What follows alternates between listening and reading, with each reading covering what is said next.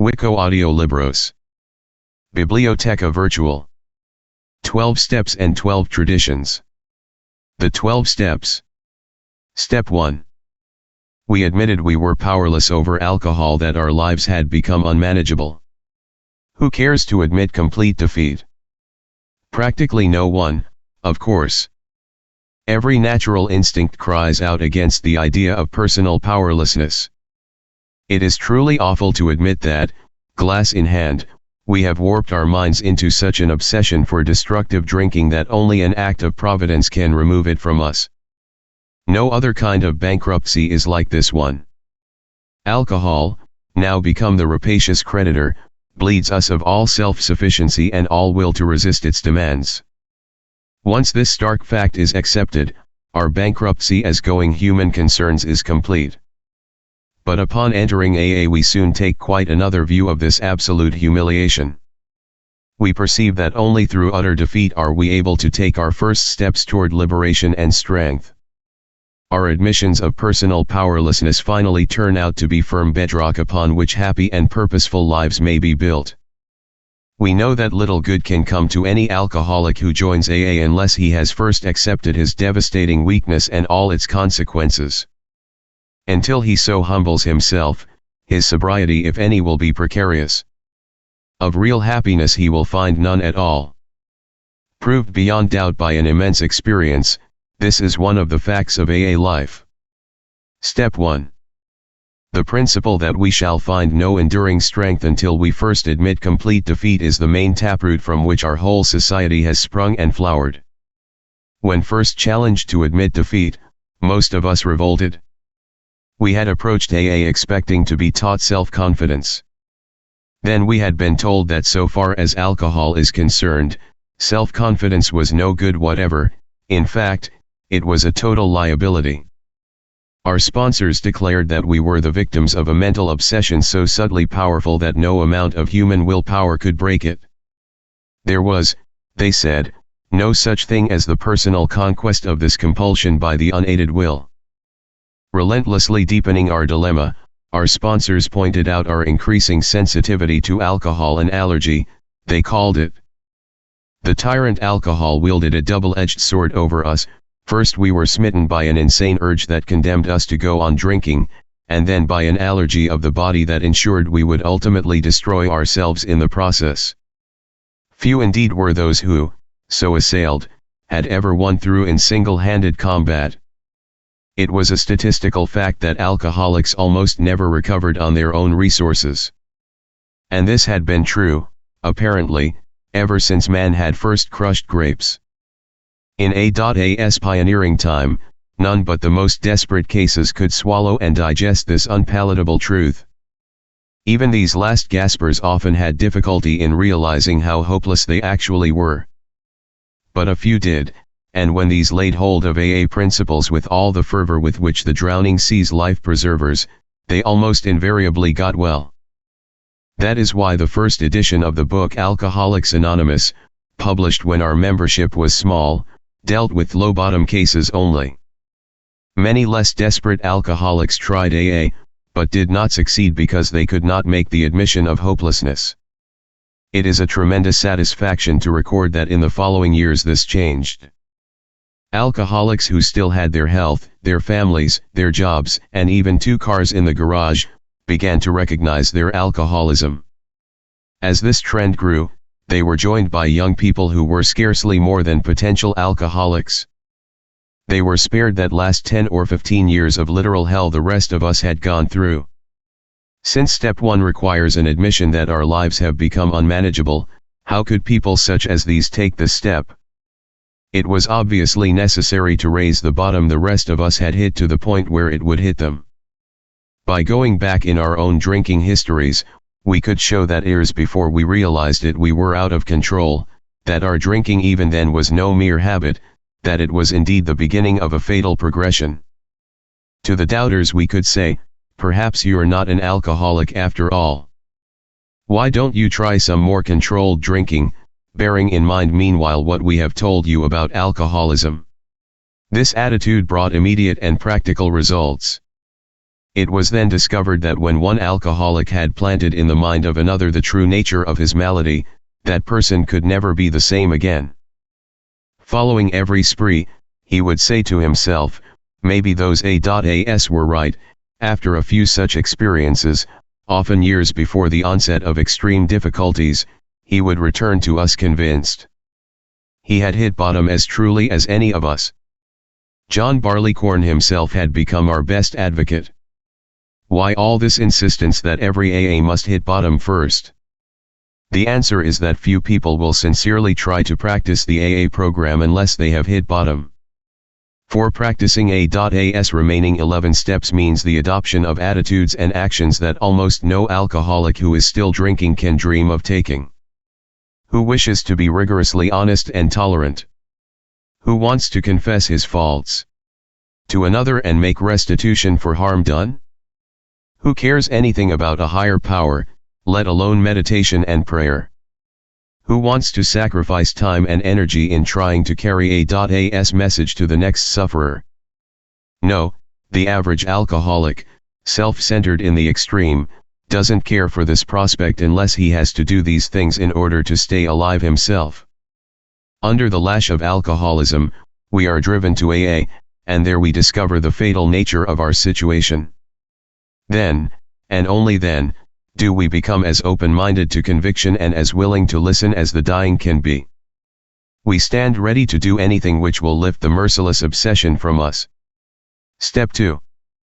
Came to believe that a power greater than ourselves could restore us to sanity.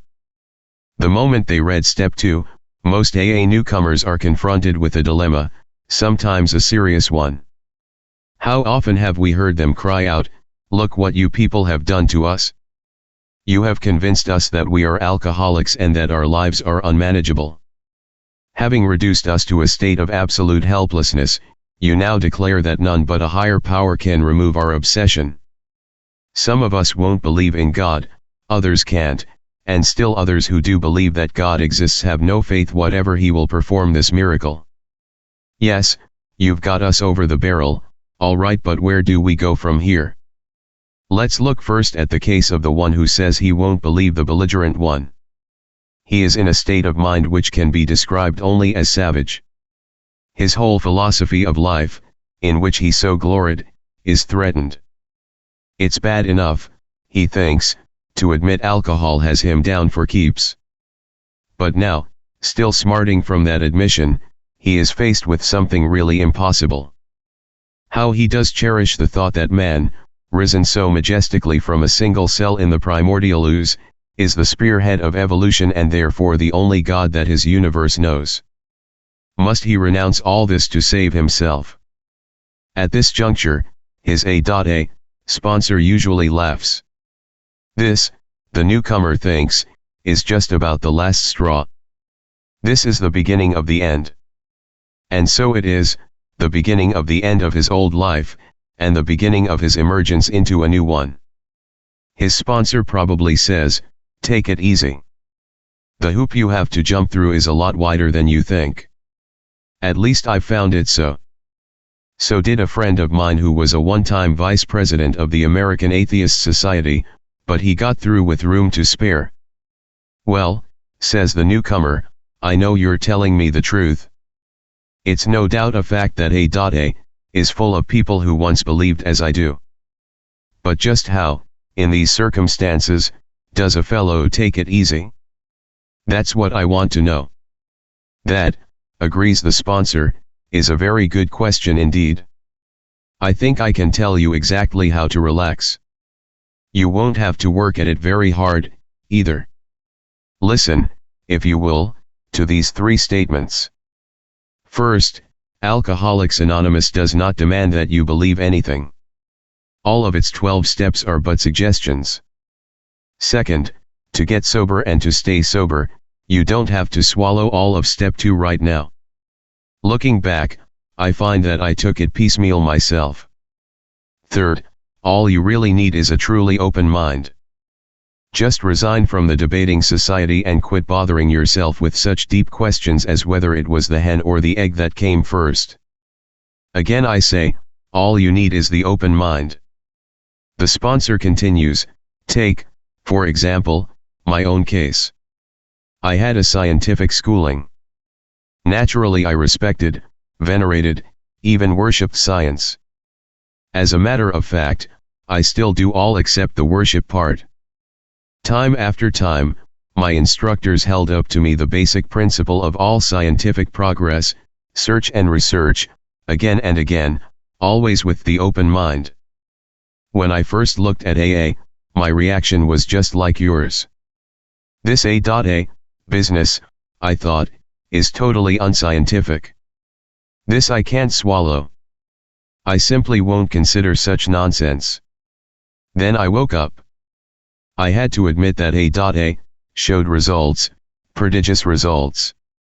I saw that my attitude regarding these had been anything but scientific. It wasn't A.A. that had the closed mind, it was me. The minute I stopped arguing, I could begin to see and feel. Right there, step 2. Gently and very gradually began to infiltrate my life.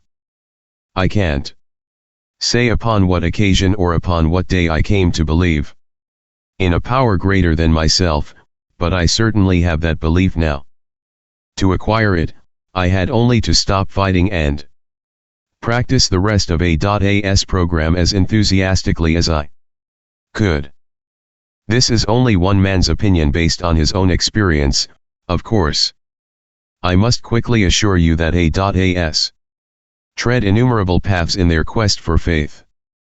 If you don't care for the one I've suggested, you'll be sure to discover one that suits if only you look and listen. Many a man like you has begun to solve the problem by the method of substitution. You can, if you wish, make AA itself your higher power. Here's a very large group of people who have solved their alcohol problem. In this respect they are certainly a power greater than you, who have not even come close to a solution. Surely you can have faith in them. Even this minimum of faith will be enough. You will find many members who have crossed the threshold just this way. All of them will tell you that, once across, their faith broadened and deepened. Relieved of the alcohol obsession, their lives unaccountably transformed, they came to believe in a higher power, and most of them began to talk of God. Consider next the plight of those who once had faith, but have lost it. There will be those who have drifted into indifference, those filled with self-sufficiency who have cut themselves off, those who have become prejudiced against religion, and those who are downright defiant because God has failed to fulfill their demands. Can A.A. experience tell all these they may still find a faith that works? Sometimes A.A. comes harder to those who have lost or rejected faith than to those who never had any faith at all. For they think they have tried faith and found it wanting. They have tried the way of faith and the way of no faith. Since both ways have proved bitterly disappointing, they have concluded there is no place whatever for them to go. The roadblocks of indifference, fancied self-sufficiency, prejudice, and defiance often prove more solid and formidable for these people than any erected by the unconvinced agnostic or even the militant atheist. Religion says the existence of God can be proved, the agnostic says it can't be proved, and the atheist claims proof of the non-existence of God. Obviously, the dilemma of the wanderer from faith is that of profound confusion. He thinks himself lost to the comfort of any conviction at all. He cannot attain, in even a small degree, the assurance of the believer, the agnostic, or the atheist. He is the bewildered one. Any number of A.A.s can say to the drifter, yes, we were diverted from our childhood faith, too. The overconfidence of youth was too much for us. Of course, we were glad that good home and religious training had given us certain values. We were still sure that we ought to be fairly honest, tolerant, and just, that we ought to be ambitious and hard-working. We became convinced that such simple rules of fair play and decency would be enough. As material success founded upon no more than these ordinary attributes began to come to us, we felt we were winning at the game of life. This was exhilarating, and it made us happy. Why should we be bothered with theological abstractions and religious duties, or with the state of our souls here or hereafter? The here and now was good enough for us. The will to win would carry us through.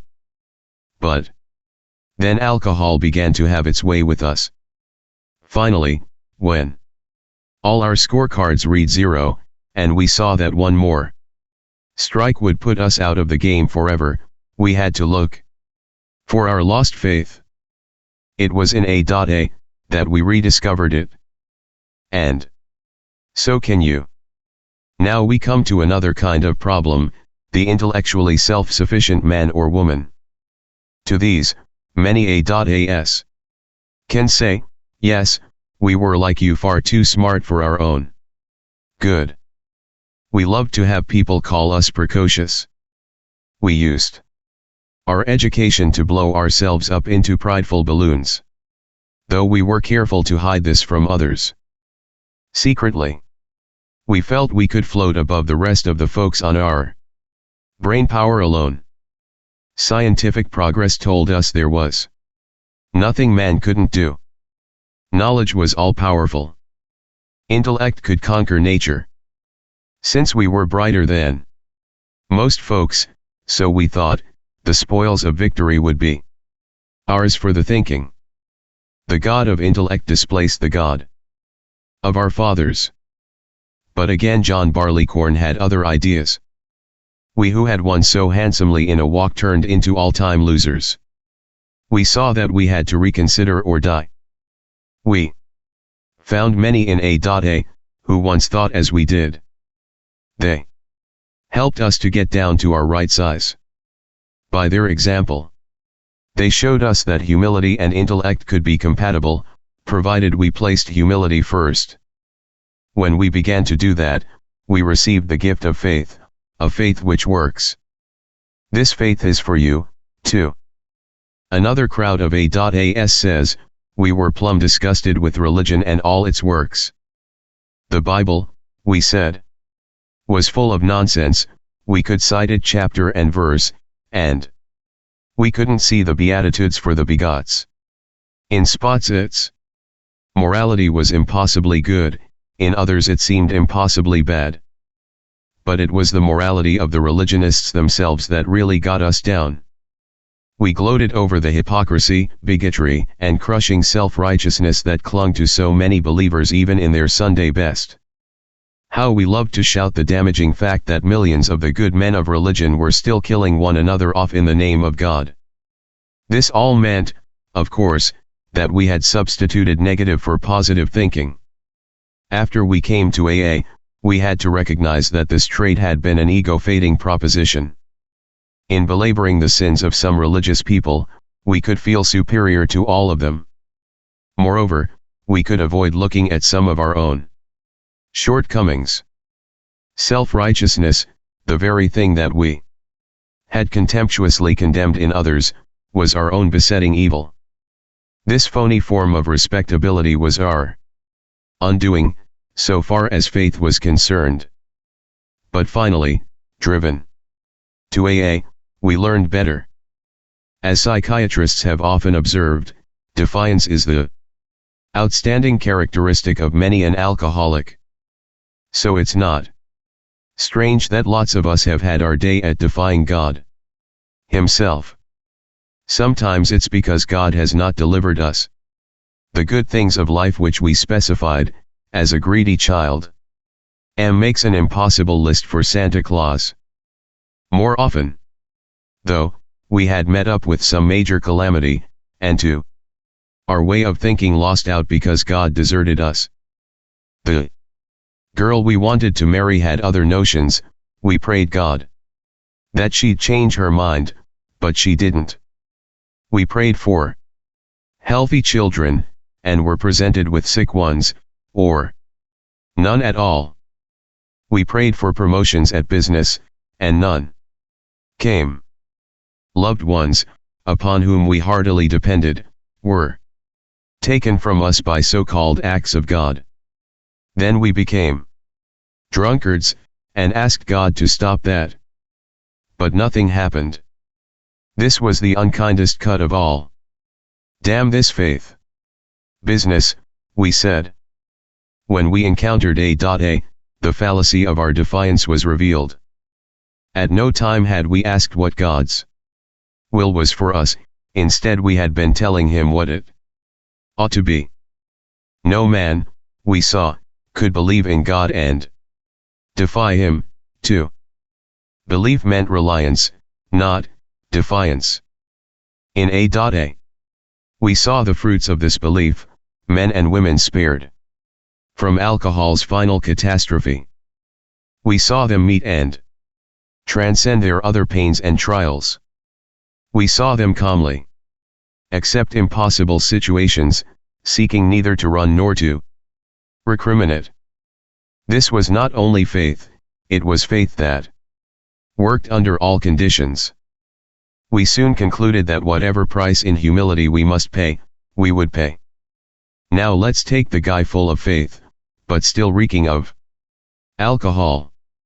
He believes he is devout. His religious observance is scrupulous. He's sure he still believes in God, but suspects that God doesn't believe in him.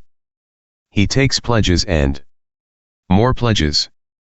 Following each, he not only drinks again, but acts worse than the last time. Valiantly he tries to fight alcohol, imploring God's help, but the help doesn't come. What, then, can be the matter?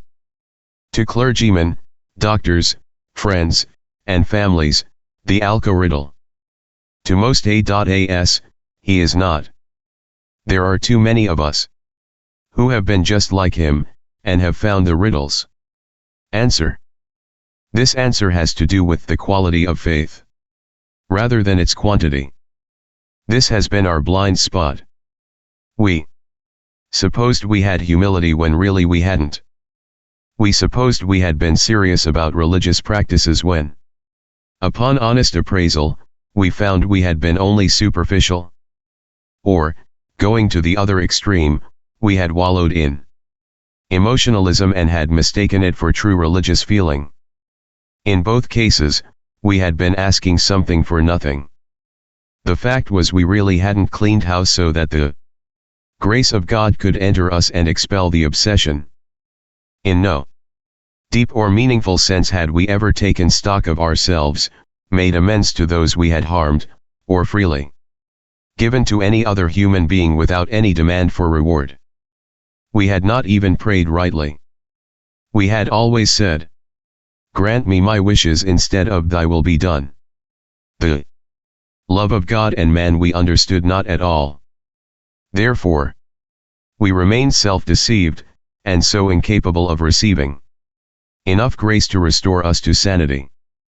Few indeed are the practicing alcoholics who have any idea how irrational they are, or seeing their irrationality, can bear to face it.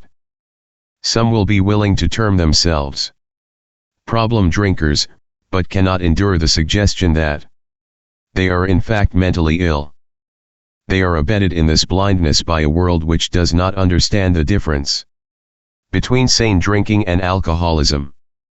Sanity is defined as soundness of mind. Yet no alcoholic, soberly analyzing his destructive behavior, whether the destruction fell on the dining room furniture or his own moral fiber, can claim soundness of mind for himself. Therefore, step 2 is the rallying point for all of us. Whether agnostic, atheist, or former believer, we can stand together on this step. True humility and an open mind can lead us to faith, and every A meeting is an assurance that God will restore us to sanity if we rightly relate ourselves to Him. Step 3. made a decision to turn our will and our lives over to the care of God, as we understood Him. Practicing step 3 is like the opening of a door, which to all appearances is still closed and locked. All we need is a key, and the decision to swing the door open. There is only one key, and it is called willingness. Once unlocked by willingness, the door opens almost of itself, and, looking through it, we shall see a pathway beside which is an inscription. It reads, "This is the way to a faith that works." In the first 2 steps we were engaged in reflection. We saw that we were powerless over alcohol, but we also perceived that faith of some kind, if only in AA itself, is possible to anyone. These conclusions did not require action, they required only acceptance. Like all the remaining steps, step 3 calls for affirmative action, for it is only by action that we can cut away the self-will which has always blocked the entry of God, or, if you like, a higher power into our lives. Faith, to be sure, is necessary, but faith alone can avail nothing. We can have faith, yet keep God out of our lives. Therefore our problem now becomes just how and by what specific means shall we be able to let Him in? Step 3 represents our first attempt to do this. In fact, the effectiveness of the whole AA program will rest upon how well and earnestly we have tried to come to a decision to turn our will and our lives over to the care of God as we understood Him. To every worldly and practical-minded beginner, this step looks hard, even impossible. No matter how much one wishes to try, exactly how can he turn his own will and his own life over to the care of whatever God he thinks there is? Fortunately, we who have tried it, and with equal misgivings, can testify that anyone at all, can begin to do it. We can further add that a beginning, even the smallest, is all that is needed. Once we have placed the key of willingness in the lock and have the door ever so slightly open, we find that we can always open it some more. Though self-will may slam it shut again, as it frequently does, it will always respond the moment we again pick up the key of willingness. Maybe this all sounds mysterious and remote, something like Einstein's theory of relativity or a proposition in nuclear physics. It isn't at all. Let's look at how practical it actually is. Every man and woman who has joined AA and intends to stick has, without realizing it, made a beginning on step 3. Isn't it true that in all matters touching upon alcohol, each of them has decided to turn his or her life over to the care, protection, and guidance of Alcoholics Anonymous? Already a willingness has been achieved to cast out one's own will and one's own ideas about the alcohol problem in favor of those suggested by AA. Any willing newcomer feels sure AA is the only safe harbor for the foundering vessel he has become. Now if this is not turning one's will and life over to a newfound providence, then what is it? But suppose that instinct still cries out, as it certainly will, yes, respecting alcohol, I guess I have to be dependent upon AA, but in all other matters I must still maintain my independence. Nothing is going to turn me into a non-entity.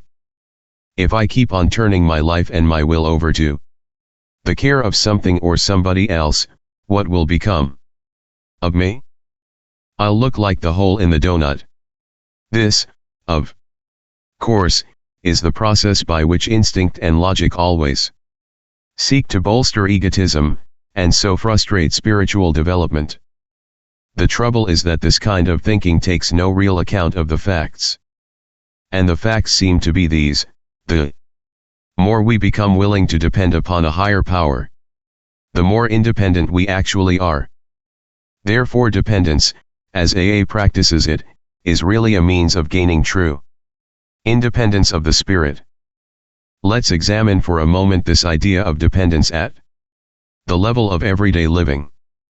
In this area it is startling to discover how dependent we really are, and how unconscious of that dependence. Every modern house has electric wiring, carrying power and light to its interior. We are delighted with this dependence. Our main hope is that nothing will ever cut off the supply of current. By so accepting our dependence upon this marvel of science, we find ourselves more independent personally. Not only are we more independent, we are even more comfortable and secure. Power flows just where it is needed. Silently and surely, electricity, that strange energy so few people understand, meets our simplest daily needs, and our most desperate ones, too. Ask the polio sufferer confined to an iron lung who depends with complete trust upon a motor to keep the breath of life in him. But the moment our mental or emotional independence is in question, how differently we behave. How persistently we claim the right to decide all by ourselves, just what we shall think and just how we shall act. Oh yes, we'll weigh the pros and cons of every problem. We'll listen politely to those who would advise us, but all the decisions are to be ours alone. Nobody is going to meddle with our personal independence in such matters. Besides, we think, there is no one we can surely trust. We are certain that our intelligence, backed by willpower, can rightly control our inner lives and guarantee us success in the world we live in. This brave philosophy, wherein each man plays God, sounds good in the speaking, but it still has to meet the acid test. How well does it actually work? One good look in the mirror ought to be answer enough for any alcoholic. Should his own image in the mirror be too awful to contemplate, and it usually is, he might first take a look at the results normal people are getting from self-sufficiency. Everywhere he sees people filled with anger and fear, society breaking up into warring fragments. Each fragment says to the others, we are right and you are wrong. Every such pressure group, if it is strong enough, self-righteously imposes its will upon the rest. And everywhere the same thing is being done on an individual basis. The sum of all this mighty effort is less peace and less brotherhood than before. The philosophy of self-sufficiency is not paying off. Plainly enough, it is a bone-crushing juggernaut whose final achievement is ruin. Therefore, we who are alcoholics can consider ourselves fortunate indeed. Each of us has had his own near-fatal encounter with the juggernaut of self-will, and has suffered enough under its weight to be willing to look for something better. So it is by circumstance rather than by any virtue that we have been driven to AA, have admitted defeat, have acquired the rudiments of faith, and now want to make a decision to turn our will and our lives over to a higher power. We realize that the word dependence is as distasteful to many psychiatrists and psychologists as it is to alcoholics. Like our professional friends, we, too, are aware that there are wrong forms of dependence. We have experienced many of them. No adult man or woman, for example, should be in too much emotional dependence upon a parent. They should have been weaned long before. And if they have not been, they should wake up to the fact. This very form of faulty dependence has caused many a rebellious alcoholic to conclude that dependence of any sort must be intolerably damaging. But dependence upon an AA group or upon a higher power hasn't produced any baleful results. When World War II broke out, this spiritual principle had its first major test. A.A.s entered the services and were scattered all over the world. Would they be able to take discipline, stand up under fire, and endure the monotony and Misery of war? Would the kind of dependence they had learned in AA carry them through? Well, it did. They had even fewer alcoholic lapses or emotional binges than A.A.'s safe at home did. They were just as capable of endurance and valor as any other soldiers. Whether in Alaska or on the Salerno beachhead, their dependence upon a higher power worked. And far from being a weakness, this dependence was their chief source of strength. So how, exactly, can the willing person continue to turn his will and his life over to the higher power? He made a beginning, we have seen, when he commenced to rely upon AA for the solution of his alcohol problem. By now, though, the chances are that he has become convinced that he has more problems than alcohol, and that some of these refuse to be solved by all the sheer personal determination and courage he can muster. They simply will not budge. They make him desperately unhappy and threaten his newfound sobriety. Our friend is still victimized by remorse and guilt when he thinks of yesterday. Bitterness still overpowers him when he broods upon those he still envies or hates. His financial insecurity worries him sick, and panic takes over when he thinks of all the bridges to safety that alcohol burned behind him.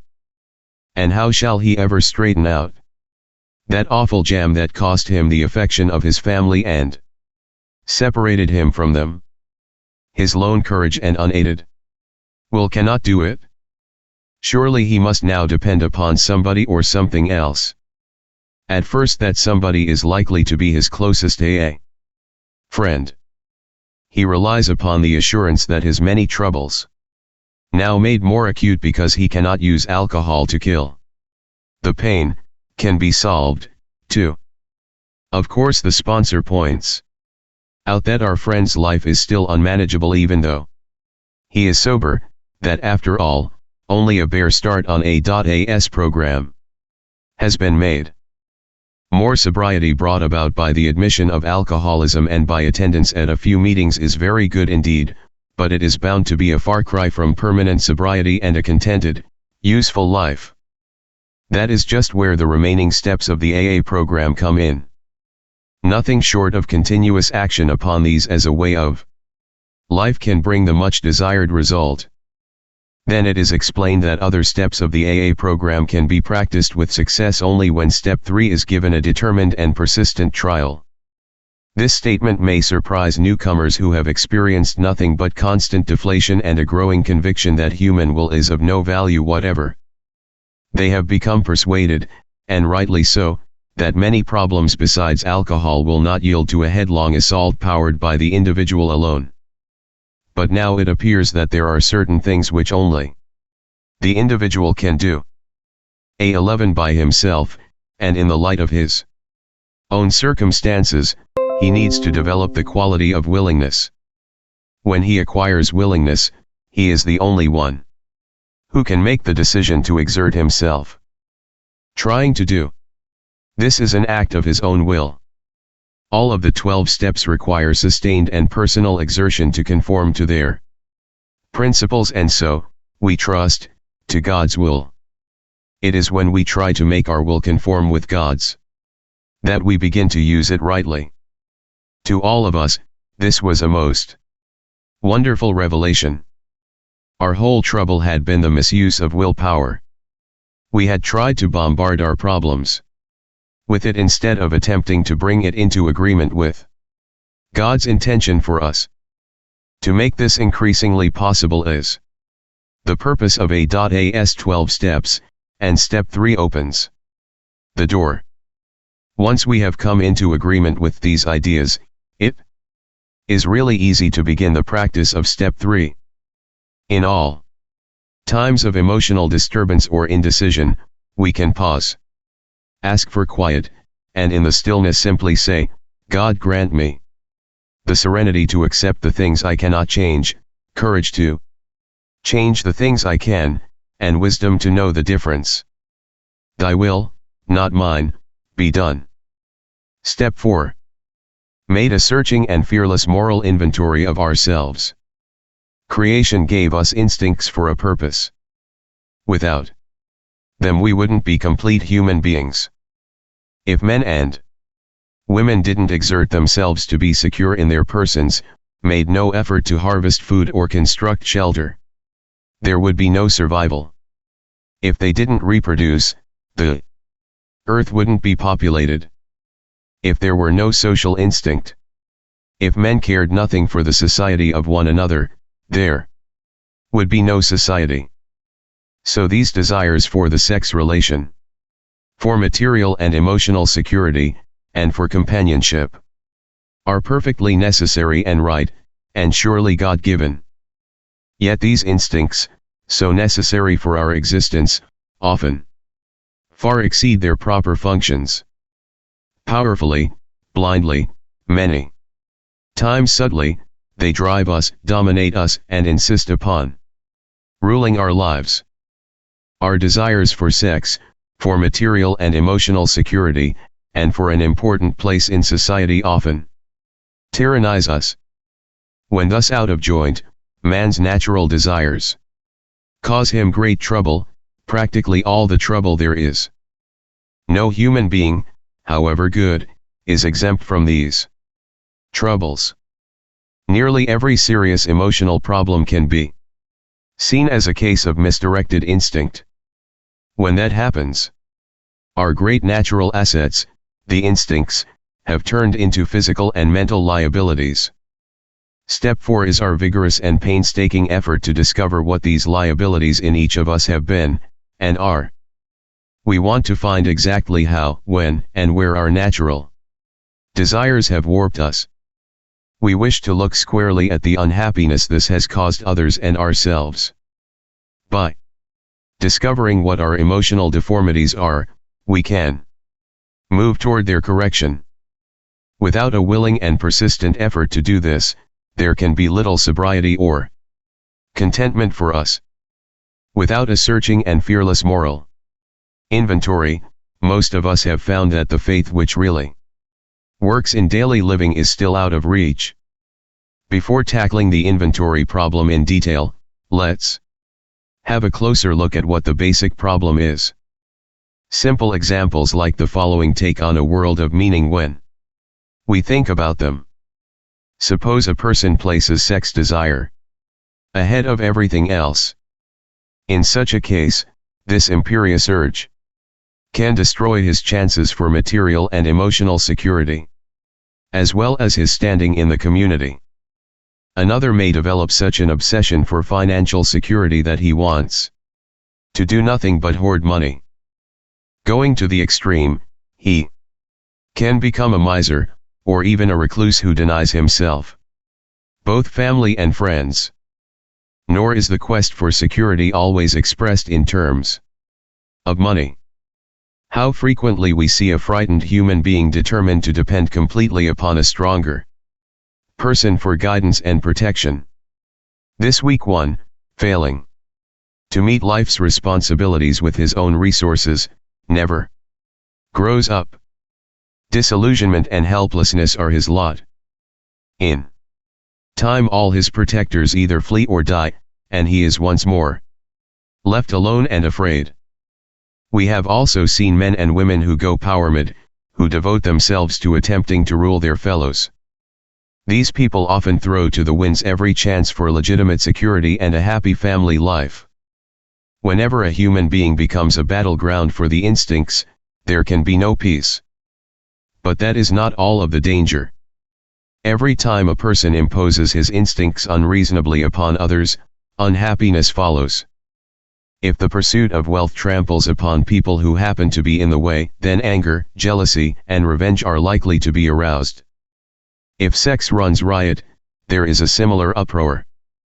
Demands made upon other people for too much attention, protection, and love can only invite domination or revulsion in the protectors themselves, two emotions quite as unhealthy as the demands which evoke them. When an individual's desire for prestige becomes uncontrollable, whether in the sewing circle or at the international conference table, other people suffer and often revolt. This collision of instincts can produce anything from a cold snub tea to a blazing revolution. In these ways we are set in conflict not only with ourselves, but with other people who have instincts, too. Alcoholics especially should be able to see that instinct run wild in themselves is the underlying cause of their destructive drinking. We have drunk to drown feelings of fear, frustration, and depression. We have drunk to escape the guilt of passions, and then have drunk again to make more passions possible. We have drunk for vainglory that we might the more enjoy foolish dreams of pomp and power. This perverse soul sickness is not pleasant to look upon. Instincts on rampage balk at investigation. The minute we make a serious attempt to probe them, we are liable to suffer severe reactions. If temperamentally we are on the depressive side, we are apt to be swamped with guilt and self-loathing.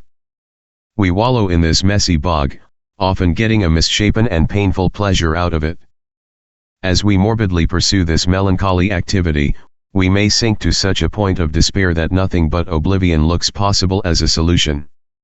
Here, of course, we have lost all perspective, and therefore all genuine humility.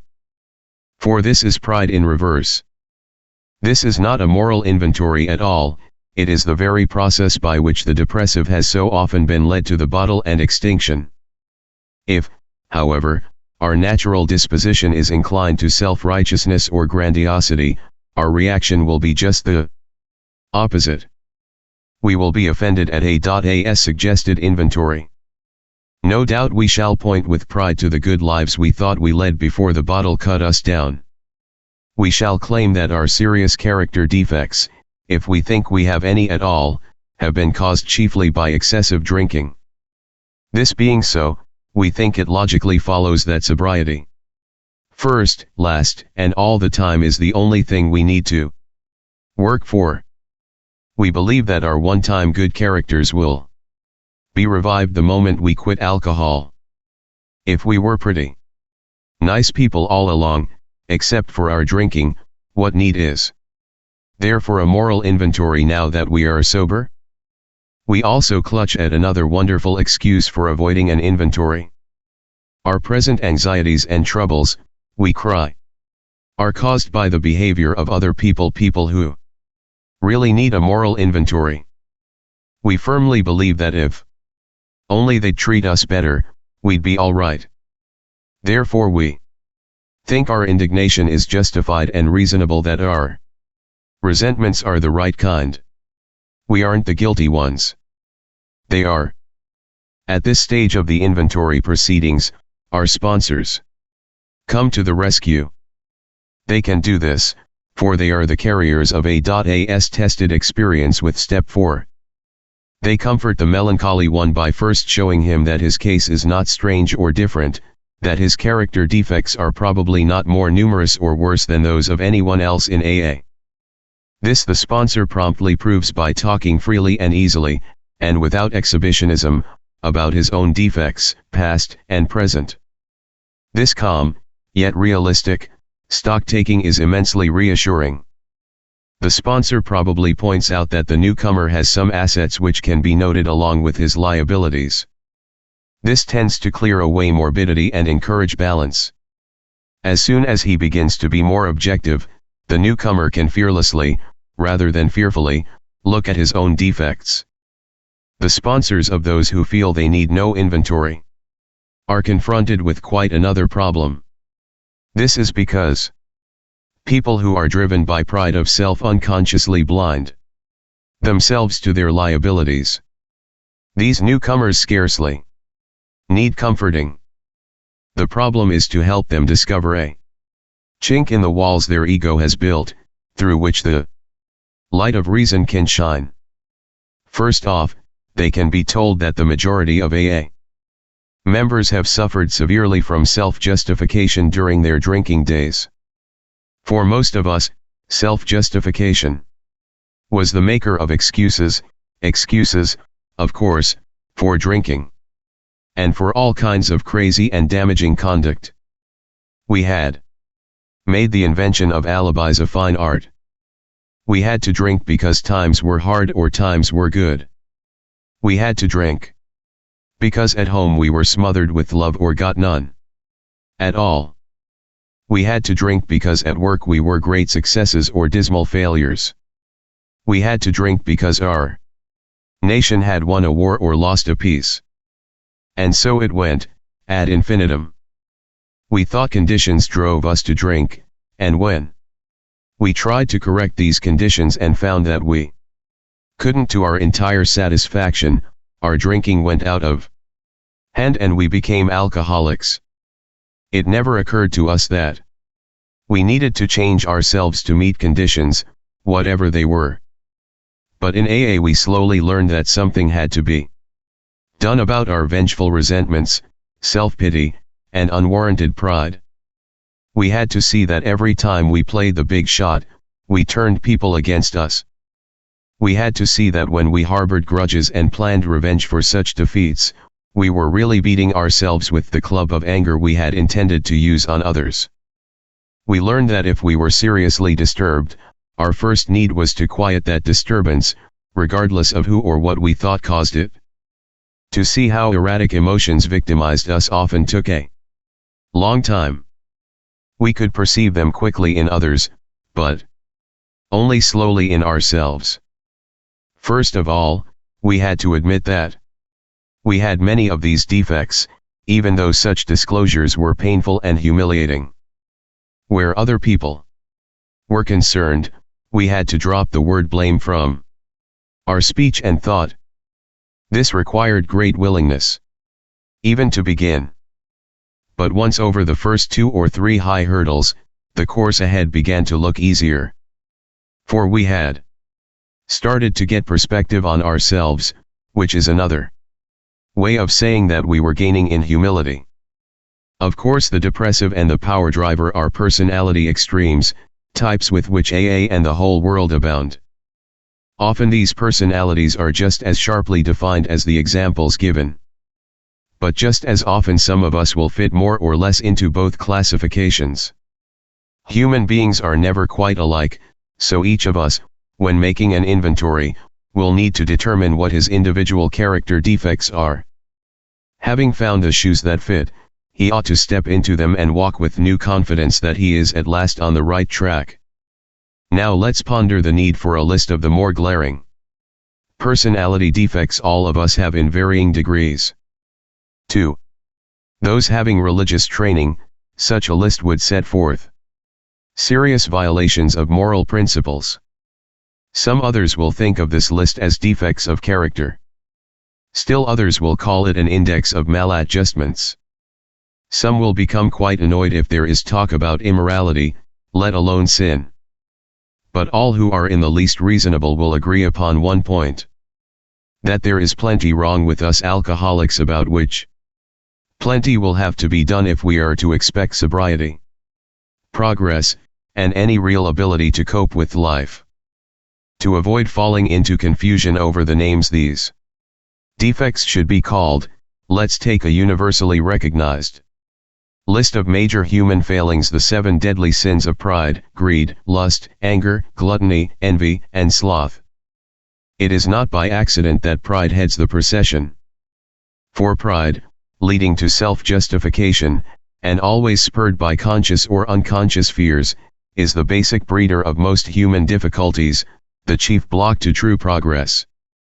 Pride lures us into making demands upon ourselves or upon others which cannot be met without perverting or misusing our God-given instincts. When the satisfaction of our instincts for sex, security, and society becomes the sole object of our lives, then pride steps in to justify our excesses. All these failings generate fear, a soul sickness in its own right. Then fear, in turn, generates more character defects. Unreasonable fear that our instincts will not be satisfied drives us to covet the possessions of others, to lust for sex and power, to become angry when our instinctive demands are threatened, to be envious when the ambitions of others seem to be realized while ours are not. We eat, drink, and grab for more of everything than we need, fearing we shall never have enough. And with genuine alarm at the prospect of work, we stay lazy. We loaf and procrastinate, or at best work grudgingly and under half steam. These fears are the termites that ceaselessly devour the foundations of whatever sort of life we try to build. So when AA suggests a fearless moral inventory, it must seem to every newcomer that more is being asked of him than he can do. Both his pride and his fear beat him back every time he tries to look within himself.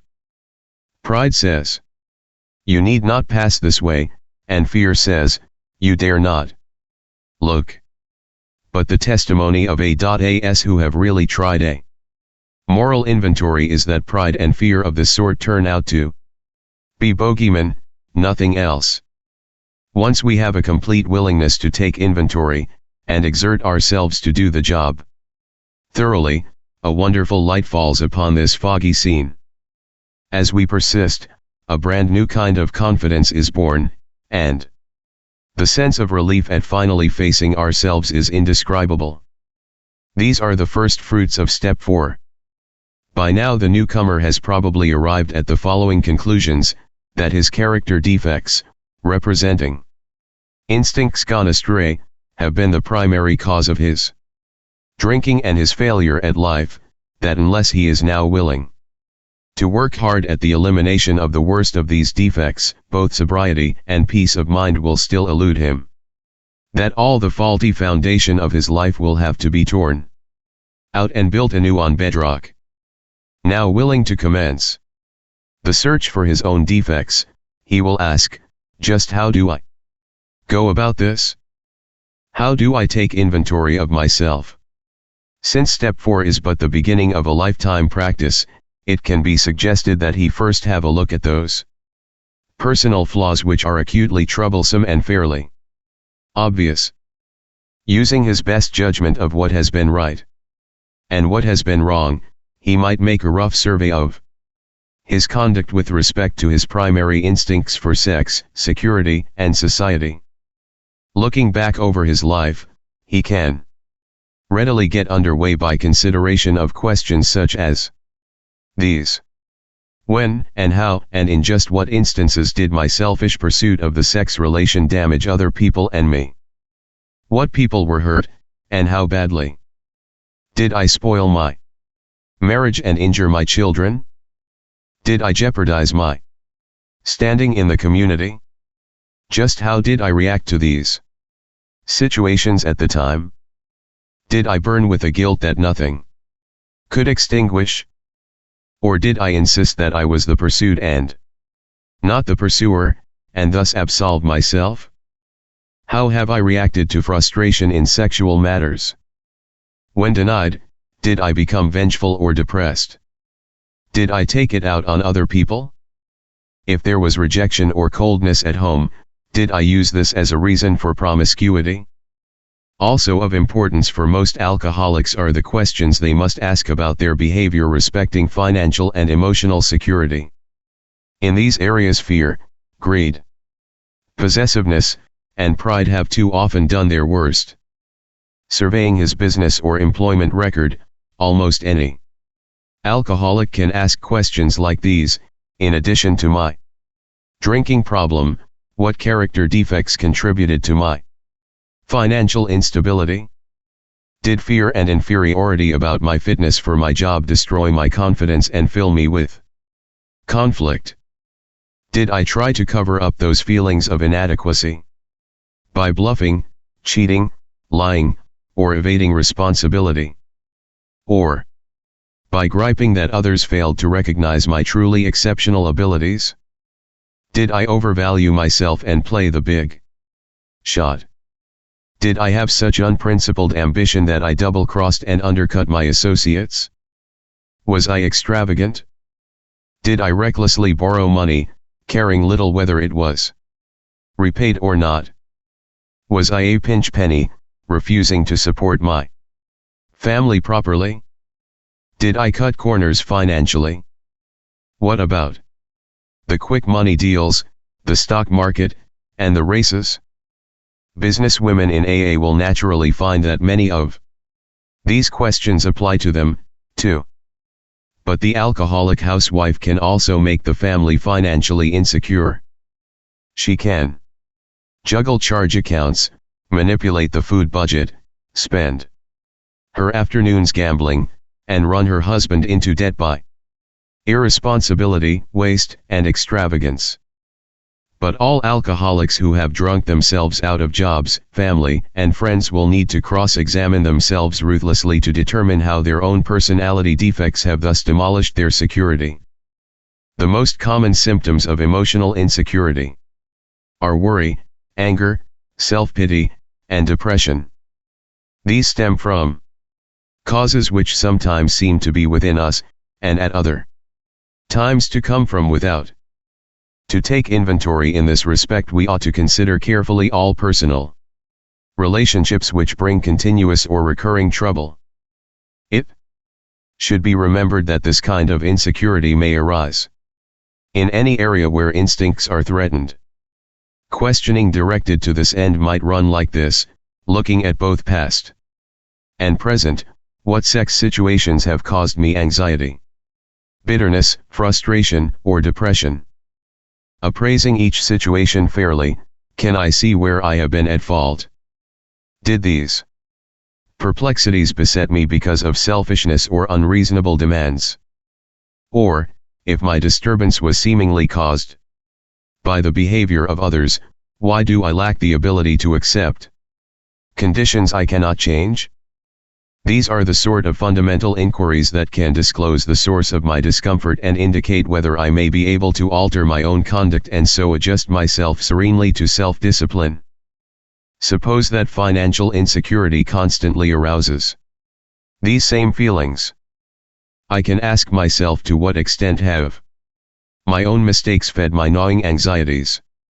And if the actions of others are part of the cause, what can I do about that? If I am unable to change the present state of affairs, am I willing to take the measures necessary to shape my life to conditions as they are? Questions like these, more of which will come to mind easily in each individual case, will help turn up the root causes.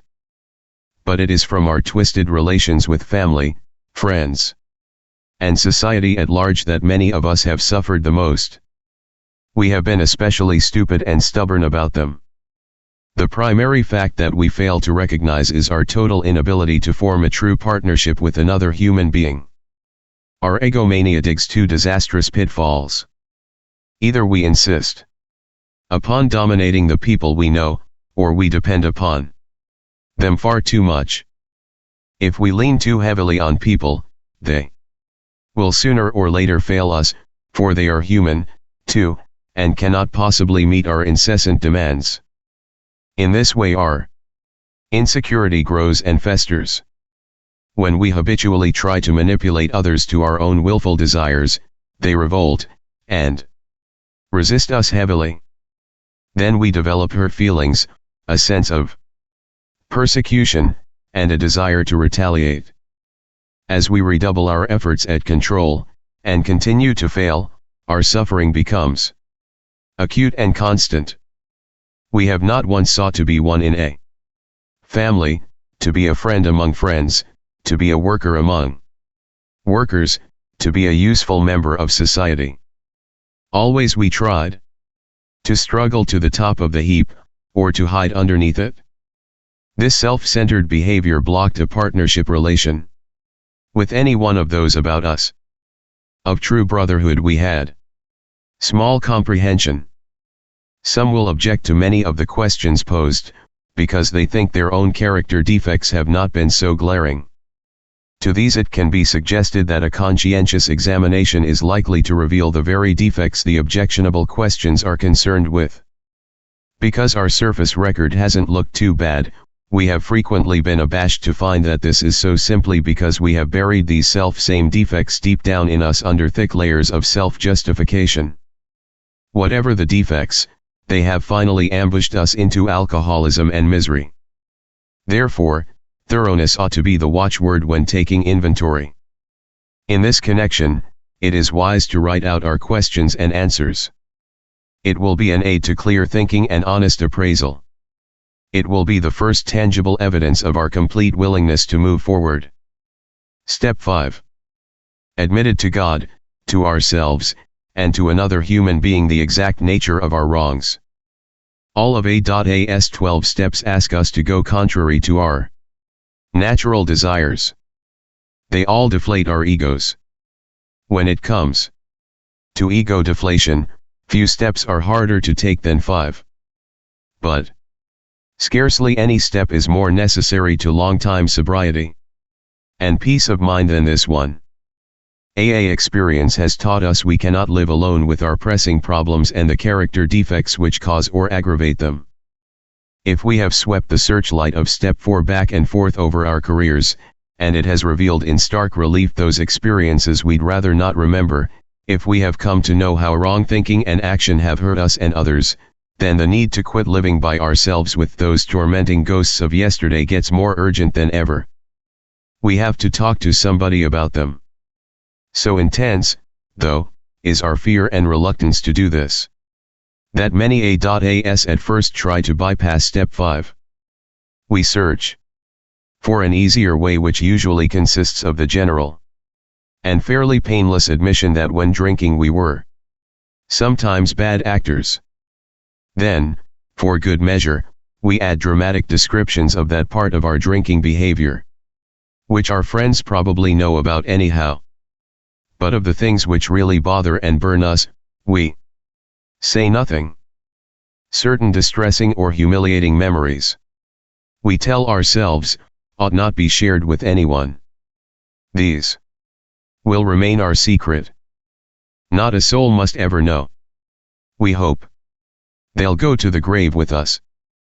Yet if AA's experience means anything at all, this is not only unwise, but is actually a perilous resolve. Few muddled attitudes have caused us more trouble than holding back on step 5. Some people are unable to stay sober at all, others will relapse periodically until they really clean house. Even AA old-timers, sober for years, often pay dearly for skimping this step. They will tell how they tried to carry the load alone, how much they suffered of irritability, anxiety, remorse, and depression, and how, unconsciously seeking relief, they would sometimes accuse even their best friends of the very character defects they themselves were trying to conceal. They always discovered that relief never came by confessing the sins of other people. Everybody had to confess his own. This practice of admitting one's defects to another person is, of course, very ancient. It has been validated in every century, and it characterizes the lives of all spiritually centered and truly religious people. But today religion is by no means the sole advocate of the saving principle. Psychiatrists and psychologists point out the deep need every human being has for practical insight and knowledge of his own personality flaws and for a discussion of them with an understanding and trustworthy person. So far as alcoholics are concerned, AA would go even further. Most of us would declare that without a fearless admission of our defects to another human being we could not stay sober. It seems plain that the grace of God will not enter to expel our destructive obsessions until we are willing to try this. What are we likely to receive from step 5? For one thing, we shall get rid of that terrible sense of isolation we've always had. Almost without exception, alcoholics are tortured by loneliness. Even before our drinking got bad and people began to cut us off, nearly all of us suffered the feeling that we didn't quite belong. Either we were shy, and dared not draw near others, or we were apt to be noisy good fellows craving attention and companionship, but never getting it at least to our way of thinking. There was always that mysterious barrier we could neither surmount nor understand. It was as if we were actors on a stage, suddenly realizing that we did not know a single line of our parts. That's one reason we loved alcohol too well. It did let us act extemporaneously. But even Bacchus boomeranged on us. We were finally struck down and left in terrified loneliness. When we reached AA, and for the first time in our lives stood among people who seemed to understand, the sense of belonging was tremendously exciting. We thought the isolation problem had been solved. But we soon discovered that while we weren't alone anymore in a social sense, we still suffered many of the old pangs of anxious apartness. Until we had talked with complete candor of our conflicts, and had listened to someone else do the same thing, we still didn't belong. Step 5 was the answer. It was the beginning of true kinship with man and God. This vital step was also the means by which we began to get the feeling that we could be forgiven, no matter what we had thought or done. Often it was while working on this step with our sponsors or spiritual advisors that we first felt truly able to forgive others, no matter how deeply we felt they had wronged us. Our moral inventory had persuaded us that all-round forgiveness was desirable, but it was only when we resolutely tackled step 5 that we inwardly knew we'd be able to receive forgiveness and give it, too.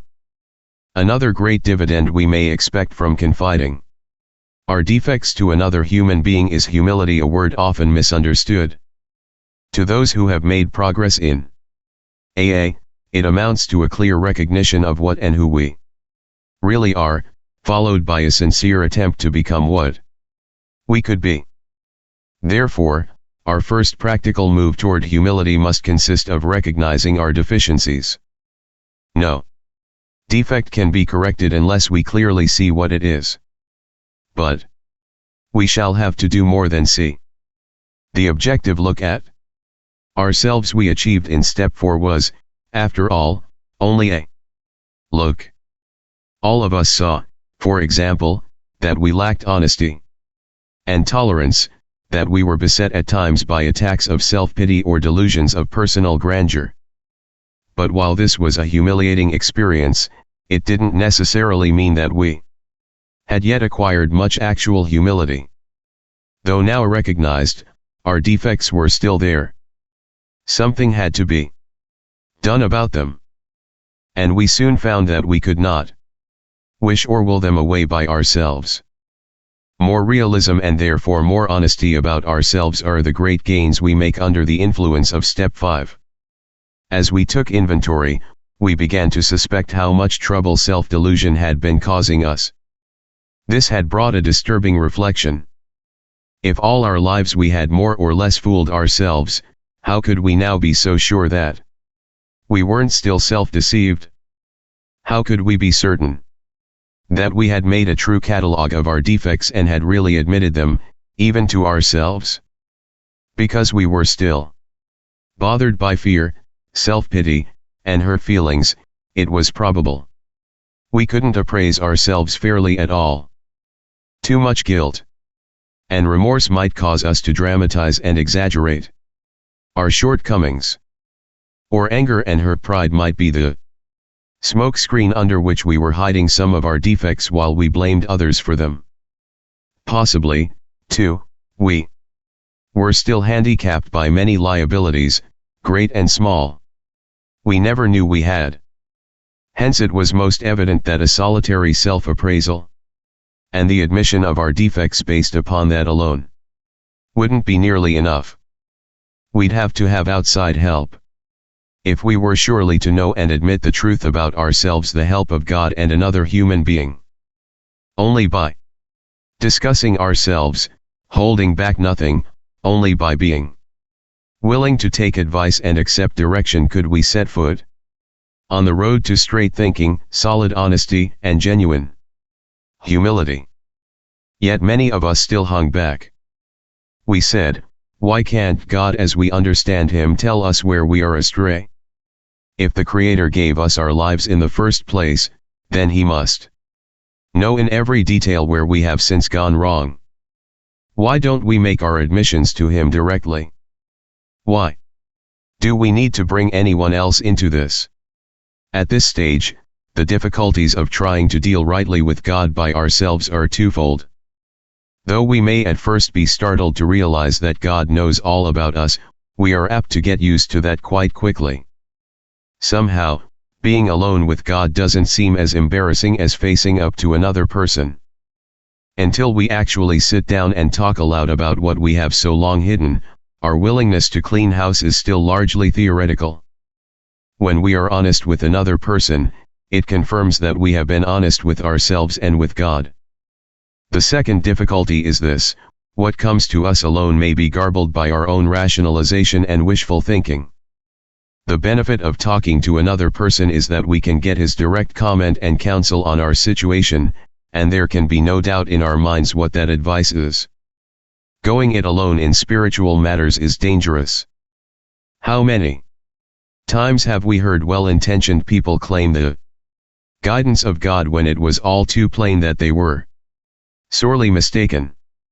Lacking both practice and humility, they had deluded themselves and were able to justify the most errant nonsense on the ground that this was what God had told them.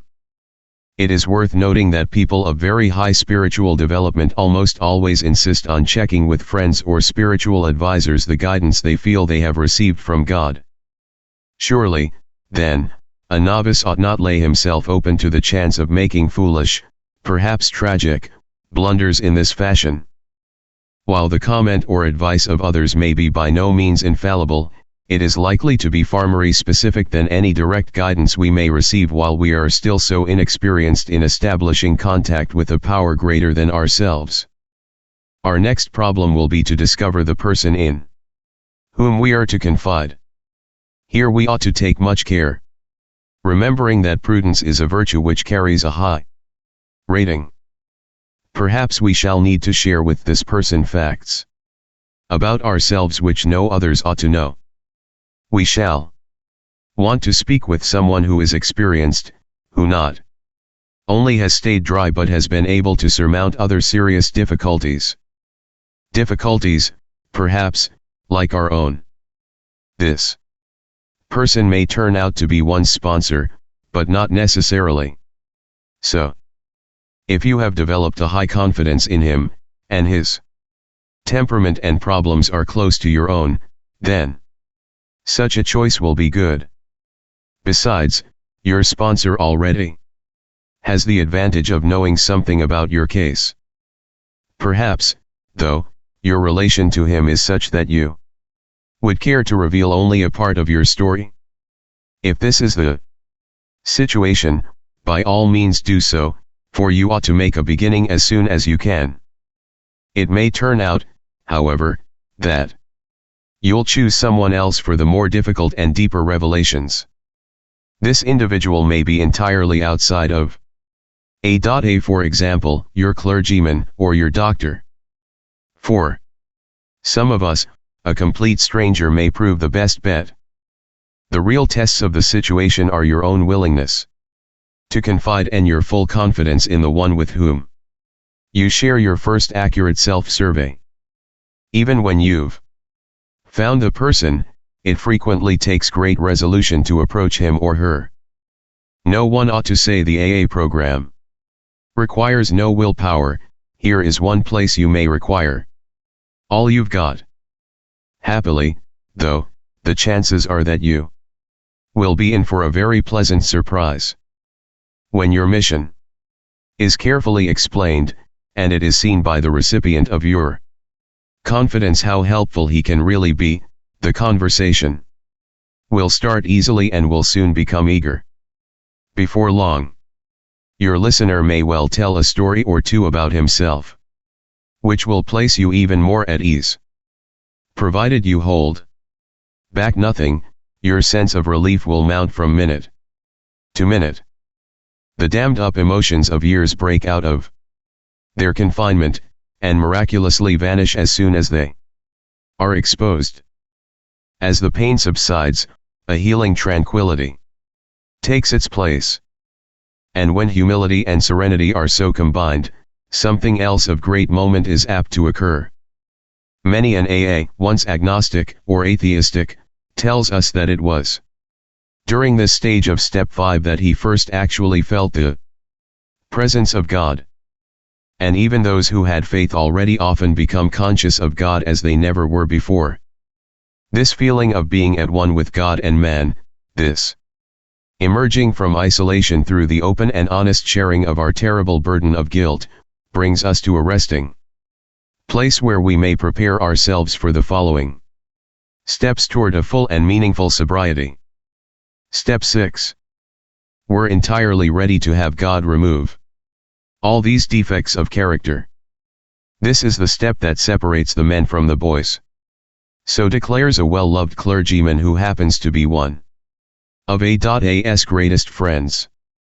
He goes on to explain that any person capable of enough willingness and honesty to try repeatedly step 6 on all his faults without any reservations whatever has indeed come a long way spiritually, and is therefore entitled to be called a man who is sincerely trying to grow in the image and likeness of his own Creator.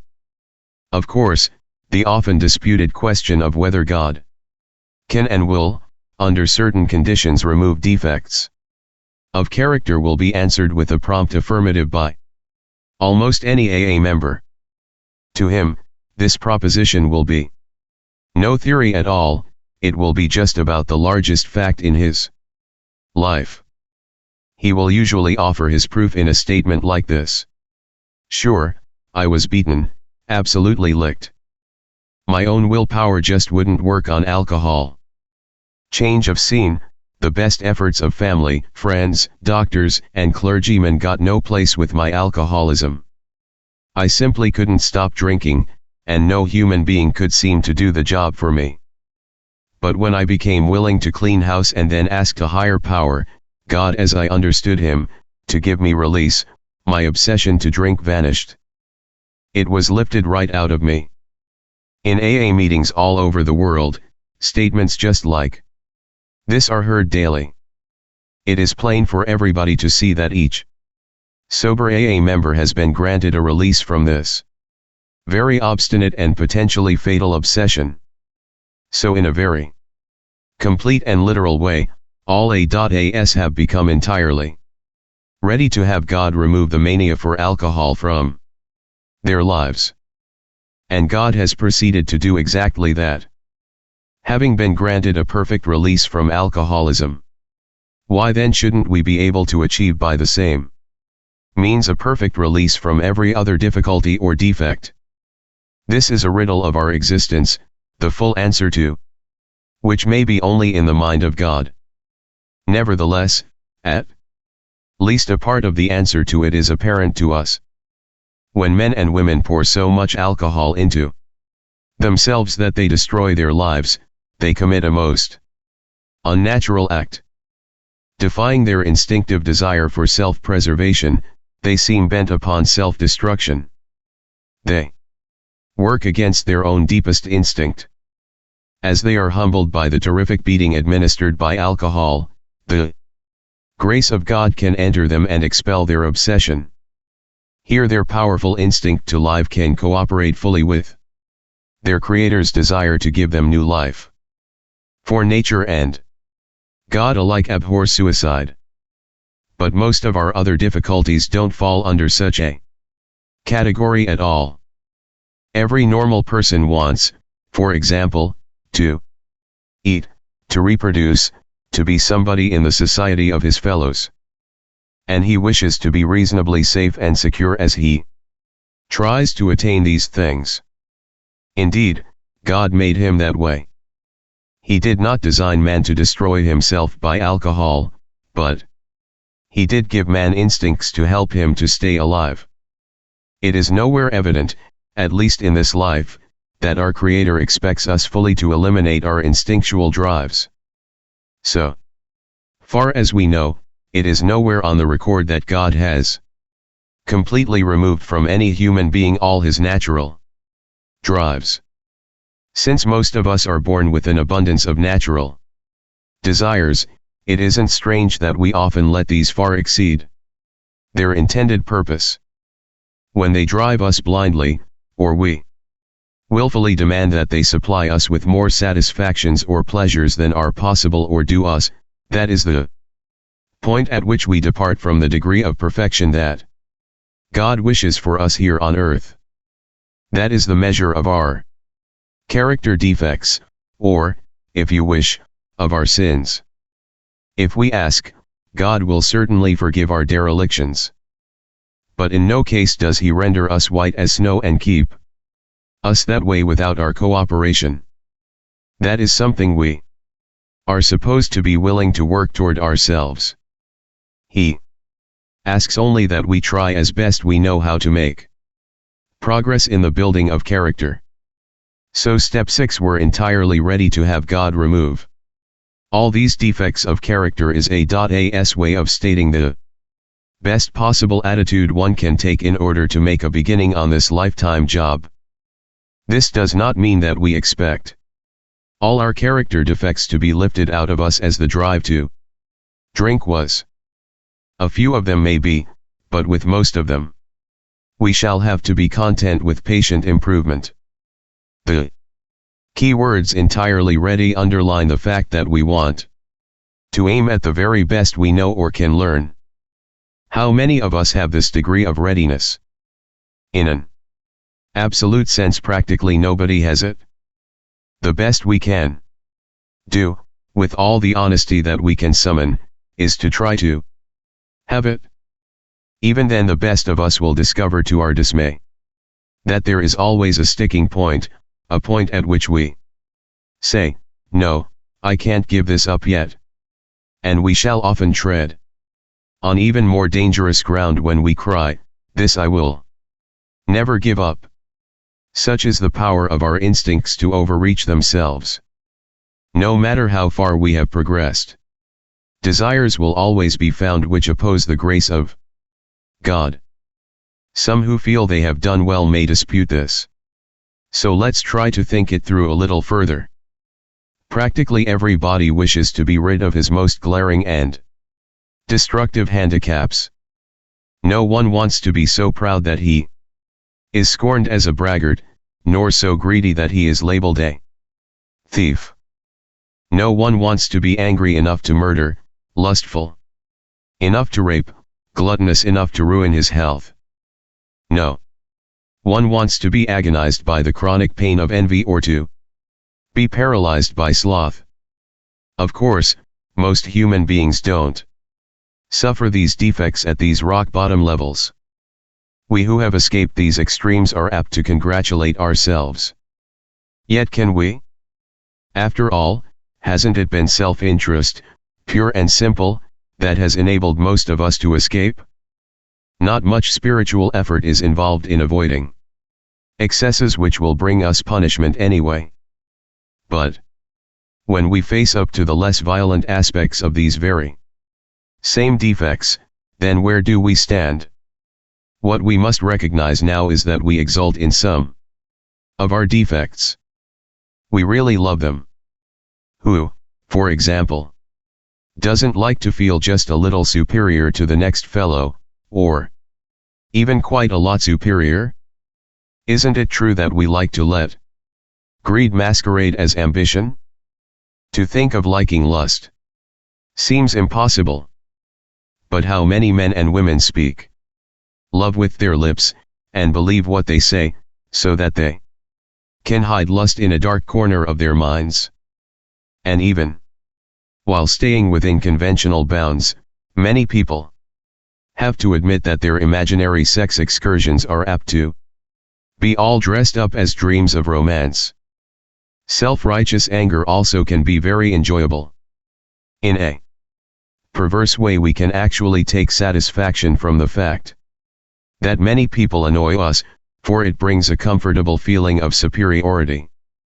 Gossip barbed with our anger, a polite form of murder by character assassination, has its satisfactions for us, too. Here we are not trying to help those we criticize, we are trying to proclaim our own righteousness. When gluttony is less than ruinous, we have a milder word for that, too, we call it taking our comfort. We live in a world riddled with envy. To a greater or less degree, everybody is infected with it. From this defect we must surely get a warped yet definite satisfaction. Else why would we consume such great amounts of time wishing for what we have not, rather than working for it, or angrily looking for attributes we shall never have, instead of adjusting to the fact, and accepting it? And how often we work hard with no better motive than to be secure and slothful. Later on only we call that retiring. Consider, too, our talents for procrastination, which is really sloth in 5 syllables. Nearly anyone could submit a good list of such defects as these, and few of us would seriously think of giving them up, at least until they cause us excessive misery. Some people, of course, may conclude that they are indeed ready to have all such defects taken from them. But even these people, if they construct a list of still milder defects, will be obliged to admit that they prefer to hang on to some of them. Therefore, it seems plain that few of us can quickly or easily become ready to aim at spiritual and moral perfection. We want to settle for only as much perfection as will get us by in life, according, of course, to our various and sundry ideas of what will get us by. So the difference between the boys and the men is the difference between striving for a self-determined objective and for the perfect objective which is of God. Many will at once ask, how can we accept the entire implication of step 6? Why, that is perfection. This sounds like a hard question, but practically speaking, it isn't.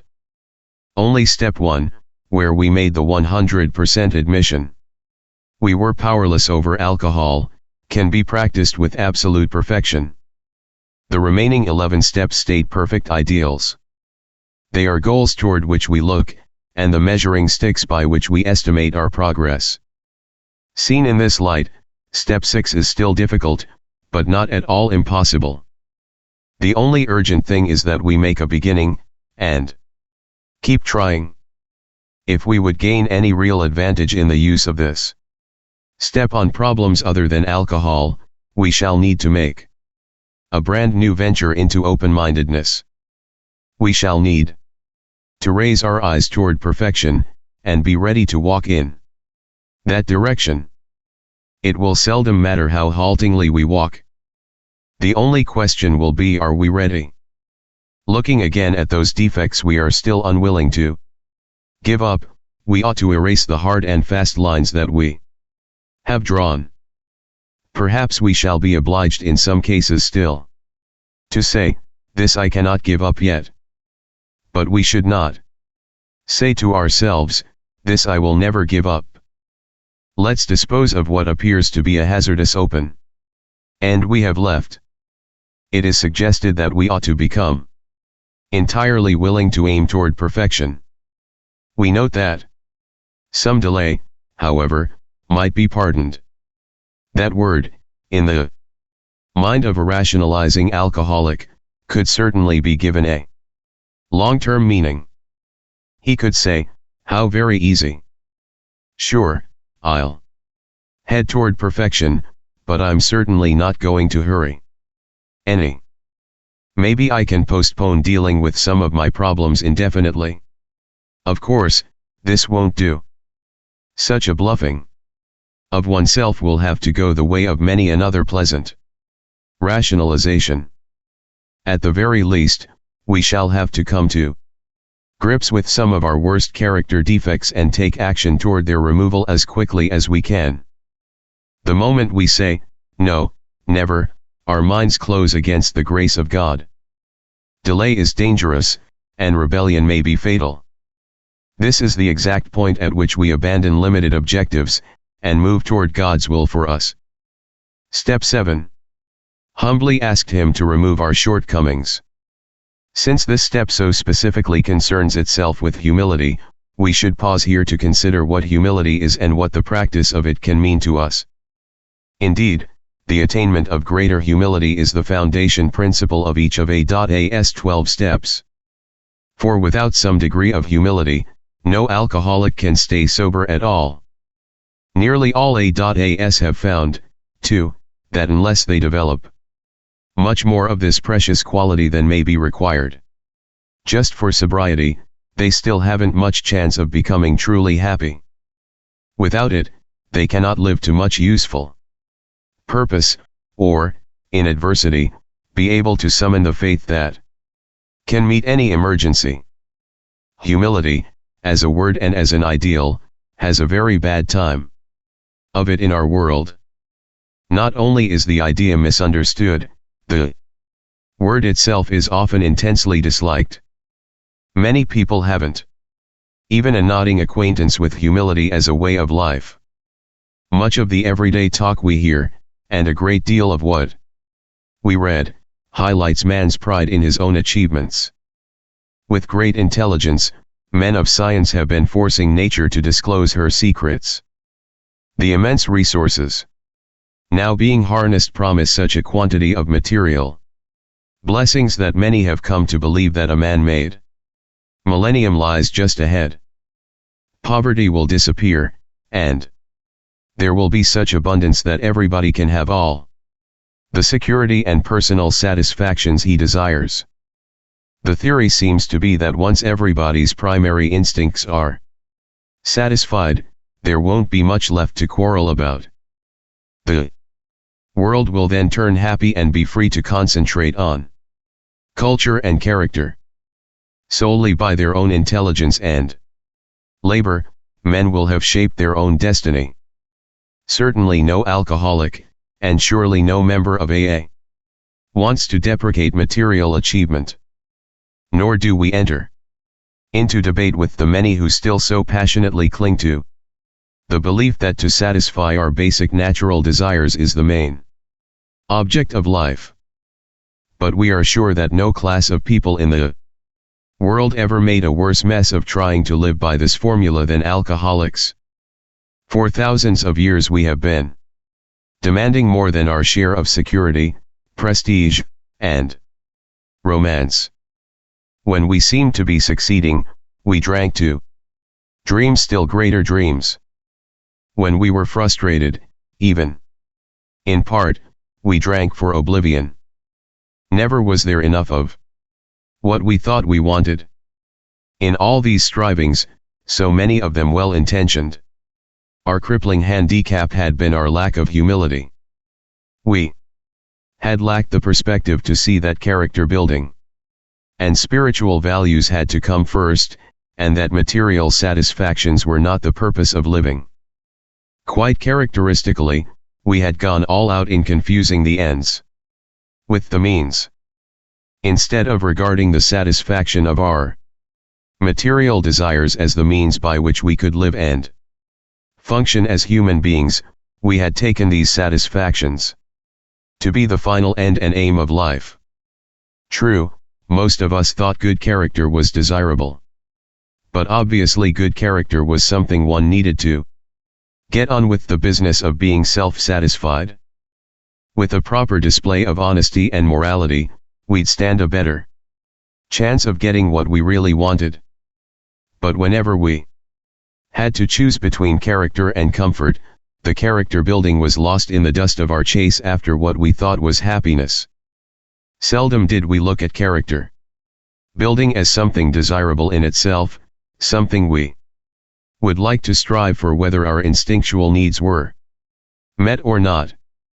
We never thought of making honesty, tolerance, and true love of man and God the daily basis of living. This lack of anchorage to any permanent values, this blindness to the true purpose of our lives, produced another bad result. For just so long as we were convinced that we could live exclusively by our own individual strength and intelligence, for just that long was a working faith in a higher power impossible. This was true even when we believed that God existed. We could actually have earnest religious beliefs which remained barren because we were still trying to play God ourselves. As long as we placed self-reliance first, a genuine reliance upon a higher power was out of the question. That basic ingredient of all humility, a desire to seek and do God's will, was missing. For us, the process of gaining a new perspective was unbelievably painful. It was only by repeated humiliations that we were forced to learn something about humility. It was only at the end of a long road, marked by successive defeats and humiliations, and the final crushing of our self-sufficiency, that we began to feel humility as something more than a condition of groveling despair. Every newcomer in Alcoholics Anonymous is told, and soon realizes for himself, that his humble admission of powerlessness over alcohol is his first step toward liberation from its paralyzing grip. So it is that we first see humility as a necessity. But this is the barest beginning. To get completely away from our aversion to the idea of being humble, to gain a vision of humility as the avenue to true freedom of the human spirit, to be willing to work for humility as something to be desired for itself, takes most of us a long, long time. A whole lifetime geared to self-centeredness cannot be set in reverse all at once. Rebellion dogs our every step at first. When we have finally admitted without reservation that we are powerless over alcohol, we are apt to breathe a great sigh of relief, saying, "Well, thank God that's over. I'll never have to go through that again." Then we learn, often to our consternation, that this is only the first milestone on the new road we are walking. Still goaded by sheer necessity, we reluctantly come to grips with those serious character flaws that made problem drinkers of us in the first place. Flaws which must be dealt with to prevent a retreat into alcoholism once again. We will want to be rid of some of these defects, but in some instances this will appear to be an impossible job from which we recoil. And we cling with a passionate persistence to others which are just as disturbing to our equilibrium, because we still enjoy them too much. How can we possibly summon the resolution and the willingness to get rid of such overwhelming compulsions and desires? But again we are driven on by the inescapable conclusion which we draw from AA experience, that we surely must try with a will, or else fall by the wayside. At this stage of our progress we are under heavy pressure and coercion to do the right thing. We are obliged to choose between the pains of trying and the certain penalties of failing to do so. These initial steps along the road are taken grudgingly, yet we do take them. We may still have no very high opinion of humility as a desirable personal virtue, but we do recognize it as a necessary aid to our survival. But when we have taken a square look at some of these defects, have discussed them with another, and have become willing to have them removed, our thinking about humility commences to have a wider meaning. By this time, in all probability we have gained some measure of release from our more devastating handicaps. We enjoy moments in which there is something like real peace of mind. To those of us who have hitherto known only excitement, depression, or anxiety, in other words, to all of us this newfound peace is a priceless gift. Something new indeed has been added. Where humility had formerly stood for a forced feeding on humble pie, it now begins to mean the nourishing ingredient which can give us serenity. This improved perception of humility starts another revolutionary change in our outlook. Our eyes begin to open to the immense values which have come straight out of painful ego puncturing. Until now, our lives have been largely devoted to running from pain and problems. We fled from them as from a plague. We never wanted to deal with the fact of suffering. Escape via the bottle was always our solution. Character building through suffering might be all right for saints, but it certainly didn't appeal to us. Then, in AA, we looked and listened.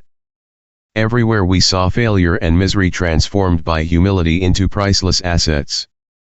We heard story after story of how humility had brought strength out of weakness. In every case, pain had been the price of admission into a new life.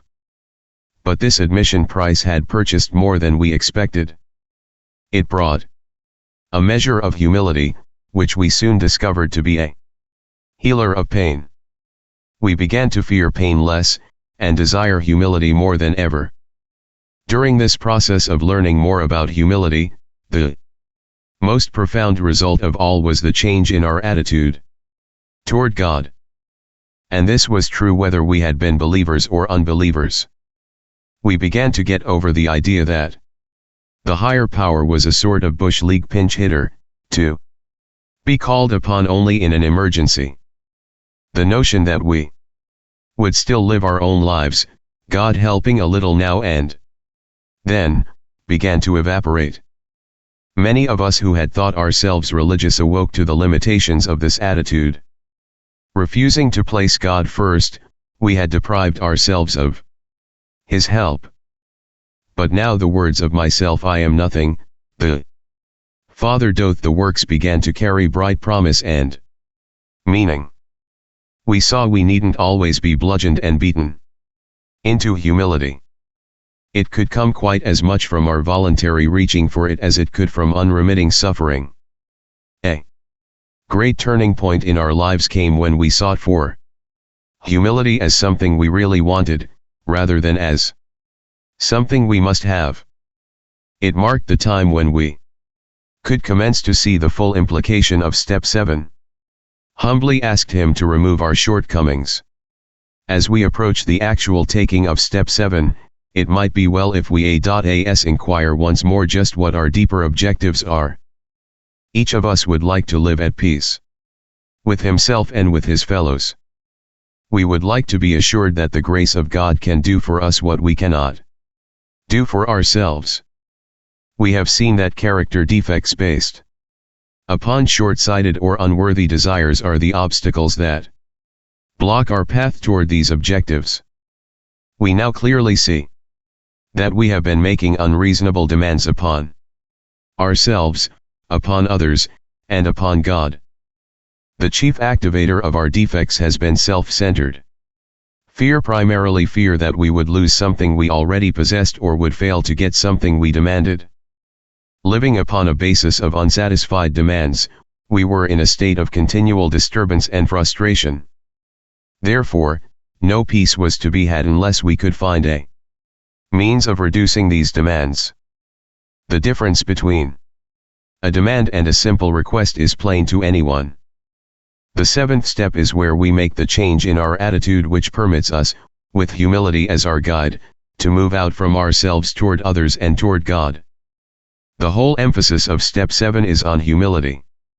It is really saying to us that we now ought to be willing to try humility in seeking the removal of our other shortcomings. Just as we did when we admitted that we were powerless over alcohol, and came to believe that a power greater than ourselves could restore us to sanity. If that degree of humility could enable us to find the grace by which such a deadly obsession could be banished, then there must be hope of the same result respecting any other problem we could possibly have. Step 8. Made a list of all persons we had harmed, and became willing to make amends to them all. Steps 8 and 9 are concerned with personal relations.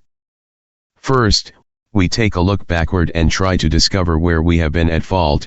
Next, we make a vigorous attempt to repair the damage we have done, and third, having thus cleaned away the debris of the past, we consider how, with our newfound knowledge of ourselves, we may develop the best possible relations with every human being we know.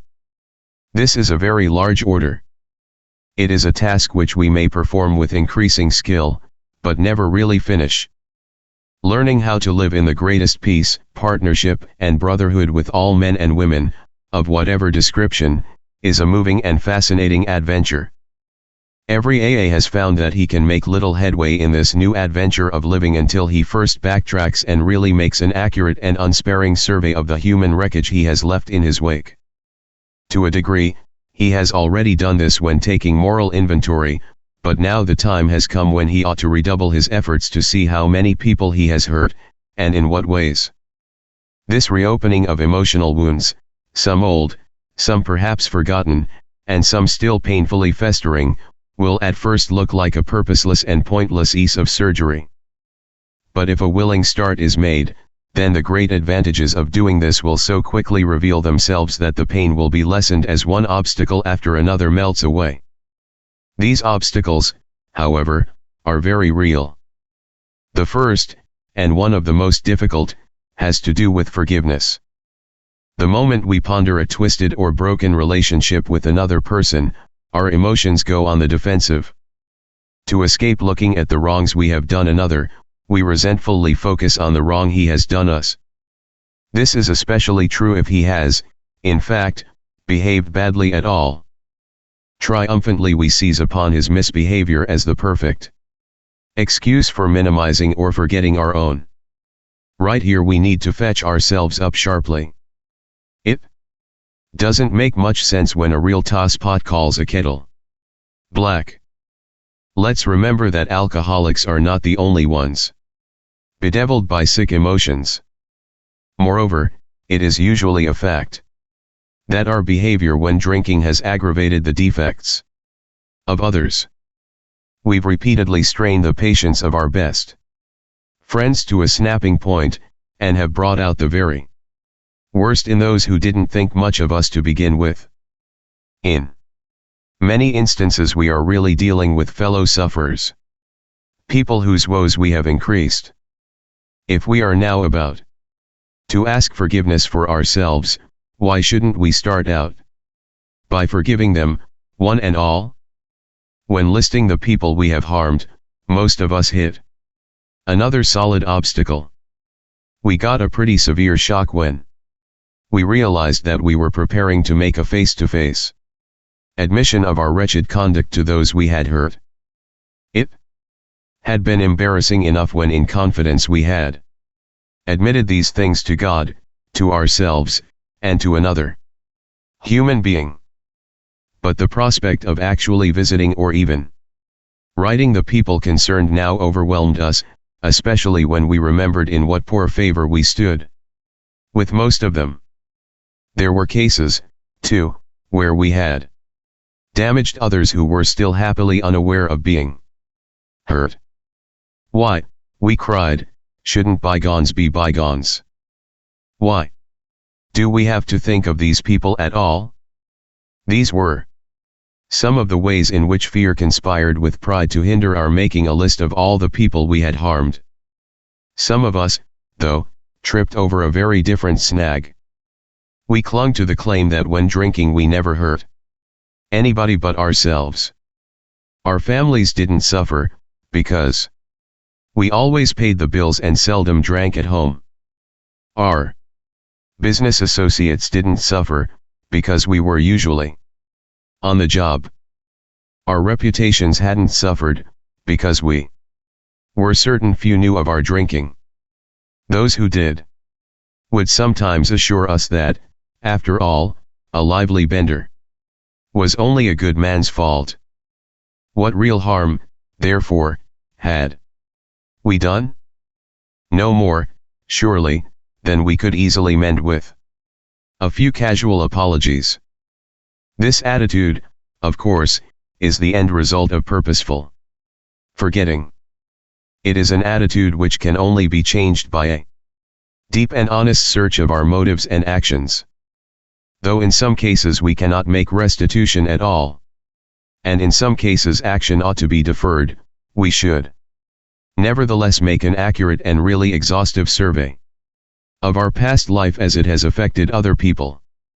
In many instances we shall find that though the harm done others has not been great, the emotional harm we have done ourselves has very deep, sometimes quite forgotten, damaging emotional conflicts persist below the level of consciousness. At the time of these occurrences, they may actually have given our emotions violent twists which have since discolored our personalities and altered our lives for the worse. While the purpose of making restitution to others is paramount, it is equally necessary that we extricate from an examination of our personal relations every bit of information about ourselves and our fundamental difficulties that we can. Since defective relations with other human beings have nearly always been the immediate cause of our woes, including our alcoholism, no field of investigation could yield more satisfying and valuable rewards than this one. Calm, thoughtful reflection upon personal relations can deepen our insight. We can go far beyond those things which were superficially wrong with us, to see those flaws which were basic, flaws which sometimes were responsible for the whole pattern of our lives. Thoroughness, we have found, will pay, and pay handsomely. We might next ask ourselves what we mean when we say that we have harmed other people. What kinds of harm do people do one another, anyway? To define the word harm in a practical way, we might call it the result of instincts in collision, which cause physical, mental, emotional, or spiritual damage to people. If our tempers are consistently bad, we arouse anger in others. If we lie or cheat, we deprive others not only of their worldly goods, but of their emotional security and peace of mind. We really issue them an invitation to become contemptuous and vengeful. If our sex conduct is selfish, we may excite jealousy, misery, and a strong desire to retaliate in kind. Such gross misbehavior is not by any means a full catalogue of the harms we do. Let us think of some of the subtler ones which can sometimes be quite as damaging. Suppose that in our family lives we happen to be miserly, irresponsible, callous, or cold. Suppose that we are irritable, critical, impatient, and humorless. Suppose we lavish attention upon one member of the family and neglect the others. What happens when we try to dominate the whole family? Either by a rule of iron or by a constant outpouring of minute directions for just how their lives should be lived, from hour to hour? What happens when we wallow in depression, self-pity oozing from every pore, and inflict that upon those about us? Such a roster of harms done others, the kind that make daily living with us as practicing alcoholics difficult and often unbearable, could be extended almost indefinitely. When we take such personality traits as these into shop, office, and the society of our fellows, they can do damage almost as extensive as that we have caused at home.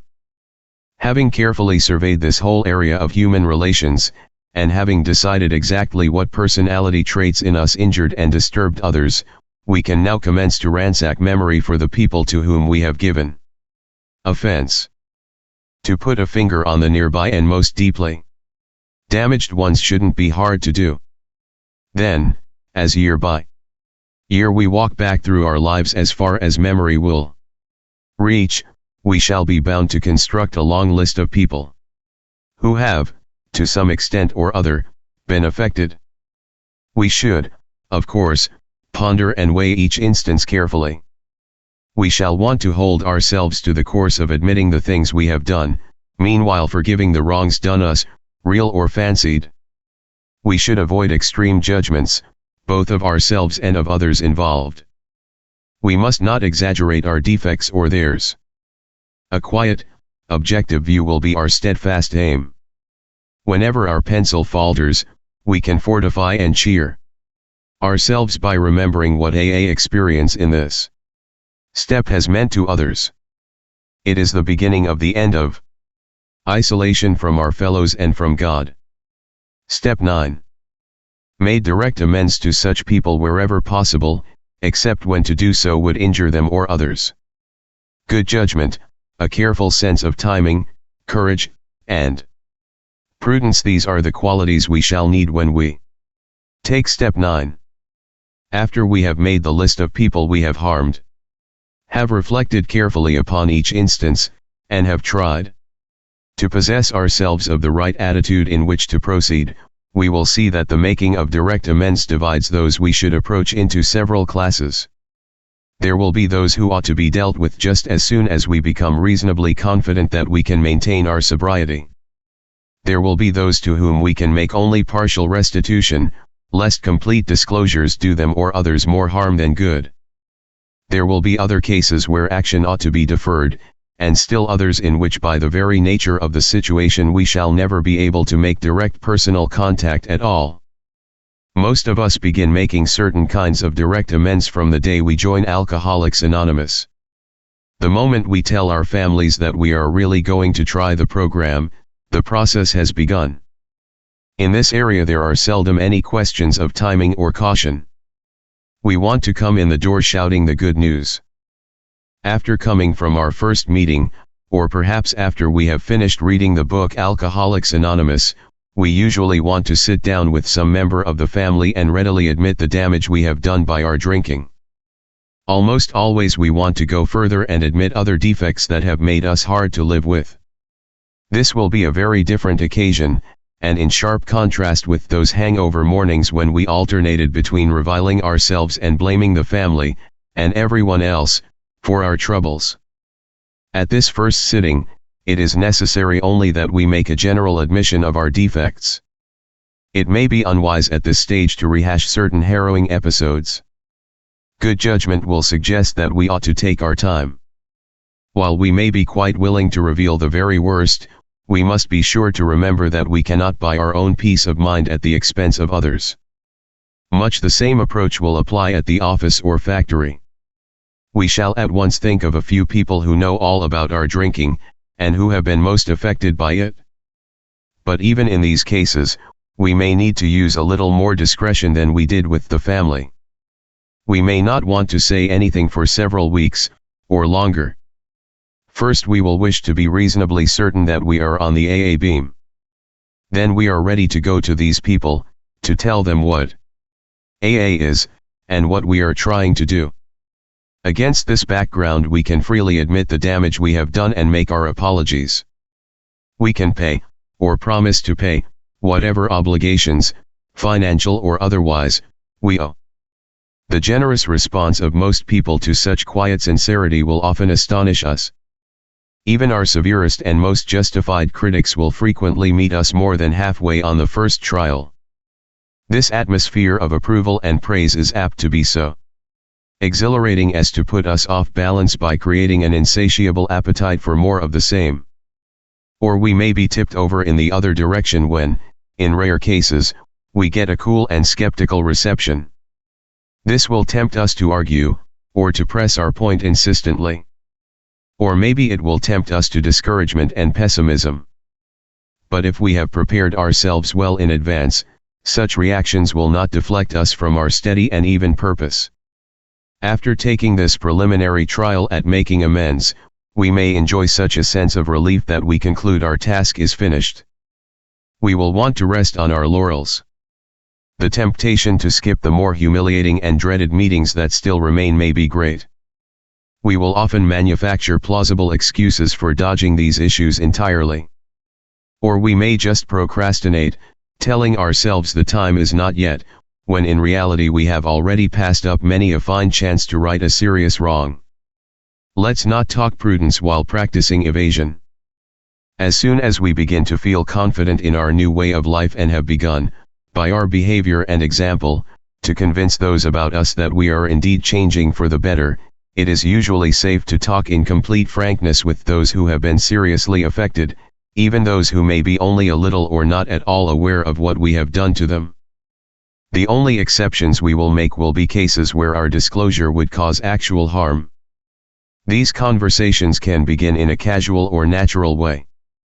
But if no such opportunity presents itself, at some point we will want to summon all our courage, head straight for the person concerned, and lay our cards on the table.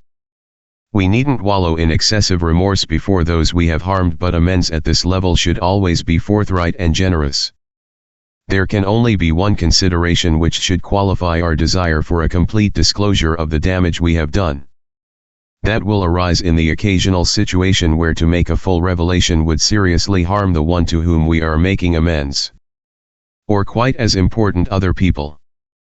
We cannot, for example, unload a detailed account of extramarital adventuring upon the shoulders of our unsuspecting wife or husband.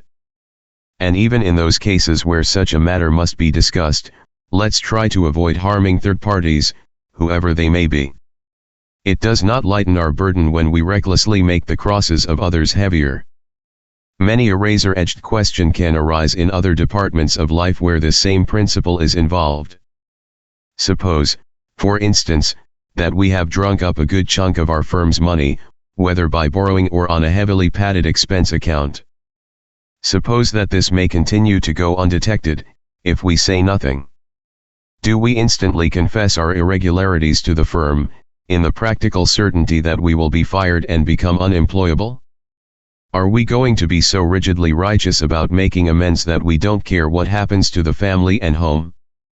Or do we first consult those who are to be gravely affected? Do we lay the matter before our sponsor or spiritual advisor, earnestly asking God's help and guidance, meanwhile resolving to do the right thing when it becomes clear, cost what it may? Of course, there is no pat answer which can fit all such dilemmas.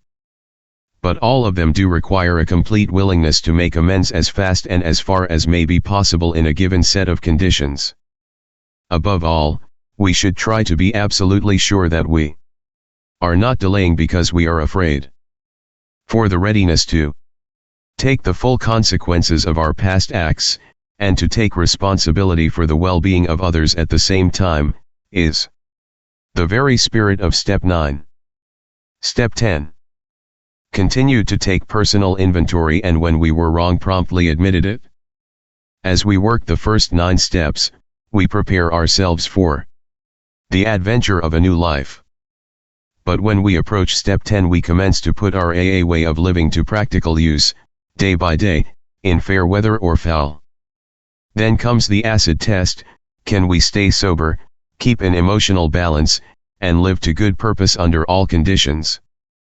A continuous look at our assets and liabilities, and a real desire to learn and grow by this means, are necessities for us.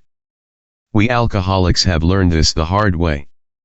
More experienced people, of course, in all times and places have practiced unsparing self-survey and criticism. For the wise have always known that no one can make much of his life until self-searching becomes a regular habit, until he is able to admit and accept what he finds, and until he patiently and persistently tries to correct what is wrong. When a drunk has a terrific hangover because he drank heavily yesterday, he cannot live well today. But there is another kind of hangover which we all experience whether we are drinking or not.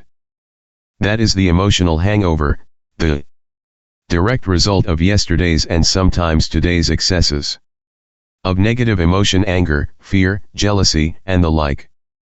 If we would live serenely today and tomorrow, we certainly need to eliminate these hangovers. This doesn't mean we need to wander morbidly around in the past. It requires an admission and correction of errors now. Our inventory enables us to settle with the past.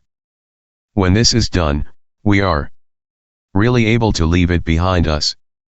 When our inventory is carefully taken, and we have made peace with ourselves, the conviction follows that tomorrow's challenges can be met as they come. Although all inventories are alike in principle, the time factor does distinguish one from another. There's the spot check inventory, taken at any time of the day, whenever we find ourselves getting tangled up. There's the one we take at day's end, when we review the happenings of the hours just past. Here we cast up a balance sheet, crediting ourselves with things well done, and chalking up debits where due.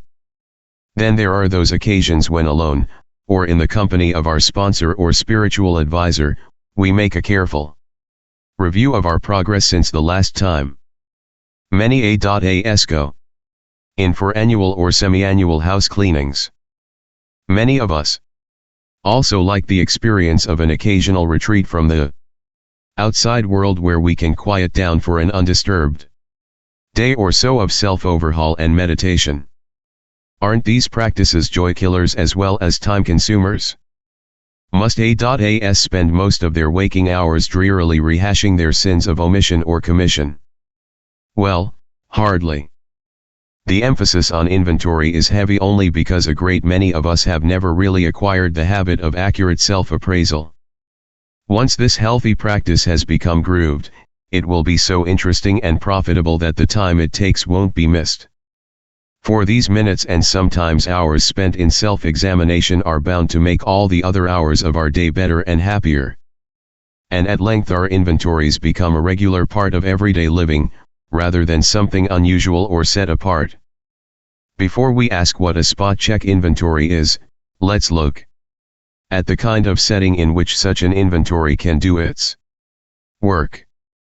It is a spiritual axiom that every time we are disturbed, no matter what the cause, there is something wrong with us. If somebody hurts us and we are sore, we are in the wrong also. But are there no exceptions to this rule? What about justifiable anger? If somebody cheats us, aren't we entitled to be mad? Can't we be properly angry with self-righteous folk? For us of AA, these are dangerous exceptions. We have found that justified anger ought to be left to those better qualified to handle it. Few people have been more victimized by resentments than have we alcoholics. It mattered little whether our resentments were justified or not. A burst of temper could spoil a day, and a well-nursed grudge could make us miserably ineffective. Nor were we ever skillful in separating justified from unjustified anger. As we saw it, our wrath was always justified. Anger, that occasional luxury of more balanced people, could keep us on an emotional jag indefinitely. These emotional dry benders often led straight to the bottle. Other kinds of disturbances, jealousy, envy, self-pity, or hurt pride, did the same thing. A spot check inventory taken in the midst of such disturbances can be of very great help in quieting stormy emotions.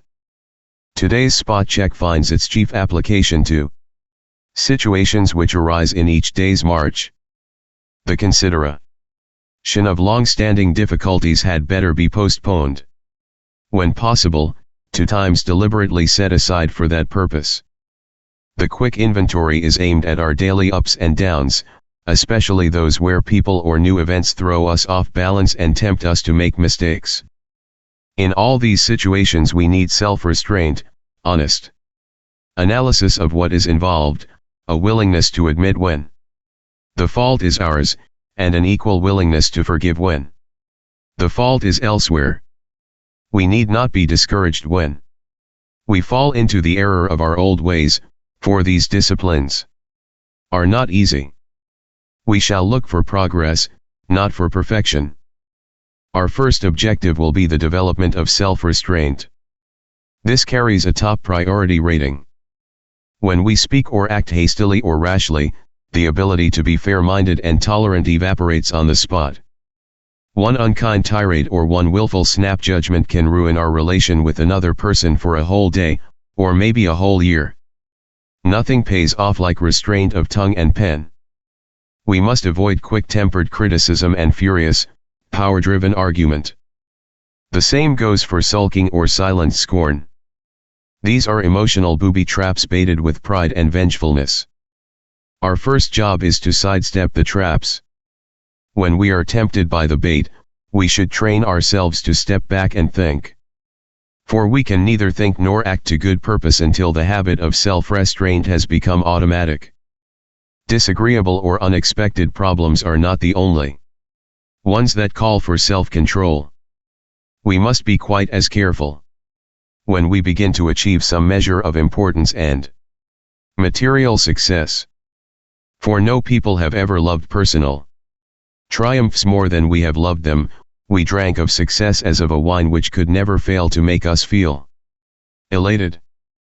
When temporary good fortune came our way, we indulged ourselves in fantasies of still greater victories over people and circumstances.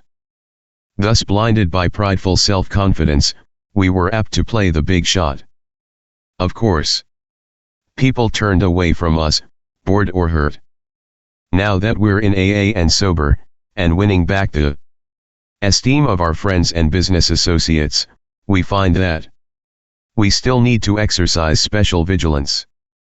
As an insurance against big-shotism, we can often check ourselves by remembering that we are today sober only by the grace of God, and that any success we may be having is far more His success than ours. Finally, we begin to see that all people, including ourselves, are to some extent emotionally ill as well as frequently wrong, and then we approach true tolerance and see what real love for our fellows actually means. It will become more and more evident as we go forward that it is pointless to become angry, or to get hurt by people who, like us, are suffering from the pains of growing up. Such a radical change in our outlook will take time. Maybe a lot of time. Not many people can truthfully assert that they love everybody. Most of us must admit that we have loved but a few, that we have been quite indifferent to the many so long as none of them gave us trouble, and as for the remainder, well, we have really disliked or hated them. Although these attitudes are common enough, we find we need something much better in order to keep our balance. We can't stand it if we hate deeply. The idea that we can be possessively loving of a few, can ignore the many, and can continue to fear or hate anybody, has to be abandoned, if only a little at a time. We can try to stop making unreasonable demands upon those we love. We can show kindness where we had shown none. With those we dislike we can begin to practice justice and courtesy, perhaps going out of our way to understand and help them. Whenever we fail any of these people, we can promptly admit it to ourselves always, and to them also, when the admission would be helpful. Courtesy, kindness, justice, and love are the keynotes by which we may come into harmony with practically anybody. When in doubt we can always pause, saying, "Not my will, but thine, be done." And we can often ask ourselves, am I doing to others as I would have them do to me today? When evening comes, perhaps just before going to sleep, many of us draw up a balance sheet for the day. This is a good place to remember that inventory taking is not always done in red ink. It's a poor day indeed when we haven't done something right. As a matter of fact, the waking hours are usually well filled with things that are constructive. Good intentions, good thoughts, and good acts are there for us to see. Even when we have tried hard and failed, we may chalk that up as one of the greatest credits of all. Under these conditions, the pains of failure are converted into assets. Out of them we receive the stimulation we need to go forward. Someone who knew what he was talking about once remarked that pain was the touchstone of all spiritual progress. How heartily we can agree with him, for we know that the pains of drinking had to come before sobriety, and emotional turmoil before serenity. As we glance down the debit side of the day's ledger, we should carefully examine our motives in each thought or act that appears to be wrong. In most cases our motives won't be hard to see and understand. When prideful, angry, jealous, anxious, or fearful, we acted accordingly, and that was that. Here we need only recognize that we did act or think badly, try to visualize how we might have done better, and resolve with God's help to carry these lessons over into tomorrow, making, of course, any amends still neglected. But in other instances only the closest scrutiny will reveal what our true motives were. There are cases where our ancient enemy, rationalization, has stepped in and has justified conduct which was really wrong. The temptation here is to imagine that we had good motives and reasons when we really didn't. We constructively criticized someone who needed it, when our real motive was to win a useless argument. Or the person concerned not being present, we thought we were helping others to understand him, when in actuality, our true motive was to feel superior by pulling him down. We sometimes hurt those we love because they need to be taught a lesson, when we really want to punish. We were Depressed and complained we felt bad, when in fact we were mainly asking for sympathy and attention. This odd trait of mind and emotion, this perverse wish to hide a bad motive underneath a good one, permeates human affairs from top to bottom. This subtle and elusive kind of self-righteousness can underlie the smallest act or thought. Learning daily to spot, admit, and correct these flaws is the essence of character building and good living. An honest regret for harms done, a genuine gratitude for blessings received, and a willingness to try for better things tomorrow will be the permanent assets we shall seek. Having so considered our day, not omitting to take due note of things well done, and having searched our hearts with neither fear nor favor, we can truly thank God for the blessings we have received and sleep in good conscience. Step 11. Sought through prayer and meditation to improve our conscious contact with God as we understood Him, praying only for knowledge of His will for us and the power to carry that out. Prayer and meditation are our principal means of conscious contact with God. We are active folk, enjoying the satisfactions of dealing with the realities of life, usually for the first time in our lives, and strenuously trying to help the next alcoholic who comes along. So it isn't surprising that we often tend to slight serious meditation and prayer as something not really necessary. To be sure, we feel it is something that might help us to meet an occasional emergency, but at first many of us are apt to regard it as a somewhat mysterious skill of clergymen, from which we may hope to get a second-hand benefit. Or perhaps we don't believe in these things at all. To certain newcomers and to those one-time agnostics who still cling to the AA group as their higher power, claims for the power of prayer may, despite all the logic and experience in proof of it, still be unconvincing or quite objectionable. Those of us who once felt this way can certainly understand and sympathize. We well remember how something deep inside us kept rebelling against the idea of bowing before any god. Many of us had strong logic, too, which proved there was no God whatever. What about all the accidents, sickness, cruelty, and injustice in the world? What about all those unhappy lives which were the direct result of unfortunate birth and uncontrollable circumstances? Surely there could be no justice in the scheme of things, and therefore no God at all. Sometimes we took a slightly different tack. Sure, we said to ourselves, the hen probably did come before the egg. No doubt the universe had a first cause of some sort. The God of the atom, maybe, hot and cold by turns. But certainly there wasn't any evidence of a God who knew or cared about human beings. We liked AA all right, and were quick to say that it had done miracles. But we recoiled from meditation and prayer as obstinately as the scientist who refused to perform a certain experiment lest it prove his pet theory wrong. Of course we finally did experiment. And when unexpected results followed, we felt different, in fact we knew different, and so we were sold on meditation and prayer. And that, we have found, can happen to anybody who tries.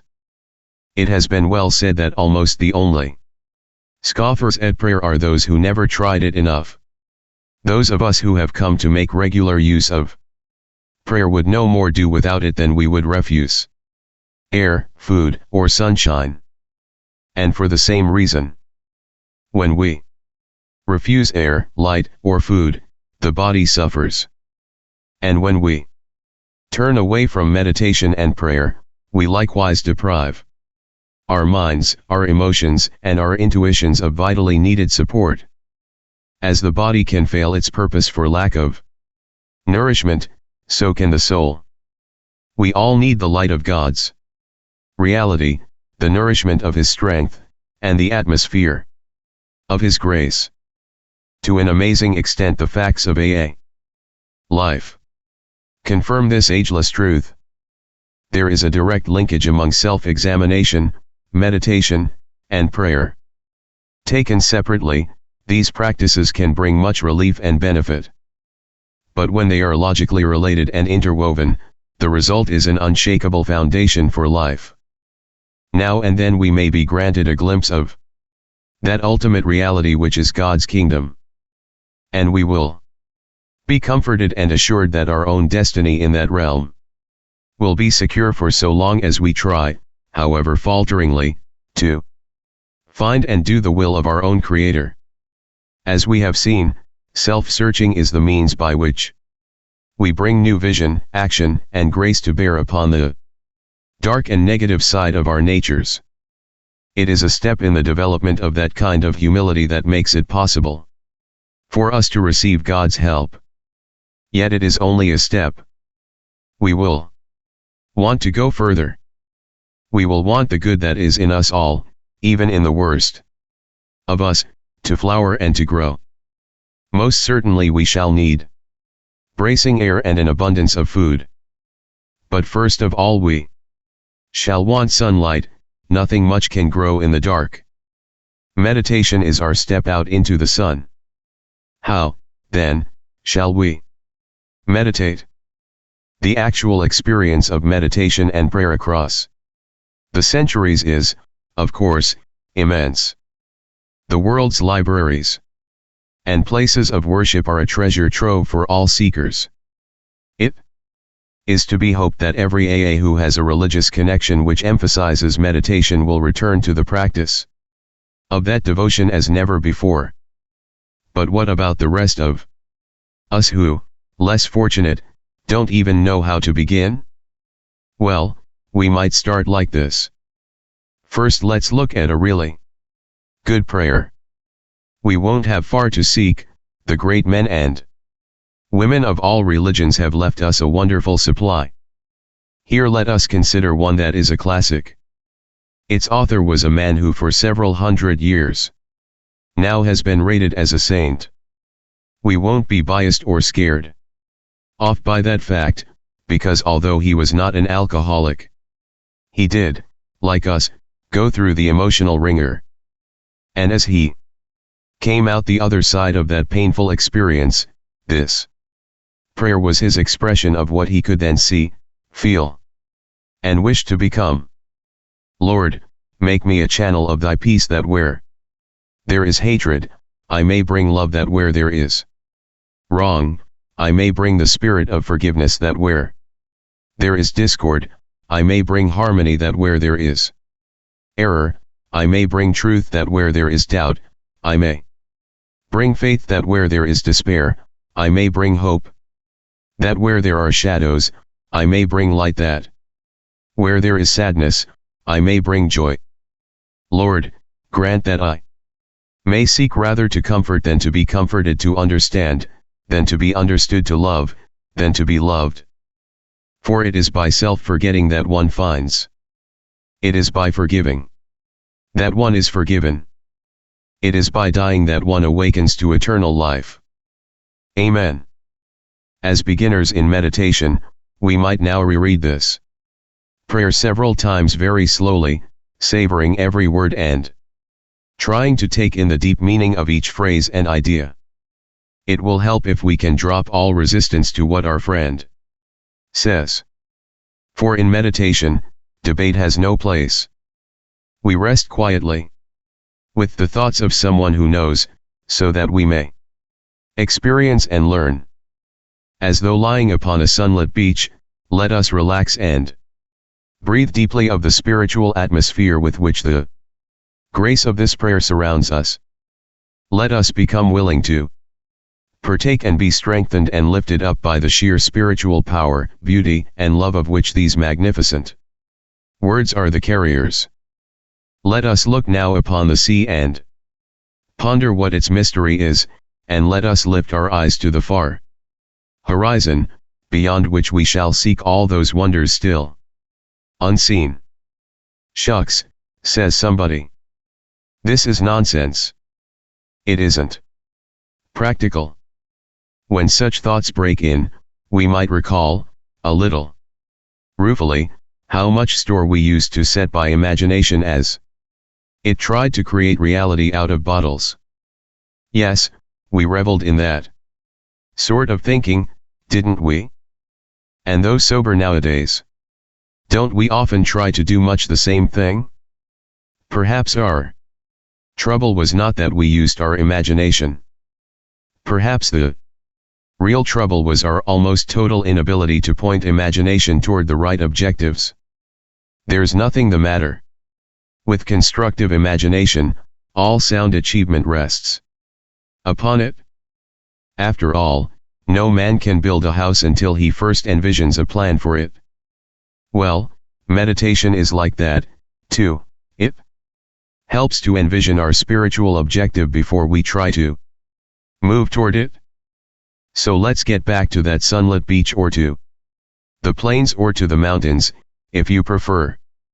When, by such simple devices, we have placed ourselves in a mood in which we can focus undisturbed on constructive imagination, we might proceed like this. Once more we read our prayer, and again try to see what its inner essence is. We'll think now about the man who first uttered the prayer. First of all, he wanted to become a channel. Then he asked for the grace to bring love, forgiveness, harmony, truth, faith, hope, light, and joy to every human being he could. Next came the expression of an aspiration and a hope for himself.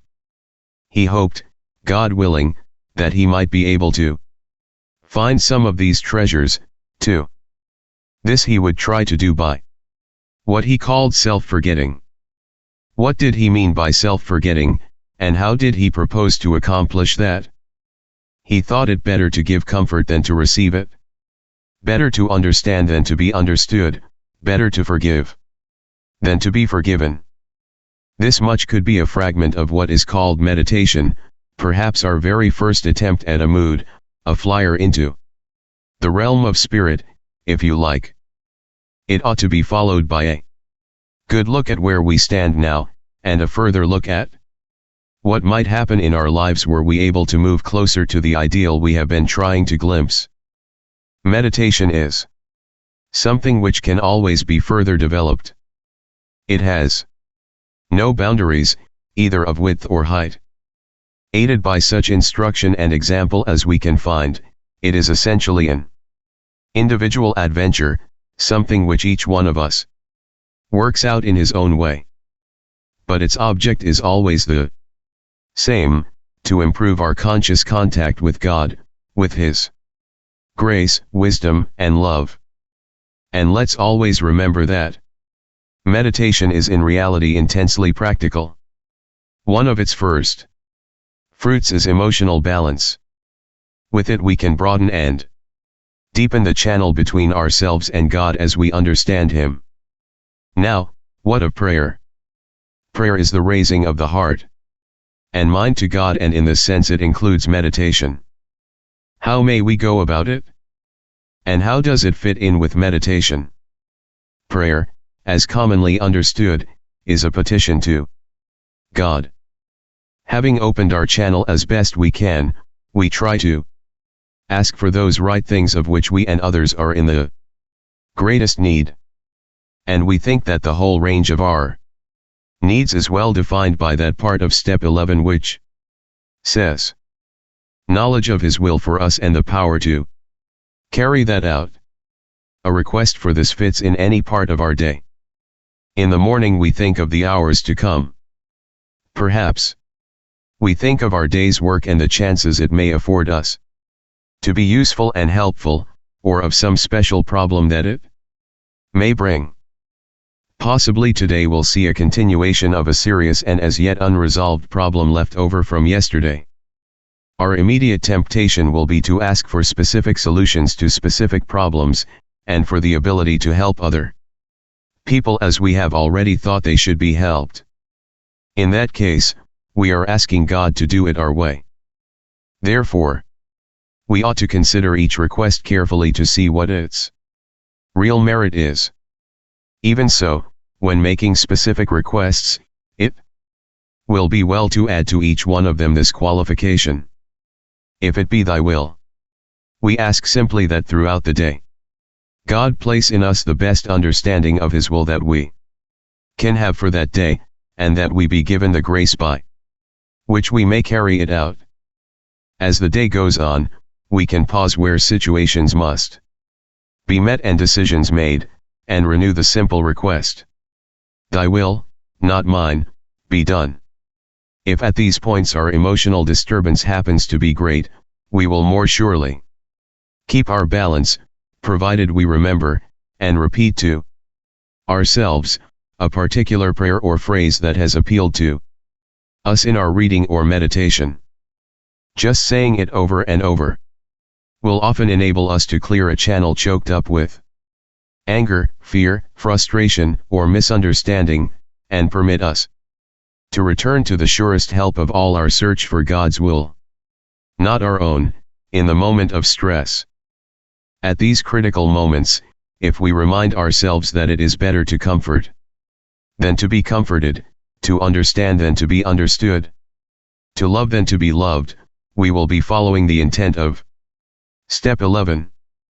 Of course, it is reasonable and understandable that the question is often asked, why can't we take a specific and troubling dilemma straight to God, and in prayer secure from him sure and definite answers to our requests? This can be done, but it has hazards. We have seen A.S. ask with much earnestness and faith for God's explicit guidance on matters ranging all the way from a shattering domestic or financial crisis to correcting a minor personal fault, like tardiness. Quite often, however, the thoughts that seem to come from God are not answers at all. They prove to be well-intentioned unconscious rationalizations. The AA, or indeed any man, who tries to run his life rigidly by this kind of prayer, by this self-serving demand of God for replies, is a particularly disconcerting individual. To any questioning or criticism of his actions he instantly proffers his reliance upon prayer for guidance in all matters great or small. He may have forgotten the possibility that his own wishful thinking and the human tendency to rationalize have distorted his so-called guidance. With the best of intentions, he tends to force his own will into all sorts of situations and problems with the calm, fortable assurance that he is acting under God's specific direction. Under such an illusion, he can of course create great havoc without in the least intending it. We also fall into another similar temptation. We form ideas as to what we think God's will is for other people. We say to ourselves, this one ought to be cured of his fatal malady, or that one ought to be relieved of his emotional pain, and we pray for these specific things. Such prayers, of course, are fundamentally good acts, but often they are based upon a supposition that we know God's will for the person for whom we pray. This means that side by side with an earnest prayer there can be a certain amount of presumption and conceit in us. It is A.S. experience that, particularly in these cases, we ought to pray that God's will, whatever it is, be done for others as well as for ourselves. In AA we have found that the actual good results of prayer are beyond question. They are matters of knowledge and experience. All those who have persisted have found strength not ordinarily their own. They have found wisdom beyond their usual capability. And they have increasingly found a peace of mind which can stand firm in the face of difficult circumstances. We discover that we do receive guidance for our lives, to just about the extent that we stop making demands upon God to give it to us on order and on our terms. Almost any experienced AA will tell how his affairs have taken remarkable and unexpected turns for the better as he tried to improve his conscious contact with God. He will also report that out of every season of grief or suffering, when the hand of God seemed heavy or even unjust, new lessons for living were learned, new resources of courage were uncovered, and that finally, inescapably, the conviction came that God does move in a mysterious way His wonders to perform. All this should be very encouraging news for those who recoil from prayer because they don't believe in it, or because they feel themselves cut off from God's help and direction. All of us, without exception, pass through times when we can pray only with the greatest exertion of will. Occasionally we go even further than this. We are seized with a rebellion so sickening that we simply won't pray. When these things happen, we should not think too ill of ourselves. We should simply resume prayer as soon as we can, doing what we know to be good for us. Perhaps one of the greatest rewards of meditation and prayer is the sense of belonging that comes to us. We no longer live in a completely hostile world. We are no longer lost and frightened and purposeless. The moment we catch even a glimpse of God's will, the moment we begin to see truth, justice, and love as the real and eternal things in life, we are no longer deeply disturbed by all the seeming evidence to the contrary that surrounds us in purely human affairs. We know that God lovingly watches over us. We know that when we turn to Him, all will be well with us, here and hereafter. Step 12. Having had a spiritual awakening as the result of these steps, we tried to carry this message to alcoholics, and to practice these principles in all our affairs. The joy of living is the theme of A's 12th step, and action is its key word. Here we turn outward toward our fellow alcoholics who are still in distress. Here we experience the kind of giving that asks no rewards. Here we begin to practice all 12 steps of the program in our daily lives so that we and those about us may find emotional sobriety. When the 12th step is seen in its full implication, it is really talking about the kind of love that has no price tag on it. Our 12th step also says that as a result of practicing all the steps, we have each found something called a spiritual awakening. To new A's, this often seems like a very dubious and improbable state of affairs. What do you mean when you talk about a spiritual awakening? They ask. Maybe there are as many definitions of spiritual awakening as there are people who have had them. But certainly each genuine one has something in common with all the others. And these things which they have in common are not too hard to understand. When a man or a woman has a spiritual awakening, the most important meaning of it is that he has now become able to do, feel, and believe that which he could not do before on his unaided strength and resources alone. He has been granted a gift which amounts to a new state of consciousness and being. He has been set on a path which tells him he is really going somewhere. That life is not a dead end, not something to be endured or mastered. In a very real sense he has been transformed, because he has laid hold of a source of strength which, in one way or another, he had hitherto denied himself. He finds himself in possession of a degree of honesty, tolerance, unselfishness, peace of mind, and love of which he had thought himself quite incapable. What he has received is a free gift, and yet usually, at least in some small part, he has made himself ready to receive it. A's manner of making ready to receive this gift lies in the practice of the 12 steps in our program. So let's consider briefly what we have been trying to do up to this point. Step 1 showed us an amazing paradox. We found that we were totally unable to be rid of the alcohol obsession until we first admitted that we were powerless over it. In step 2 we saw that since we could not restore ourselves to sanity, some higher power must necessarily do so if we were to survive. Consequently, in step 3 we turned our will and our lives over to the care of God as we understood Him. For the time being, we who were atheist or agnostic discovered that our own group, or AA as a whole, would suffice as a higher power.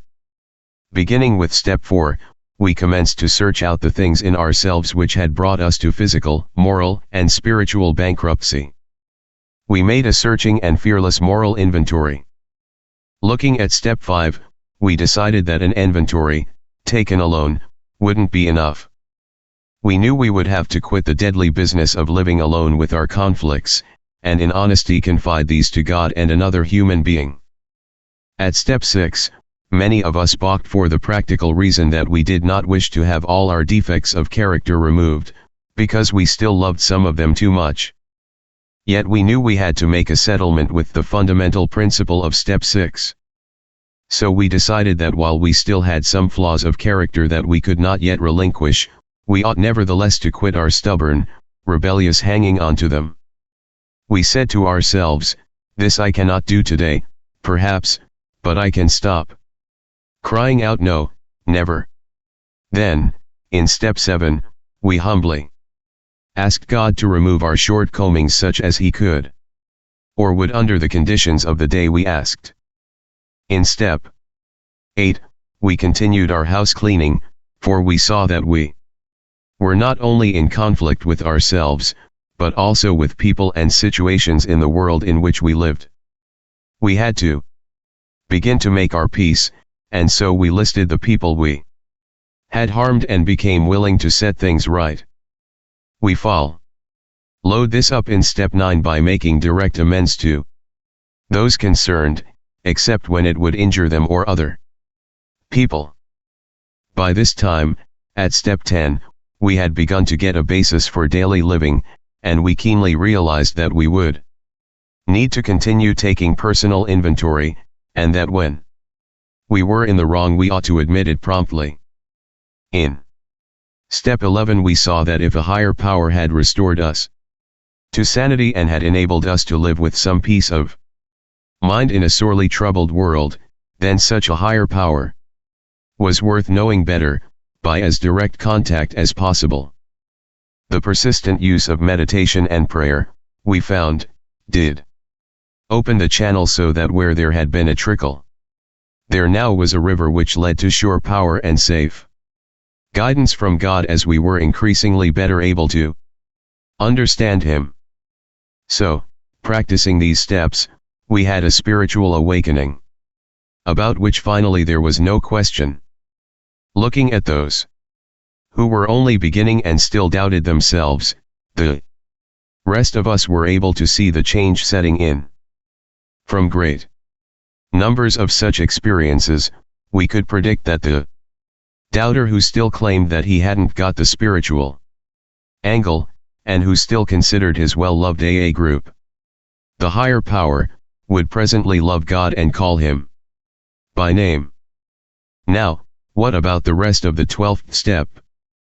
The wonderful energy it releases and the eager action by which it carries our message to the next suffering alcoholic end, which finally translates the 12 steps into action upon all our affairs, is the payoff, the magnificent reality, of Alcoholics Anonymous. Even the newest of newcomers finds undreamed rewards as he tries to help his brother alcoholic, the one who is even blinder than he. This is indeed the kind of giving that actually demands nothing. He does not expect his brother sufferer to pay him, or even to love him. And then he discovers that by the divine paradox of this kind of giving he has found his own reward, whether his brother has yet received anything or not. His own character may still be gravely defective, but he somehow knows that God has enabled him to make a mighty beginning, and he senses that he stands at the edge of new mysteries, joys, and experiences of which he had never even dreamed. Practically every AA member declares that no satisfaction has been deeper and no joy greater than in a 12th step job well done. To watch the eyes of men and women open with wonder as they move from darkness into light, to see their lives quickly fill with new purpose and meaning, to see whole families reassembled, to see the alcoholic outcast received back into his community in full citizenship, and above all to watch these people awaken to the presence of a loving God in their lives. These things are the substance of what we receive as we carry AAS message to the next alcoholic. Nor is this the only kind of 12th step work. We sit in AA meetings and listen, not only to receive something ourselves, but to give the reassurance and support which our presence can bring. If our turn comes to speak at a meeting, we again try to carry AAS message. Whether our audience is one or many, it is still 12th step work. There are many opportunities even for those of us who feel unable to speak at meetings or who are so situated that we cannot do much face-to-face 12th step work.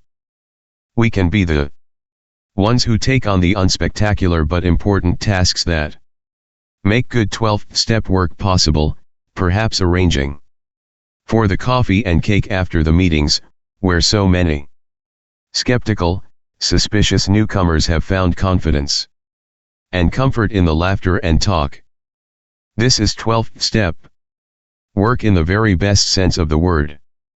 Freely ye have received, freely give is the core of this part of step 12. We may often pass through 12th step experiences where we will seem to be temporarily off the beam. These will appear as big setbacks at the time, but will be seen later as stepping stones to better things.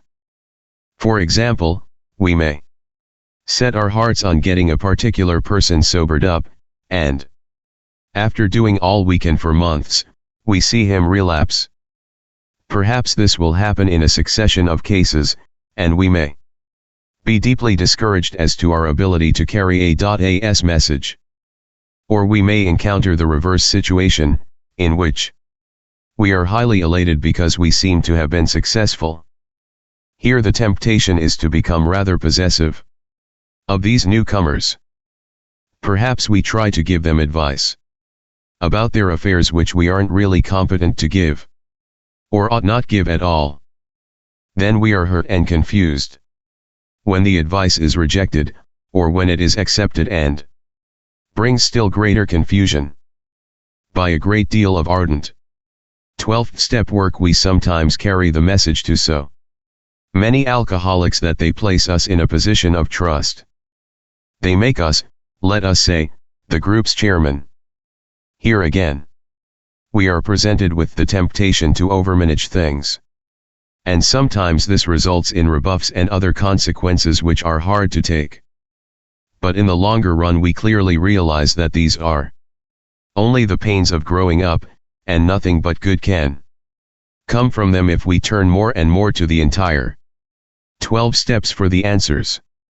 Now comes the biggest question yet. What about the practice of these principles in all our affairs?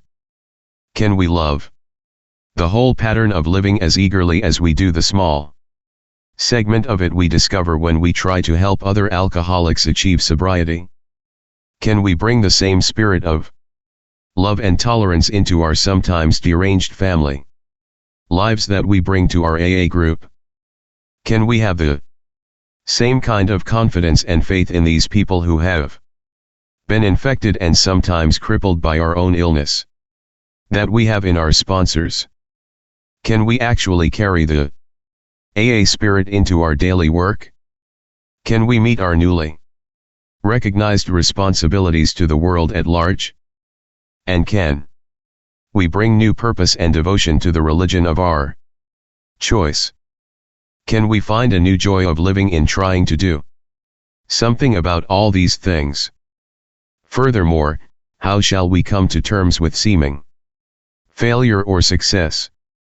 Can we now accept and adjust to either without despair or pride?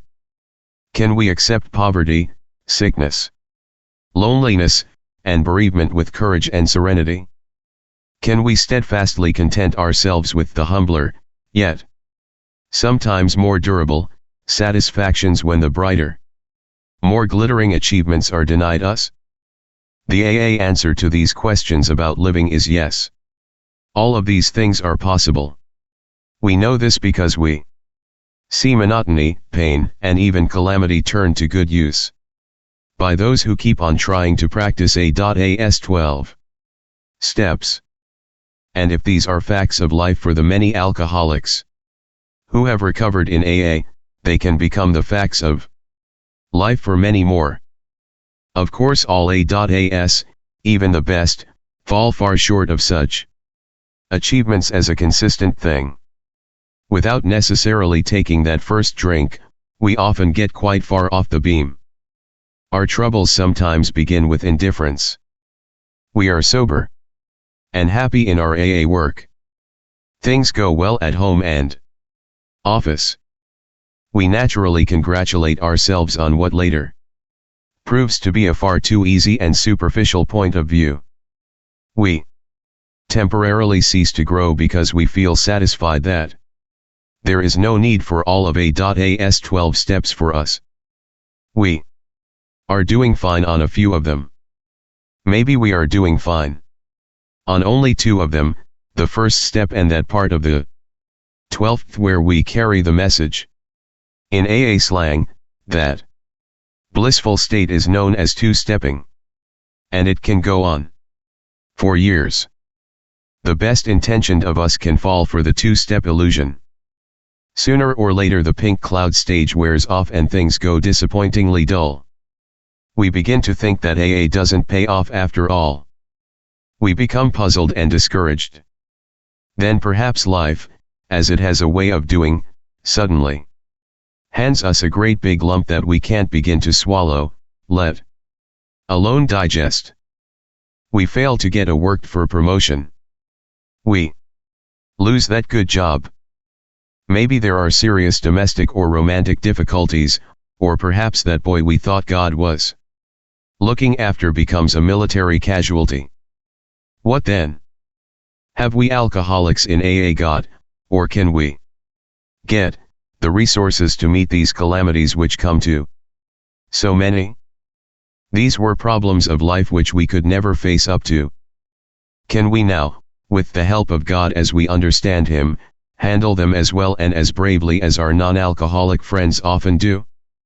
Can we transform these calamities into assets, sources of growth and comfort to ourselves and those about us?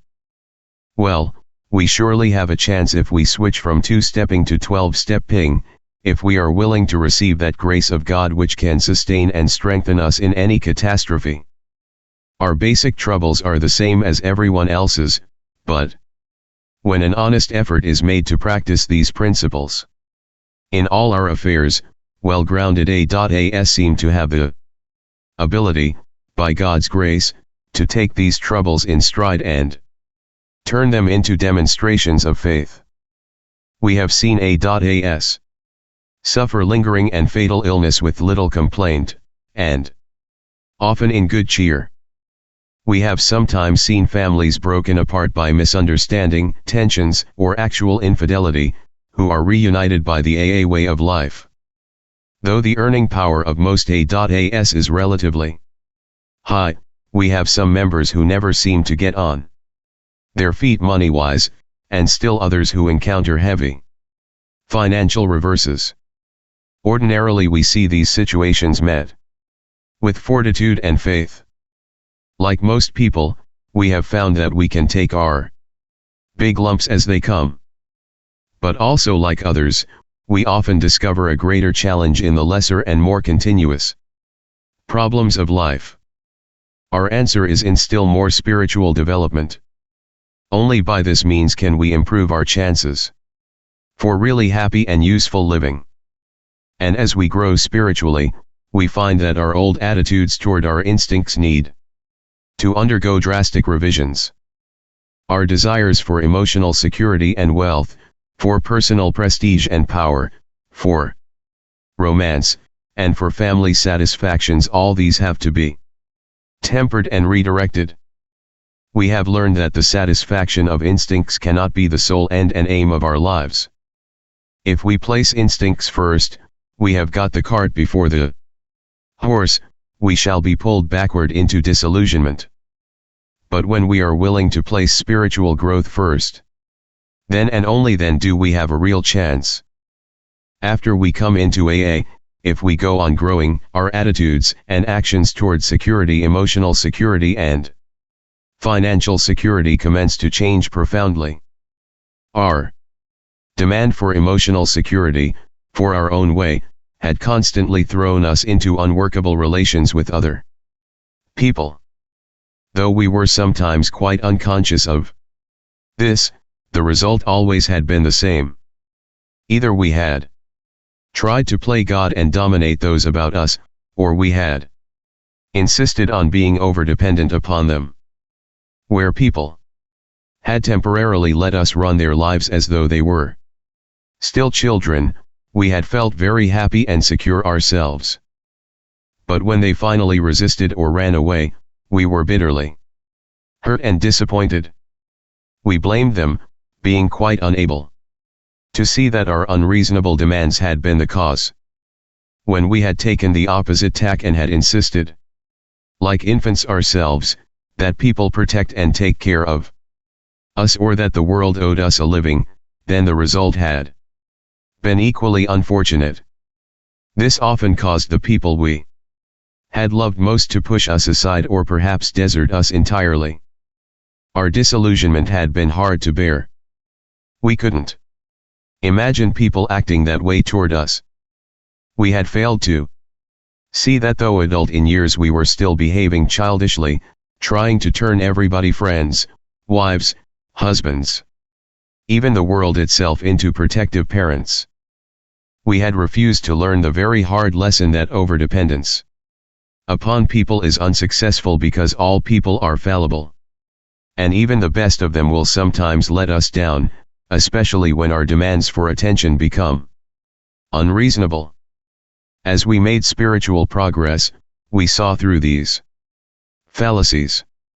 It became clear that if we ever were to feel emotionally secure among grown-up people, we would have to put our lives on a give and take basis.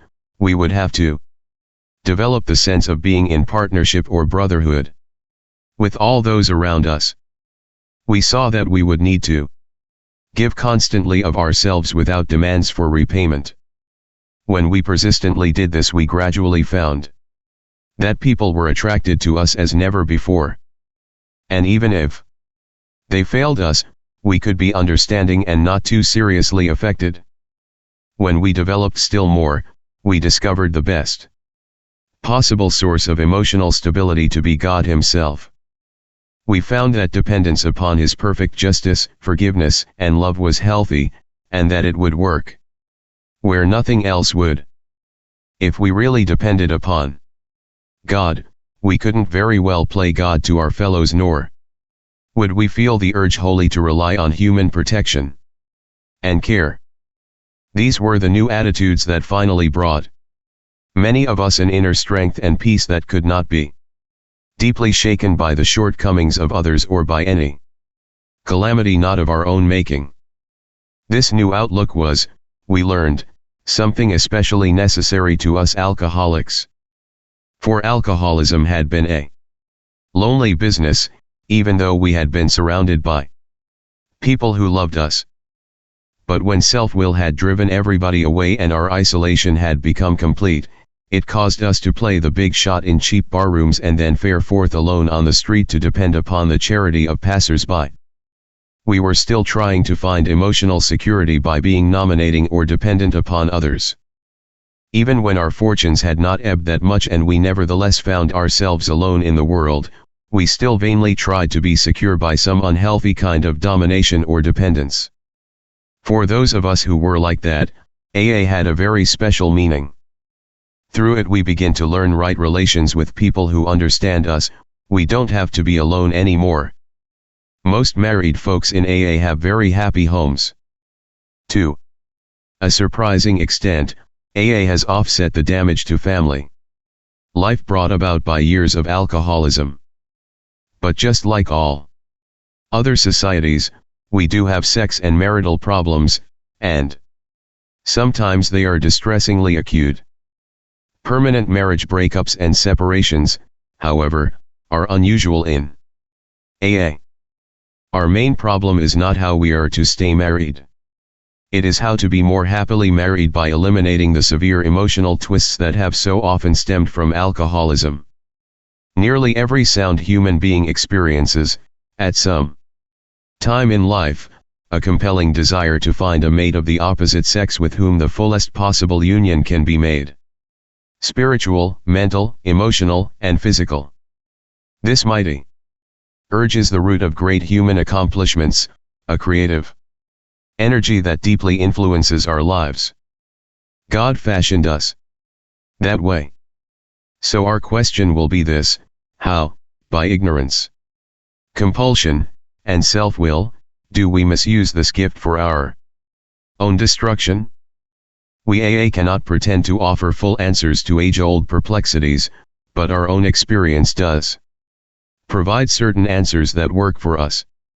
When alcoholism strikes, very unnatural situations may develop which work against marriage partnership and compatible union.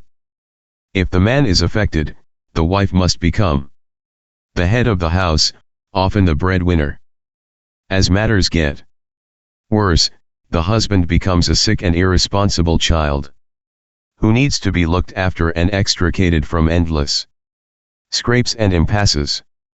Very gradually, and usually without any realization of the fact, the wife is forced to become the mother of an erring boy.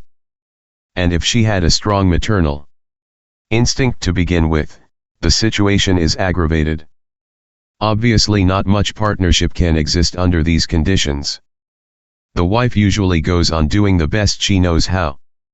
But meanwhile the alcoholic alternately loves and hates her maternal care. A pattern is thereby established that may take a lot of undoing later on.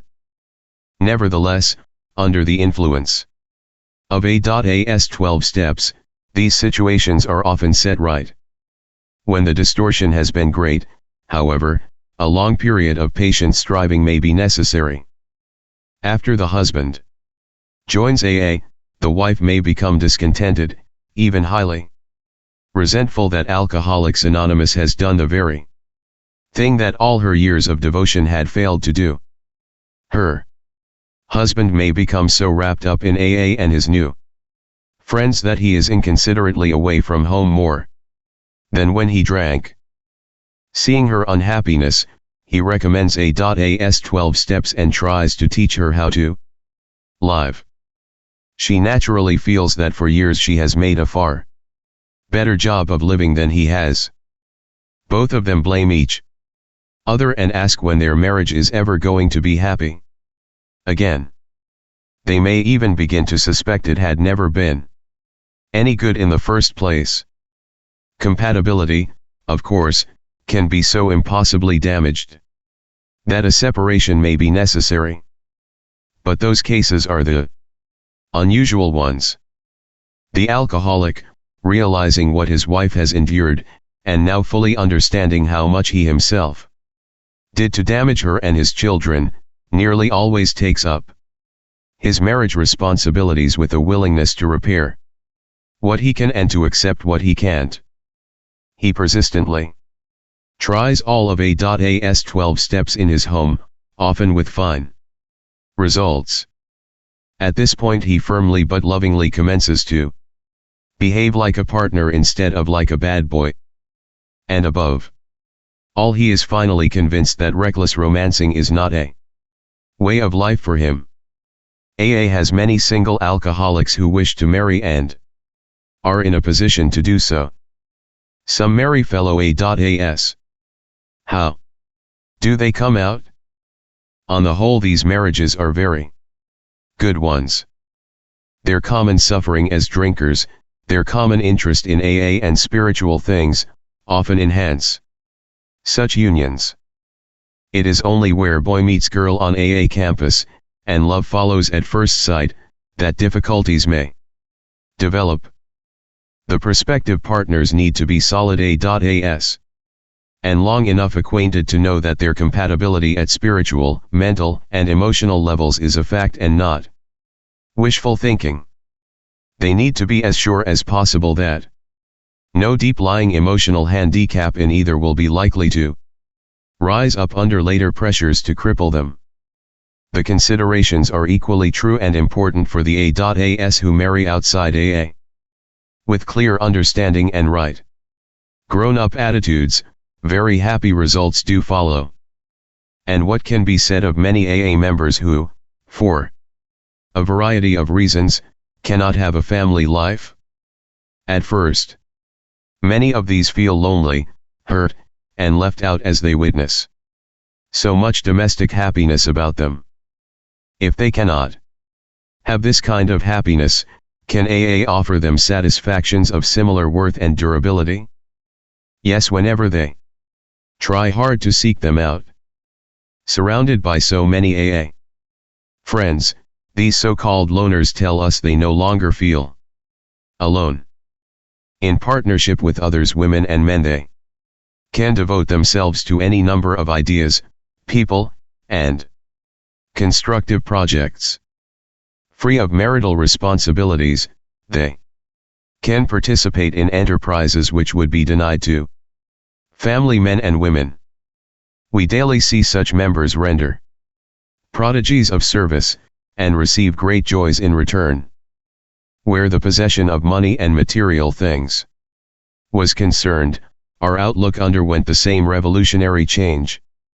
With a few exceptions, all of us had been spendthrifts. We threw money about in every direction with the purpose of pleasing ourselves and impressing other people. In our drinking time, we acted as if the money supply was inexhaustible, though between binges we'd sometimes go to the other extreme and become almost miserly. Without realizing it, we were just accumulating funds for the next spree. Money was the symbol of pleasure and self-importance. When our drinking had become much worse, money was only an urgent requirement which could supply us with the next drink and the temporary comfort of oblivion it brought. Upon entering AA, these attitudes were sharply reversed, often going much too far in the opposite direction. The spectacle of years of waste threw us into panic. There simply wouldn't be time, we thought, to rebuild our shattered fortunes. How could we ever take care of those awful debts, possess a decent home, educate the kids, and set something by for old age? Financial importance was no longer our principal aim. We now clamored for material security.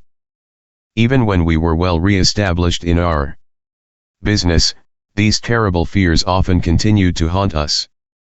This made us misers and penny pinchers all over again. Complete financial security we must have, or else. We forgot that most alcoholics in AA have an earning power considerably above average. We forgot the immense goodwill of our brother A.As who were only too eager to help us to better jobs when we deserved them. We forgot the actual or potential financial insecurity of every human being in the world. And, worst of all, we forgot God. In money matters we had faith only in ourselves, and not too much of that. This all meant, of course, that we were still far off balance. When a job still looked like a mere means of getting money rather than an opportunity for service, when the acquisition of money for financial independence looked more important than a right dependence upon God, we were still the victims of unreasonable fears. And these were fears which would make a serene and useful existence, at any financial level, quite impossible. But as time passed, we found that with the help of A.As 12 steps we could lose those fears, no matter what our material prospects were. We could cheerfully perform humble labor without worrying about tomorrow. If our circumstances happened to be good, we no longer dreaded a change for the worse, for we had learned that these troubles could be turned into great values. It did not matter too much what our material condition was, but it did matter what our spiritual condition was. Money gradually became our servant and not our master. It became a means of exchanging love and service with those about us. When, with God's help, we calmly accepted our lot, then we found we could live at peace with ourselves and show others who still suffered the same fears that they could get over them, too. We found that freedom from fear was more important than freedom from want. Let's here take note of our improved outlook upon the problems of personal importance, power, ambition, and leadership.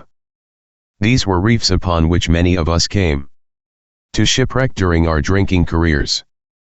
Practically every boy in the United States dreams of becoming our president. He wants to be his country's number one man.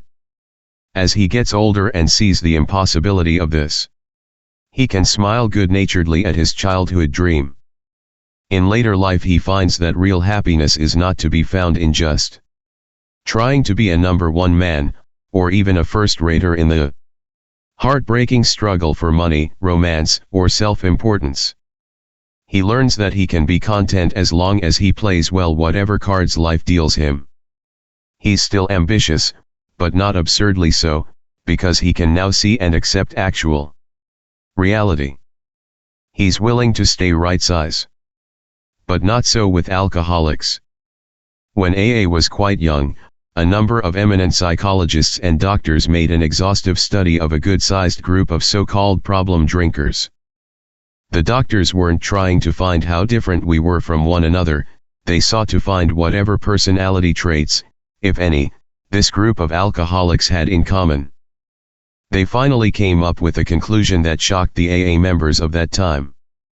These distinguished men had the nerve to say that most of the alcoholics under investigation were still childish, emotionally sensitive, and grandiose. How we alcoholics did resent that verdict. We would not believe that our adult dreams were often truly childish. And considering the rough deal life had given us, we felt it perfectly natural that we were sensitive. As to our grandiose behavior, we insisted that we had been possessed of nothing but a high and legitimate ambition to win the battle of life. In the years since, however, most of us have come to agree with those doctors. We have had a much keener look at ourselves and those about us. We have seen that we were prodded by unreasonable fears or anxieties into making a life business of winning fame, money, and what we thought was leadership. So false pride became the reverse side of that ruinous coin marked fear. We simply had to be number one people to cover up our deep-lying inferiorities. In fitful successes we boasted of greater feats to be done, in defeat we were bitter. If we didn't have much of any worldly success we became depressed and cowed. Then people said we were of the inferior type. But now we see ourselves as chips off the same old block. At heart we had all been abnormally fearful. It mattered little whether we had sat on the shore of life drinking ourselves into forgetfulness, or had plunged in recklessly and willfully beyond our depth and ability. The result was the same: all of us had nearly perished in a sea of alcohol. But today, in well-matured AS, these distorted drives have been restored to something like their true purpose and direction. We no longer strive to dominate or rule those about us in order to gain self-importance. We no longer seek fame and honor in order to be praised. When by devoted service to family, friends, business, or community we attract widespread affection and are sometimes singled out for posts of greater responsibility and trust, we try to be humbly grateful and exert ourselves the more in a spirit of love and service. True leadership, we find, depends upon able example and not upon vain displays of power or glory. Still more wonderful is the feeling that we do not have to be specially distinguished among our fellows in order to be useful and profoundly happy. Not many of us can be leaders of prominence, nor do we wish to be. Service, gladly rendered, obligations squarely met, troubles well accepted or solved with God's help, the knowledge that at home or in the world outside we are partners in a common effort, the well understood fact that in God's sight all human beings are important, the proof that love freely given surely brings a full return, the certainty that we are no longer isolated and alone in self-constructed prisons, the surety that we need no longer be square pegs in round holes but can fit and belong. In God's scheme of things, these are the permanent and legitimate satisfactions of right living for which no amount of pomp and circumstance, no heap of material possessions, could possibly be substitutes. True ambition is not what we thought it was. True ambition is the deep desire to live usefully and walk humbly under the grace of God. These little studies of AA 12 steps now come to a close. We have been considering so many problems that it may appear that AA consists mainly of racking dilemmas and troubleshooting. To a certain extent, that is true. We have been talking about problems because we are a problem. People who have found a way up and out, and who wish to share our knowledge of that way with all who can use it. For it is only by accepting and solving our problems that we can begin to get right with ourselves and with the world about us, and with Him who presides over us all. Understanding is the key to right principles and attitudes, and right action is the key to good living. Therefore the joy of good living is the theme of AA 12th step. With each passing day of our lives, may every one of us sense more deeply the inner meaning of A.A.'s simple prayer. God grant us the serenity to accept the things we cannot change, courage to change the things we can, and wisdom to know the difference. The 12 traditions. Tradition 1. Our common welfare should come first. Personal recovery depends upon AA unity. The unity of Alcoholics Anonymous is the most cherished quality our society has. Our lives, the lives of all to come, depend squarely upon it. We stay whole, or AA dies. Without unity, the heart of AA would cease to beat. Our world arteries would no longer carry the life-giving grace of God. His gift to us would be spent aimlessly. Back again in their caves, alcoholics would reproach us and say, "What a great thing AA might have been." Does this mean, some will anxiously ask, that in AA the individual doesn't count for much? Is he to be dominated by his group and swallowed up in it? We may certainly answer this question with a loud no. We believe there isn't a fellowship on earth which lavishes more devoted care upon its individual members. Surely there is none which more jealously guards the individual's right to think, talk, and act as he wishes.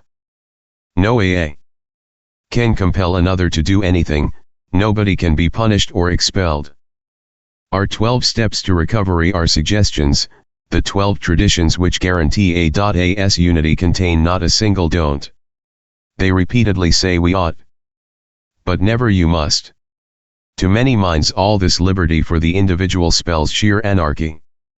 Every newcomer, every friend who looks at AA for the first time is greatly puzzled. They see liberty verging on license, yet they recognize at once that AA has an irresistible strength of purpose and action. How, they ask, can such a crowd of anarchists function at all? How can they possibly place their common welfare first? What in heaven's name holds them together? Those who look closely soon have the key to this strange paradox. The AA member has to conform to the principles of recovery. His life actually depends upon obedience to spiritual principles. If he deviates too far, the penalty is sure and swift. He sickens and dies. At first he goes along because he must, but later he discovers a way of life he really wants to live. Moreover, he finds he cannot keep this priceless gift unless he gives it away. Neither he nor anybody else can survive unless he carries the AA message. The moment this 12th step work forms a group, another discovery is made that most individuals cannot recover unless there is a group. Realization dawns. that he is but a small part of a great whole, that no personal sacrifice is too great for preservation of the fellowship. He learns that the clamor of desires and ambitions within him must be silenced whenever these could damage the group. It becomes plain that the group must survive or the individual will not. So at the outset, how best to live and work together as groups became the prime question. In the world about us, we saw personalities destroying whole peoples. The struggle for wealth, power, and prestige was tearing humanity apart as never before. If strong people were stalemated in the search for peace and harmony, what was to become of our erratic band of alcoholics? As we had once struggled and prayed for individual recovery, just so earnestly did we commence to quest for the principles through which AA itself might survive. On anvils of experience, the structure of our society was hammered out. Countless times, in as many cities and hamlets, we reenacted the story of Eddie Rickenbacker and his courageous company when their plane crashed in the Pacific. Like us, they had suddenly found themselves saved from death, but still floating upon a perilous sea. How well they saw that their common welfare came first. None might become selfish of water or bread. Each needed to consider the others, and in abiding faith they knew they must find their real strength. And this they did find, in measure to transcend all the defects of their frail craft, every test of uncertainty, pain, fear, and despair, and even the death of one. Thus has it been with AA. By faith and by works we have been able to build upon the lessons of an incredible experience. They live today in the 12 traditions of Alcoholics Anonymous, which God willing shall sustain us in unity for so long as He may need us. Tradition 2. For our group purpose there is but one ultimate authority, a loving God, as He may express Himself in our group conscience. Our leaders are but trusted servants, they do not govern. Where does AA get its direction? Who runs it? This, too, is a puzzler for every friend and newcomer. When told that our society has no president having authority to govern it, no treasurer who can compel the payment of any dues, no board of directors who can cast an erring member into outer darkness, when indeed no AA can give another a directive and enforce obedience, our friends gasp and exclaim, this simply can't be. There must be an angle somewhere. These practical folk then read Tradition 2 and learn that the sole authority in AA is a loving God, as He may express Himself in the group conscience. They dubiously ask an experienced AA member if this really works. The member, sane to all appearances, immediately answers, yes. It definitely does. The friends mutter that this looks vague, nebulous, pretty naive to them. Then they commence to watch us with speculative eyes, pick up a fragment of AA history, and soon have the solid facts. What are these facts of AA life which brought us to this apparently impractical principle?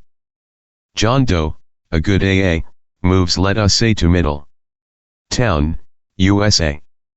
Alone now, he reflects that he may not be able to stay sober, or even alive, unless he passes on to other alcoholics what was so freely given him. He feels a spiritual and ethical compulsion, because hundreds may be suffering within reach of his help. Then, too, he misses his home group. He needs other alcoholics as much as they need him. He visits preachers, doctors, editors, policemen, and bartenders, with the result that Middletown now has a group, and he is the founder. Being the founder, he is at first the boss. Who else could be? Very soon, though, his assumed authority to run everything begins to be shared with the first alcoholics he has helped. At this moment, the benign dictator becomes the chairman of a committee composed of his friends. These are the growing group's hierarchy of service, self-appointed, of course, because there is no other way. In a matter of months, AA booms in Middletown. The founder and his friends channel spirituality to newcomers, hire halls, make hospital arrangements, and entreat their wives to brew gallons of coffee. Being on the human side, the founder and his friends may bask a little in glory. They say to one another, perhaps it would be a good idea if we continue to keep a firm hand on AA in this town. After all, we are experienced. Besides, look at all the good we've done these drunks. They should be grateful. True. Founders and their friends are sometimes wiser and more humble than this. But more often at this stage they are not. Growing pains now beset the group. Panhandlers panhandle. Lonely hearts pine. Problems descend like an avalanche. Still more important, murmurs are heard in the body politic, which swell into a loud cry, do these old-timers think they can run this group forever? Let's have an election. The founder and his friends are hurt and depressed. They rush from crisis to crisis and from member to member, pleading, but it's no use, the revolution is on. The group conscience is about to take over. Now comes the election. If the founder and his friends have served well, they may to their surprise be reinstated for a time. If, however, they have heavily resisted the rising tide of democracy, they may be summarily beached. In either case, the group now has a so-called rotating committee, very sharply limited in its authority. In no sense whatever can its members govern or direct the group.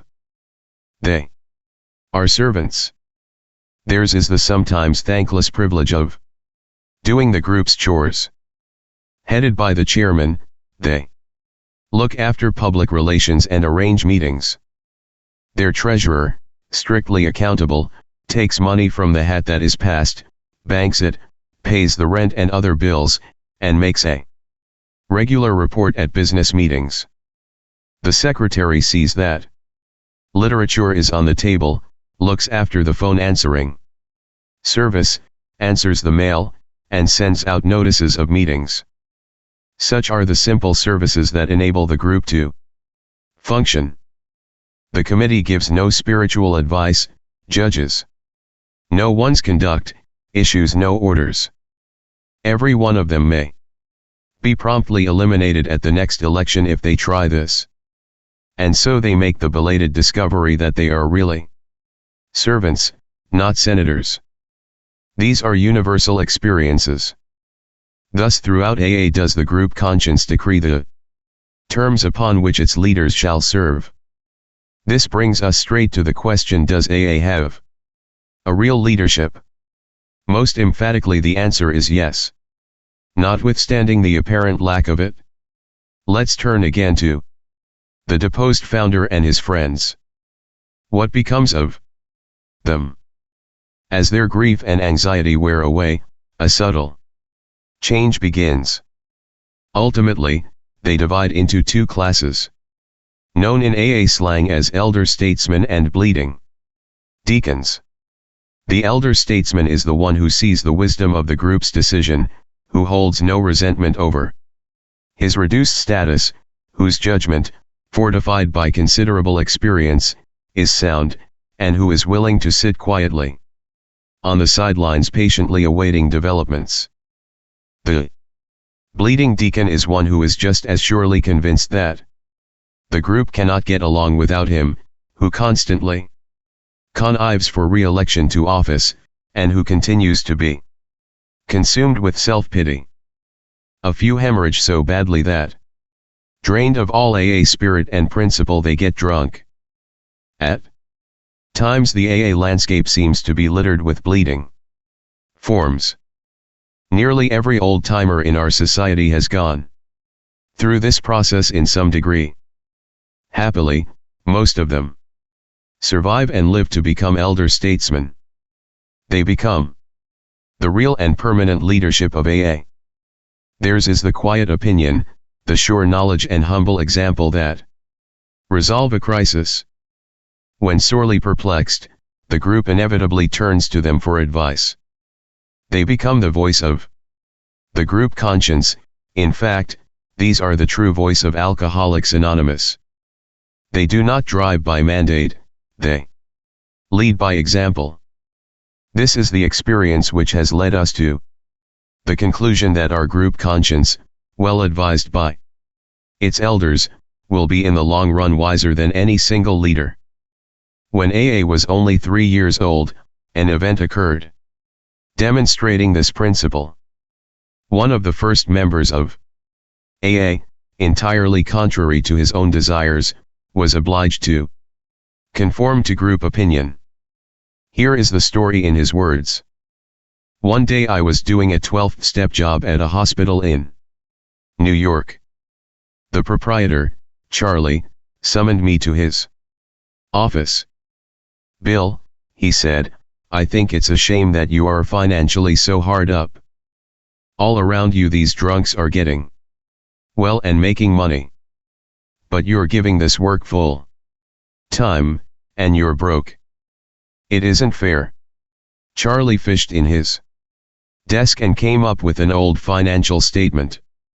Handing it to me, he continued, "This shows the kind of money the hospital used to make back in the 1920s.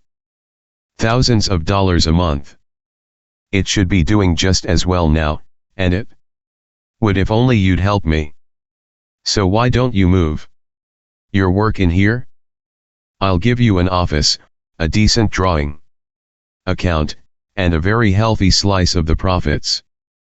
3 years ago, when my head doctor, Silkworth, began to tell me of the idea of helping drunks by spirituality, I thought it was crackpot stuff, but I've changed my mind.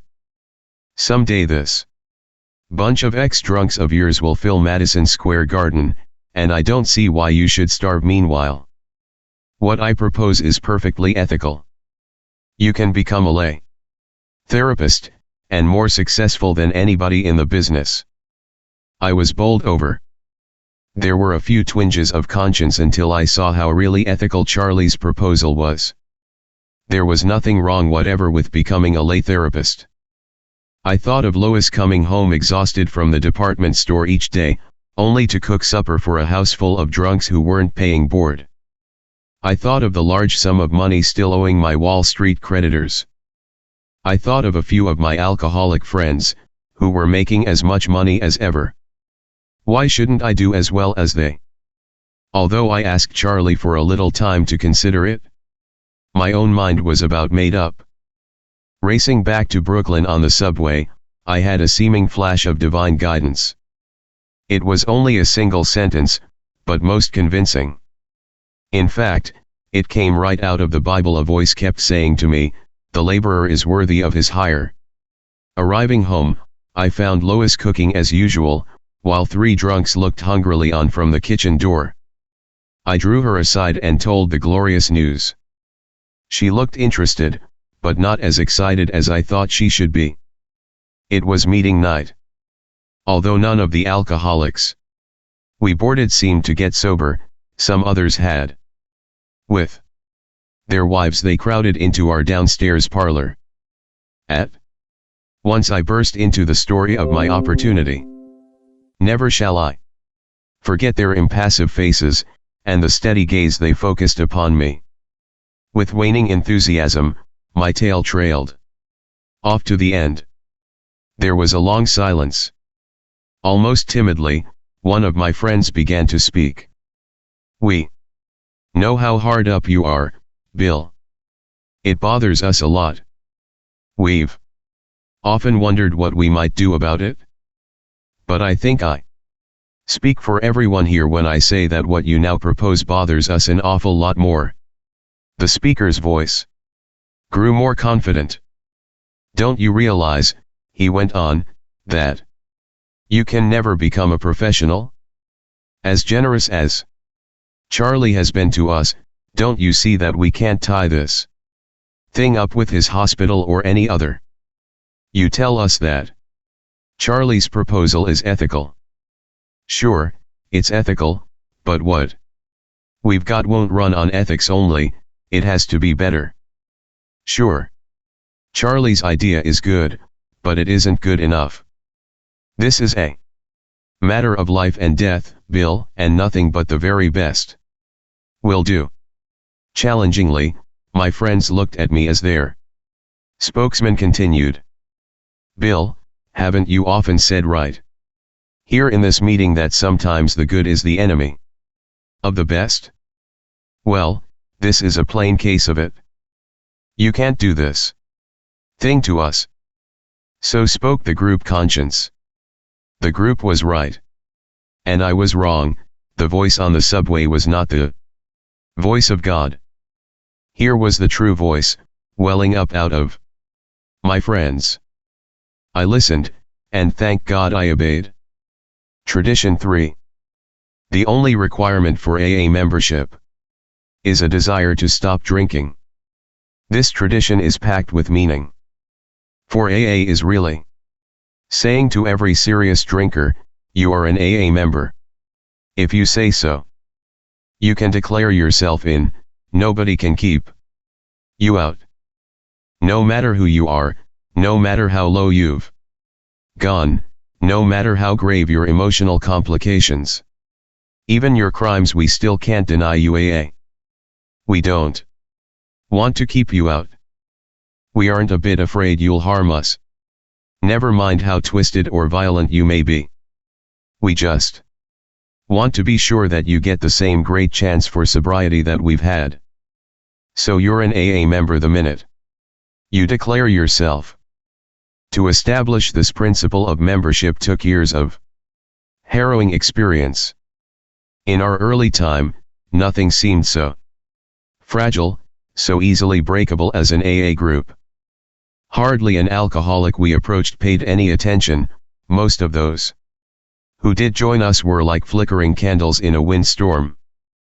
Time after time, their uncertain flames blew out and couldn't be relighted. Our unspoken, constant thought was, which of us may be the next? A member gives us a vivid glimpse of those days.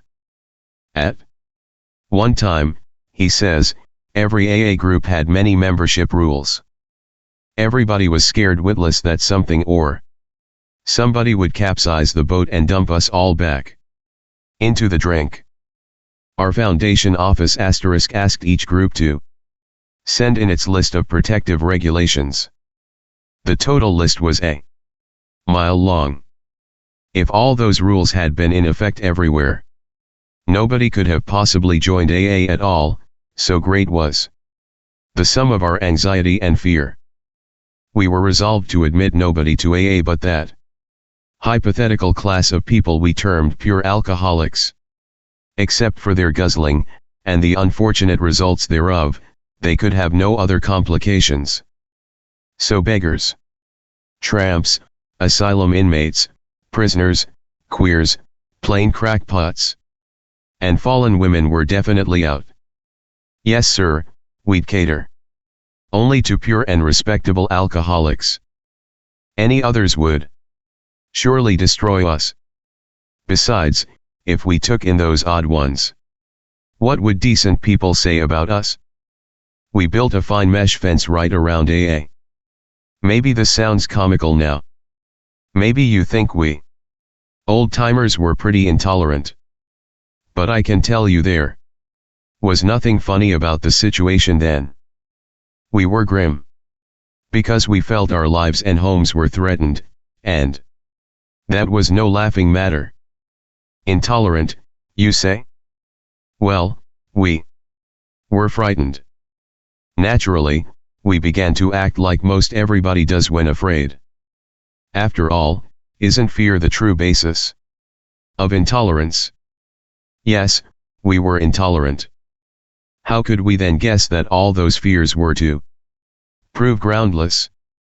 How could we know that thousands of These sometimes frightening people were to make astonishing recoveries and become our greatest workers and intimate friends.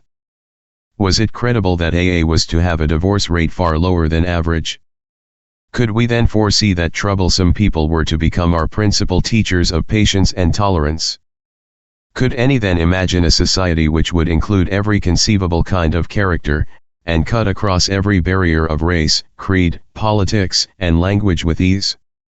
Why did AA finally drop all its membership regulations? Why did we leave it to each newcomer to decide himself whether he was an alcoholic and whether he should join us? Why did we dare to say, contrary to the experience of society and government everywhere, that we would neither punish nor deprive any AA of membership, that we must never compel anyone to pay anything, believe anything, or conform to anything? The answer, now seen in Tradition 3, was simplicity itself. At last experience taught us that to take away any alcoholic's full chance was sometimes to pronounce his death sentence, and often to condemn him to endless misery. Who dared to be judge, jury, and executioner of his own sick brother? As group after group saw these possibilities, they finally abandoned all membership regulations. One dramatic experience after another clinched this determination until it became our universal tradition. Here are two examples. On the AA calendar it was year 2. In that time, nothing could be seen but two struggling, nameless groups of alcoholics trying to hold their faces up to the light. A newcomer appeared at one of these groups, knocked on the door and asked to be let in. He talked frankly with 142 Tradition 3, that group's oldest member. He soon proved that his was a desperate case, and that above all he wanted to get well. But, he asked, will you let me join your group? Since I am the victim of another addiction even worse stigmatized than alcoholism, you may not want me among you. Or will you? There was the dilemma. What should the group do? The oldest member summoned 2 others, and in confidence laid the explosive facts in their laps. Said he, well, what about it? If we turn this man away, he'll soon die. If we allow him in, only God knows what trouble he'll brew. What shall the answer be, yes or no? At first the elders could look only at the objections. We deal, they said, with alcoholics only. Shouldn't we sacrifice this one for the sake of the many? So went the discussion while the newcomer's fate hung in the balance. Then one of the 3 spoke in a very different voice. What we are really afraid of, he said, is our reputation. We are much more afraid of what people might say than the trouble this strange alcoholic might bring. As we've been talking, 5 short words have been running through my mind. Something keeps repeating to me, what would the master do? Not another word was said. What more indeed could be said? Overjoyed, the newcomer plunged into 12th step. Work. Tirelessly he laid A.A.'s message before scores of people. Since this was a very early group, those scores have since multiplied themselves into thousands. Never did he trouble anyone with his other difficulty. AA had taken its first step in the formation of Tradition 3. Not long after the man with the double stigma knocked for admission, A.A.'s other group received into its membership a salesman we shall call Ed. A power driver, this one. And brash as any salesman could possibly be. He had at least an idea a minute on how to improve AA. These ideas he sold to fellow members with the same burning enthusiasm with which he distributed automobile polish. But he had one idea that wasn't so saleable. Ed was an atheist. His pet obsession was that AA could get along better without its God nonsense. He browbeat everybody, and everybody expected that he'd soon get drunk, for at the time You see, AA was on the pious side. There must be a heavy penalty, it was thought, for blasphemy. Distressingly enough, Ed proceeded to stay sober. At length the time came for him to speak in a meeting. We shivered, for we knew what was coming. He paid a fine tribute to the fellowship, he told how his family had been reunited, he extolled the virtue of honesty, he recalled the joys of 12th step work, and then he lowered the boom. Cried Ed, I can't stand this God stuff. It's a lot of malarkey. For weak folks. This group doesn't need it, and I won't have it. To hell with it. A great wave of outraged resentment engulfed the meeting, sweeping every member to a single resolve, out he goes. The elders led Ed aside. They said firmly, you can't talk like this around here. You'll have to quit it or get out.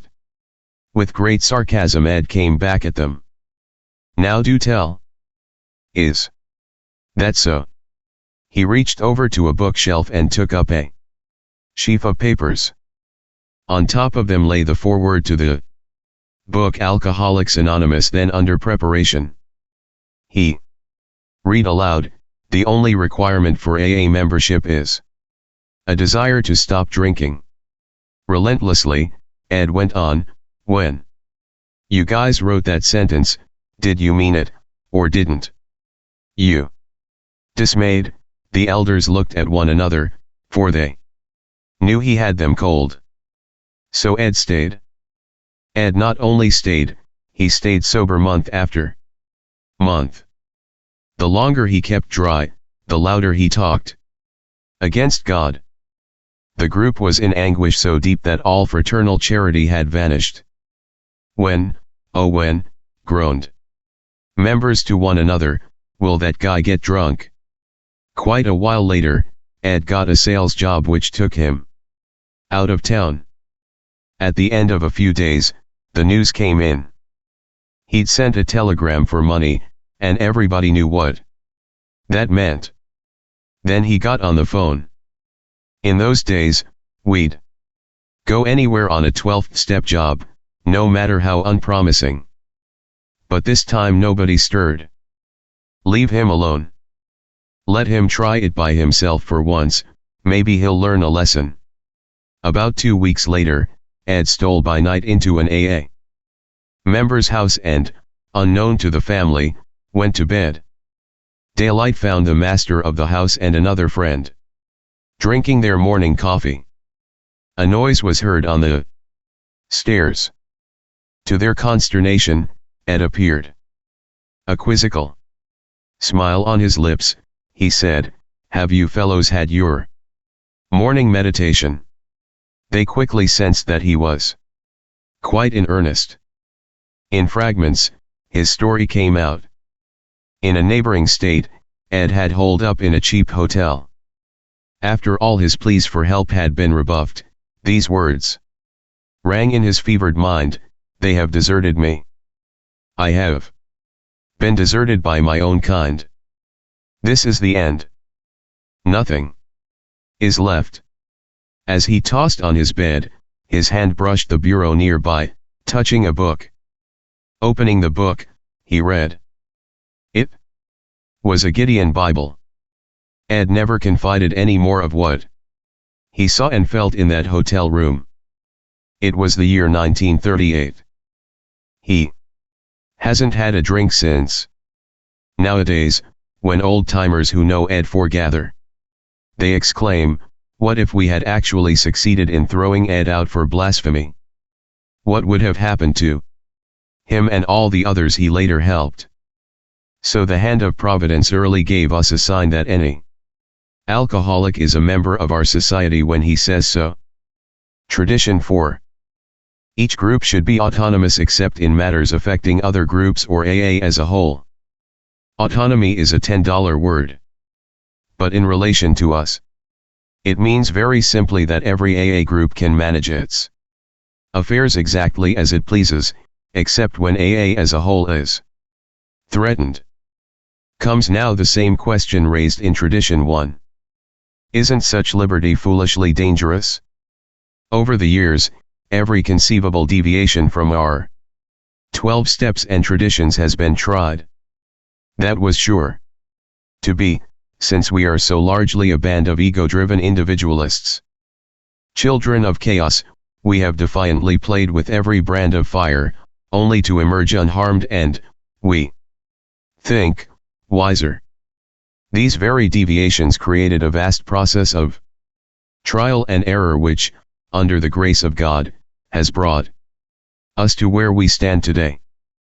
When A.A.'s traditions were first published, in 1946, we had become sure that an AA group could stand almost any amount of battering.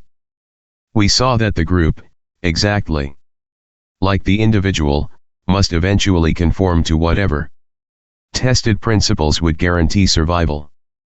We had discovered that there was perfect safety in the process of trial and error. So confident of this had we become that the original statement of AA tradition carried this significant sentence: any 2 or 3 alcoholics gathered together for sobriety may call themselves an AA group, provided that as a group they have no other affiliation. This meant, of course, that we had been given the courage to declare each AA group an individual entity, strictly reliant on its own conscience as a guide to action. In charting this enormous expanse of freedom, we found it necessary to post only 2 storm signals. A group ought not do anything which would greatly injure AA as a whole, nor ought it affiliate itself with anything or anybody else. There would be real danger should we commence to call some groups wet, others dry, still others Republican or Communist, and yet others Catholic or Protestant. The AA group would have to stick to its course or be hopelessly lost. Sobriety had to be its sole objective. In all other respects there was perfect freedom of will and action. Every group had the right to be wrong. When AA was still young, lots of eager groups were forming. In a town we'll call Middleton, a real crackerjack had started up. The townspeople were as hot as firecrackers about it. Stargazing, the elders dreamed of innovations. They figured the town needed a great big alcoholic center, a kind of pilot plant AA groups could duplicate everywhere. Beginning on the ground floor there would be a club, in the second story they would sober up drunks and hand them currency for their back debts. The third deck would house an educational project, quite non-controversial, of course. In imagination the gleaming center was to go up several stories more, but 3 would do for a start. This would all take a lot of money, other people's money. Believe it or not, wealthy townsfolk bought the idea. There were, though, a few conservative dissenters among the alcoholics. They wrote the foundation, A.A.'s headquarters in New York, wanting to know about this sort of streamlining. They understood that the elders, just to nail things down good, were about to apply to the foundation for a charter. These few were disturbed and skeptical. Of course, there was a promoter in the deal, a super promoter. By his eloquence he allayed all fears, despite advice from the foundation that it could issue no charter, and that ventures which mixed an AA group with medication and education had come to sticky ends elsewhere. To make things safer, the promoter organized 3 corporations and became president of them all. Freshly painted, the new center shone. The warmth of it all spread through the town. Soon things began to hum. To ensure foolproof, continuous operation, 61 rules and regulations were adopted. But alas, this bright scene was not long in darkening. Confusion replaced serenity. It was found that some drunks yearned for education, but doubted if they were alcoholics. The personality defects of others could be cured maybe with a loan. Some were club-minded, but it was just a question of taking care of the lonely heart. Sometimes the swarming applicants would go for all 3 floors. Some would start at the top and come through to the bottom, becoming club members. Others started in the club, pitched a bench, were hospitalized, then graduated to education on the 3rd floor. It was a beehive of activity, all right, but like a beehive, it was confusion compounded. An AA group, as such, simply couldn't handle this sort of project. All too late that was discovered. Then came the inevitable explosion, something like that day the boiler burst in Wombley's clapboard factory. A chill choked damp of fear and frustration fell over the group. When that lifted, a wonderful thing had happened. The head promoter wrote the foundation office. He said he wished he'd paid some attention to AA experience. Then he did something else that was to become an AA classic. It all went on a little card about golf score size. Thus it was that under tradition for an AA group had exercised its right to be wrong. Moreover, it had performed a great service for Alcoholics Anonymous, because it had been humbly willing to apply the lessons it learned. It had picked itself up with a laugh and gone on to better things. Even the chief architect, standing in the ruins of his dream, could laugh at himself, and that is the very acme of humility. Tradition 5. Each group has but one primary purpose: to carry the message to the alcoholic who still suffers. Shoemaker, stick to thy last. Better do one thing supremely well than many badly. That is the central theme of this tradition. Around it our society gathers in unity. The very life of our fellowship requires the preservation of this principle. Alcoholics Anonymous can be likened to a group of physicians who might find a cure for cancer, and upon whose concerted work would depend the answer for sufferers of this disease. True, each physician in such a group might have his own specialty. Every doctor concerned would at times wish he could devote himself to his chosen field rather than work only with the group. But once these men had hit upon a cure, once it became apparent that only by their united effort could this be accomplished, then all of them would feel bound to devote themselves solely to the relief of cancer. In the radiance of such a miraculous discovery, any doctor would set his other ambitions aside, at whatever personal cost. Just as firmly bound by obligation are the members of Alcoholics Anonymous, who have demonstrated that they can help problem drinkers as others seldom can.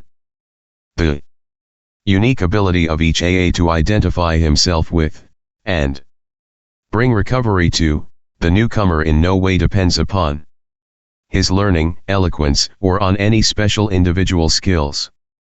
The only thing that matters is that he is an alcoholic who has found a key to sobriety. These legacies of suffering and of recovery are easily passed among alcoholics, one to the other. This is our gift from God, and its bestowal upon others like us is the one aim that today animates AAS all around the globe. There is another reason for the singleness of purpose. It is the great paradox of AA that we know we can seldom keep the precious gift of sobriety unless we give it away. If a group of doctors possessed a cancer cure, they might be conscience-stricken if they failed their mission through self-seeking. Yet such a failure wouldn't jeopardize their personal survival. For us, if we neglect those who are still sick, there is unremitting danger to our own lives and sanity. Under these compulsions of self-preservation, duty, and love, it is not strange that our society has concluded that it has but one high mission: to carry the AA message to those who don't know there's a way out. Highlighting the wisdom of AA's single purpose, A Member tells this story. Restless one day, I felt I'd better do some 12th step work. Maybe I should take out some insurance against a slip. But first I'd have to find a drunk to work on.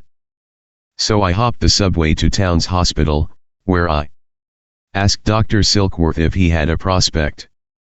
Nothing too promising, the little doc said. There's just one chap on the 3rd floor who might be a possibility. But he's an awfully tough Irishman. I never saw a man so obstinate. He shouts that if his partner would treat him better, and his wife would leave him alone, he'd soon solve his alcohol problem. He's had a bad case of D.T.S, he's pretty foggy, and he's very suspicious of everybody. Doesn't sound too good, does it? But working with him may do something for you, so why don't you have a go at it? I was soon sitting beside a big hulk of a man. Decidedly unfriendly, he stared at me out of eyes which were slits in his red and swollen face. I had to agree with the doctor, he certainly didn't look good. But I told him my own story. I explained what a wonderful fellowship we had, how well we understood each other. I bore down hard on the hopelessness of the drunk's dilemma. I insisted that few drunks could ever get well on their own steam, but that in our groups we could do together what we could not do separately. He interrupted to scoff at this and asserted he'd fix his wife, his partner, and his alcoholism by himself. Sarcastically he asked, "How much does your scheme cost?" I was thankful I could tell him, nothing at all. His next question, "What are you getting out of it?" Of course, my answer was my own sobriety and a mighty happy life. Still dubious, he demanded, "Do you really mean the only reason you are here is to try and help me and to help yourself?" "Yes," I said. "That's absolutely all there is to it. There's no angle." Then, hesitantly, I ventured to talk about the spiritual side of our program. What a freeze that drunk gave me. I'd no sooner got the word spiritual out of my mouth than he pounced. "Oh," he said. "Now I get it. You're proselytizing for some damn religious sect or other. Where do you get that no-angle stuff?" "I belong to a great church that means everything to me." "You've got a nerve to come in here talking religion." Thank heaven I came up with the right answer for that. 1. It was based foursquare on the single purpose of AA. "You have faith," I said. "Perhaps far deeper faith than mine. No doubt you're better taught in religious matters than I. So I can't tell you anything about religion. I don't even want to try. I'll bet, too, that you could give me a letter-perfect definition of humility. But from what you've told me about yourself and your problems and how you propose to lick them, I think I know what's wrong." "Okay," he said. "Give me the business." "Well," said I think you're just a conceited Irishman who thinks he can run the whole show." This really rocked him. But as he calmed down, he began to listen while I tried to show him that humility was the main key to sobriety. Finally, he saw that I wasn't attempting to change his religious views, that I wanted him to find the grace in his own religion that would aid his recovery. From there on we got along fine. "Now," concludes the old-timer, "suppose I'd been obliged to talk to this man on religious grounds. Suppose my answer had to be that AA needed a lot of money, that AA went in for education, hospitals, and rehabilitation. Suppose I'd suggested that I'd take a hand in his domestic and business affairs. Where would we have wound up? No place, of course. Years later, this tough Irish customer liked to say, My sponsor sold me one idea, and that was sobriety. At the time, I couldn't have bought anything else. Tradition 6. An AA group ought never endorse, finance or lend the AA name to any related facility or outside enterprise, lest problems of money, property, and prestige divert us from our primary purpose. The moment we saw that we had an answer for alcoholism, it was reasonable, or so it seemed at the time, for us to feel that we might have the answer to a lot of other things. The AA groups, many thought, could go into business, might finance any enterprise whatever in the total field of alcoholism. In fact, we felt duty-bound to throw the whole weight of the AA name behind any meritorious cause. Here are some of the things we dreamed. Hospitals didn't like alcoholics, so we thought we'd build a hospital chain of our own. People needed to be told what alcoholism was, so we'd educate the public, even rewrite school and medical textbooks.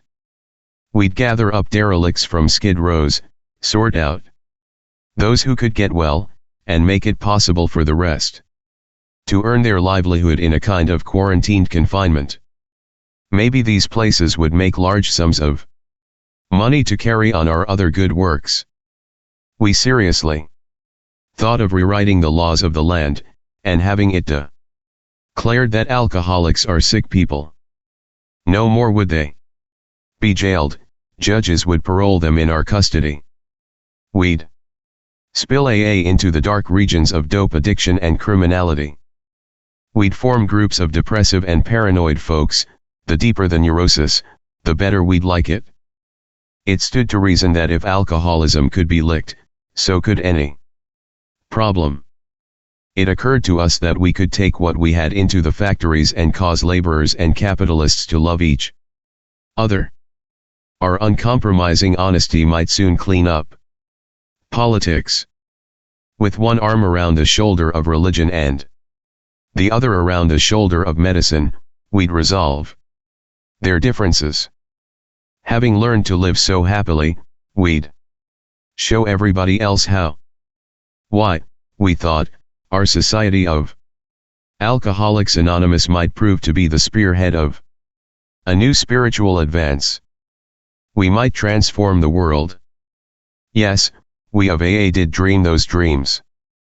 How natural that was, since most alcoholics are bankrupt idealists. Nearly every one of us had wished to do great good, perform great deeds, and embody great ideals. We are all perfectionists who, failing perfection, have gone to the other extreme and settled for the bottle and the blackout. Providence, through AA, had brought us within reach of our highest expectations. So why shouldn't we share our way of life with everyone? Whereupon we tried AA hospitals. They all bogged down because you cannot put an AA group into business. Too many busybody cooks spoil the broth. AA groups had their fling at education, and when they began to publicly hoop up the merits of this or that brand, people became confused. Did AA fix drunks, or was it an educational project? Was AA spiritual, or was it medical? Was it a reform movement? In consternation, we saw ourselves. Tradition 6-157. Getting married to all kinds of enterprises, some good and some not so good. Watching alcoholics committed willy-nilly to prisons or asylums, we began to cry, there oughta be a law. A.A.S. commenced to thump tables in legislative committee rooms and agitated for legal reform. That made good newspaper copy, but little else. We saw we'd soon be mired in politics. Even inside AA we found it imperative to remove the AA name from clubs and 12th step houses.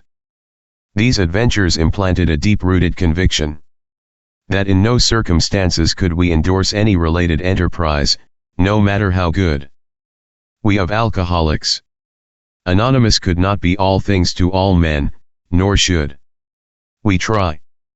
Years ago this principle of no endorsement was put to a vital test. Some of the great distilling companies proposed to go into the field of alcohol education. It would be a good thing, they believed, for the liquor trade to show a sense of public responsibility.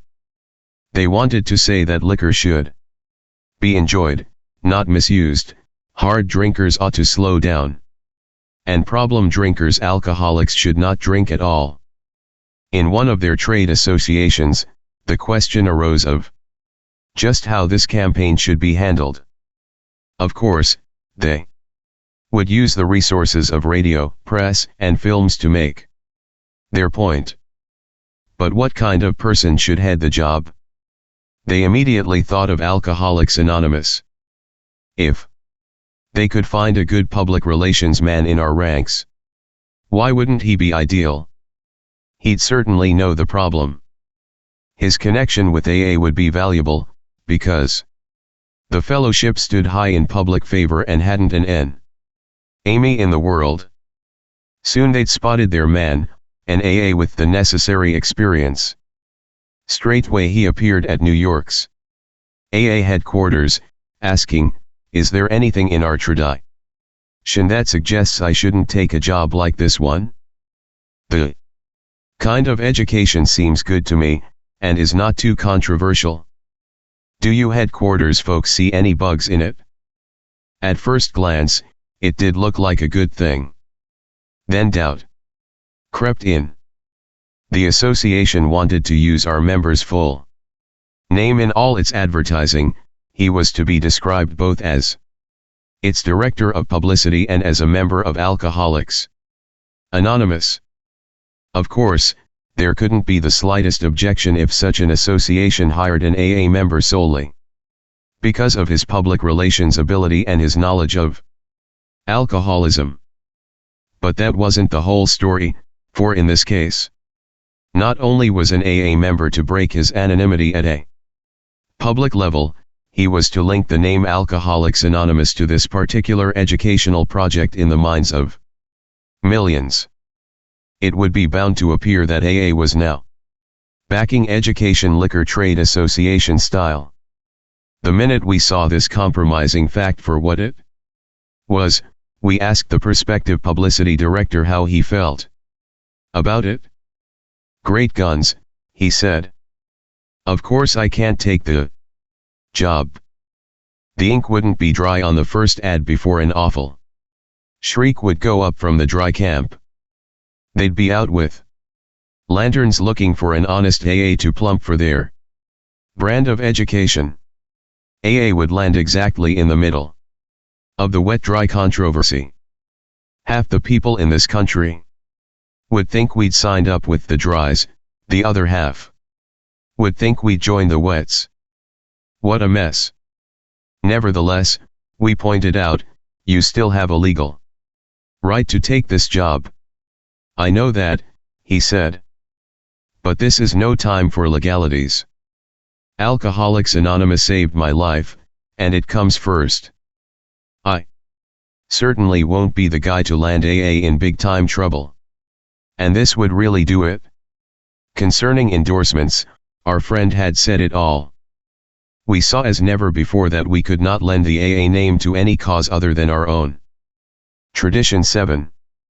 Every AA group ought to be fully self-supporting, declining outside contributions. Self-supporting alcoholics?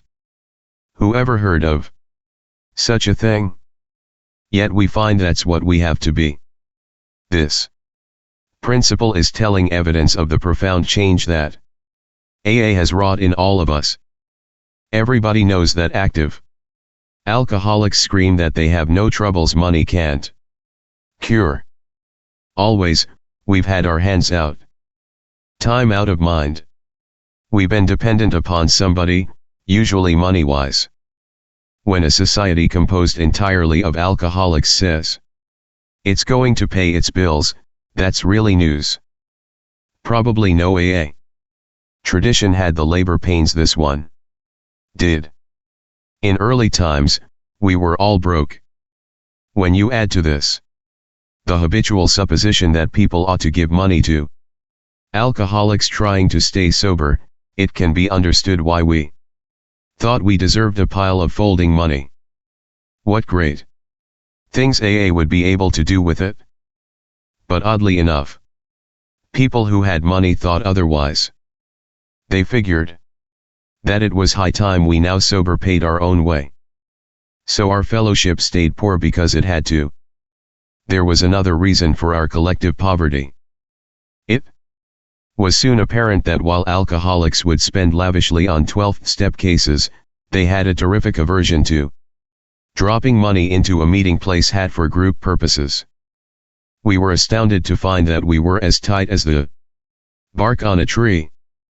So AA, the movement, started and stayed broke, while its individual members waxed prosperous.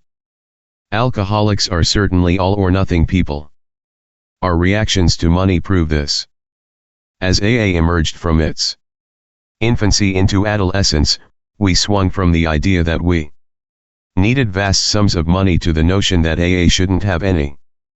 On every lip were the words, "You can't mix AA and money. We shall have to separate the spiritual from the material."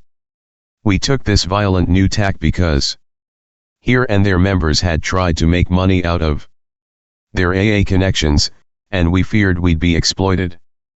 Now and then, grateful benefactors had endowed clubhouses, and as a result there was sometimes outside interference in our affairs.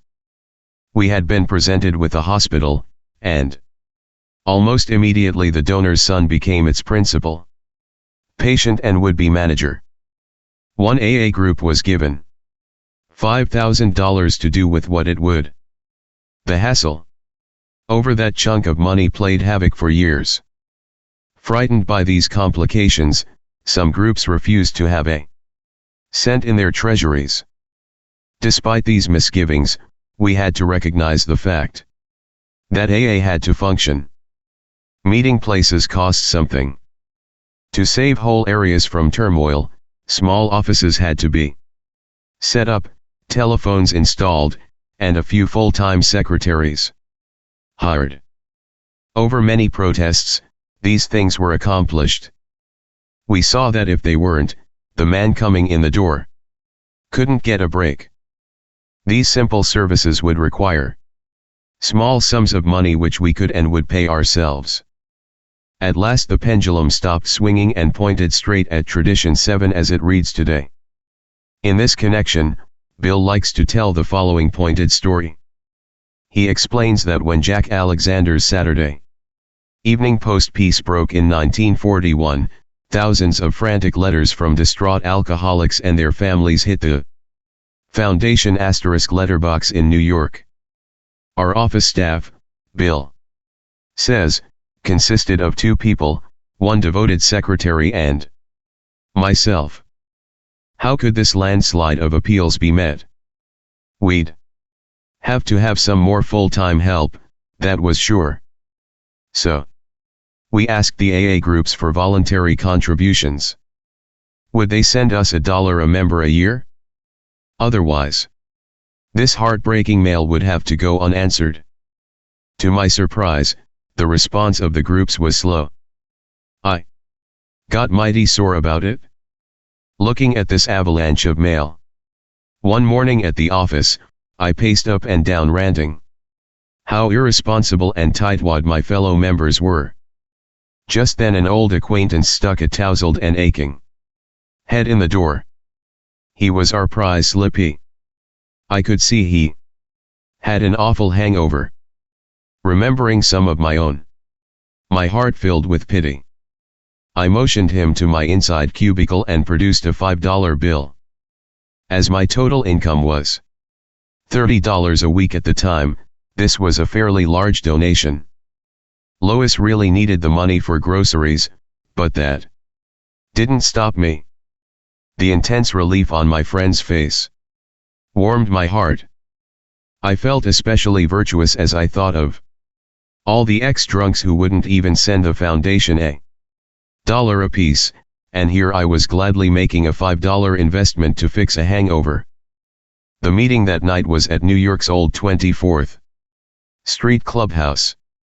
During the intermission, the treasurer gave a timid talk on how broke the club was.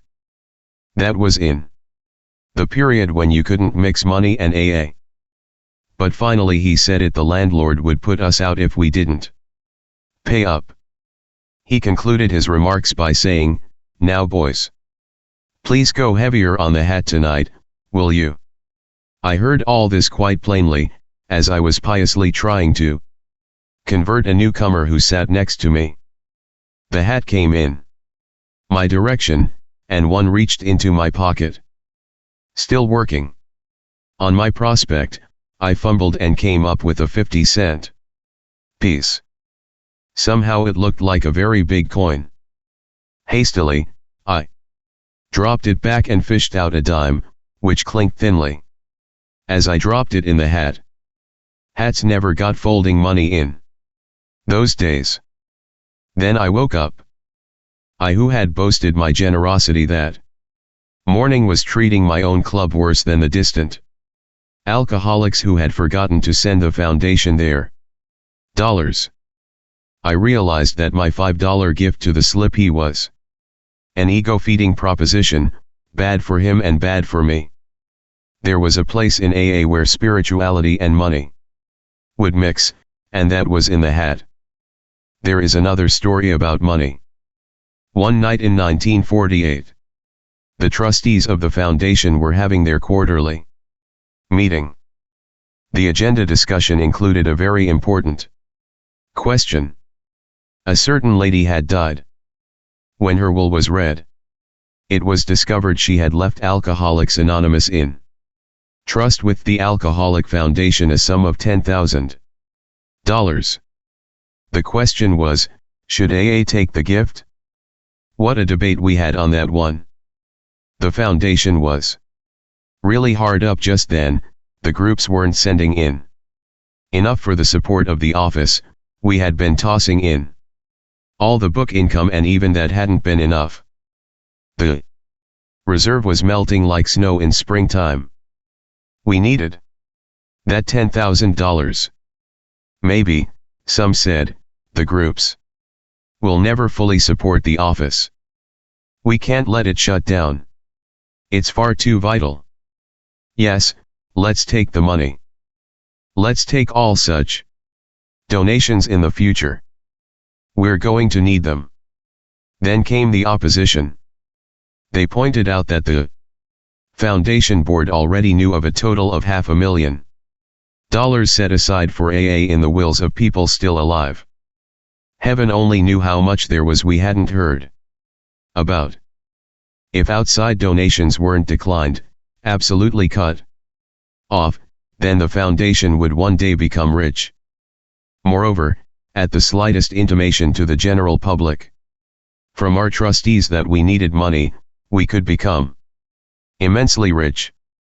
Compared to this prospect, the $10,000 under consideration wasn't much, but like the alcoholic's first drink, it would, if taken, inevitably set up a disastrous chain reaction. Where would that land us?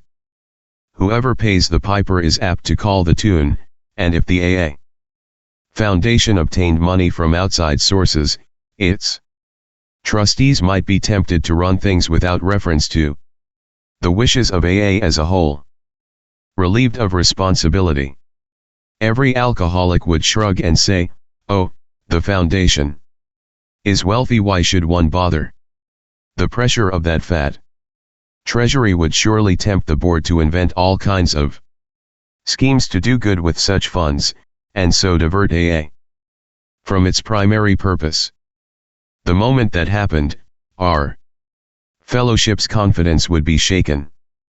The board would be isolated, and would fall under heavy attack of criticism from both AA and the public.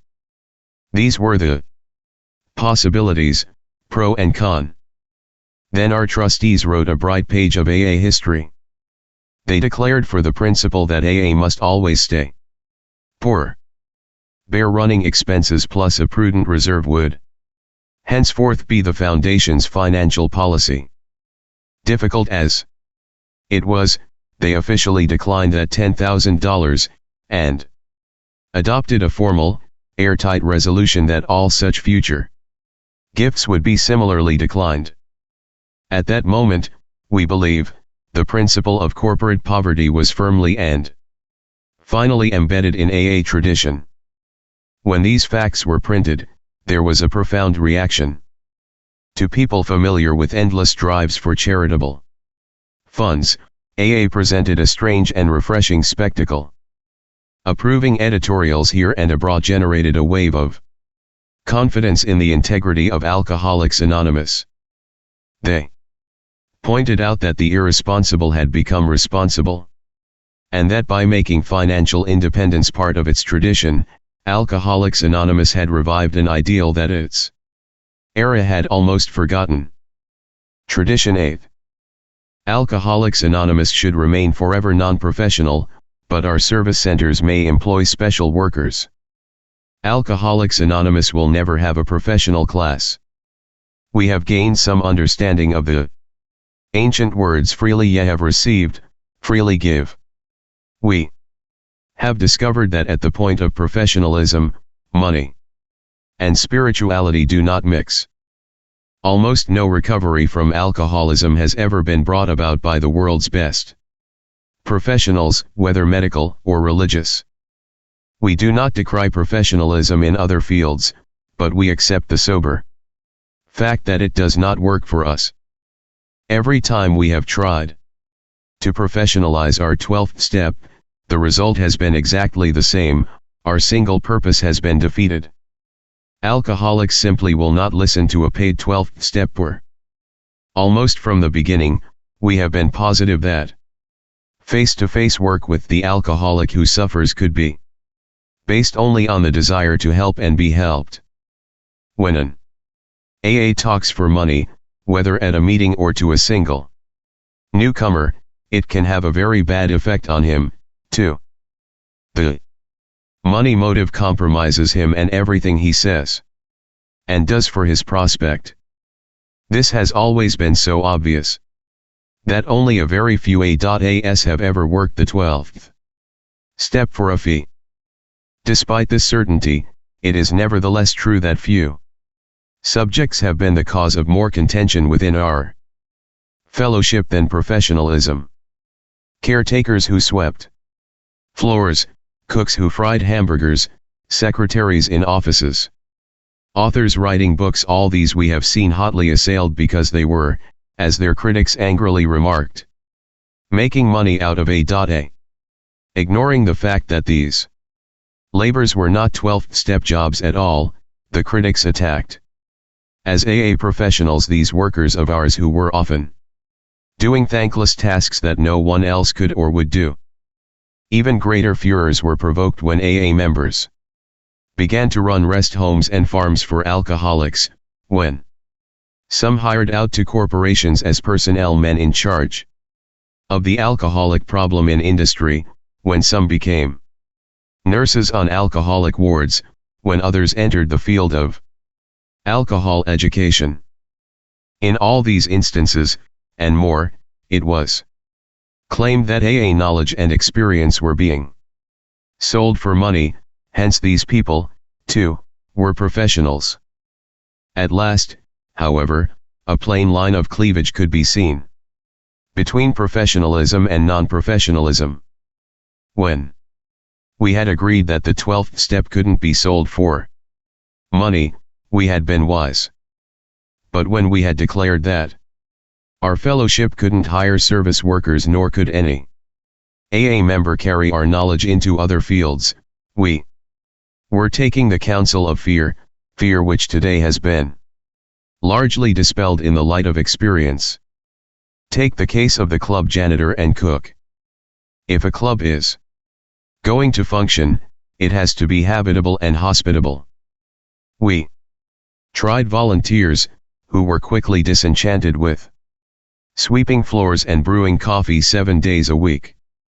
They just didn't show up. Even more important, an empty club couldn't answer its telephone, but it was an open invitation to a drunk on a bench who possessed a spare key. So somebody had to look after the place full-time. If we hired an alcoholic, he'd receive only what we'd have to pay a non-alcoholic for the same job. The job was not to do 12th-step work, it was to make 12th-step work possible. It was a service proposition, pure and simple.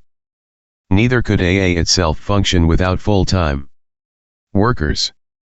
At the Foundation * and intergroup offices, we couldn't employ non-alcoholics as secretaries, we had to have people who knew the AA pitch. But the minute we hired them, the ultra-conservative and fearful ones shrilled professionalism. At one period, the status of these faithful servants was almost unbearable. They weren't asked to speak at AA meetings because they were making money out of A.A. At times, they were actually shunned by fellow members. Even the charitably disposed described them as a necessary evil. Committees took full advantage of this attitude to depress their salaries. They could regain some measure of virtue, it was thought, if they worked for AA real cheap. These notions persisted for years.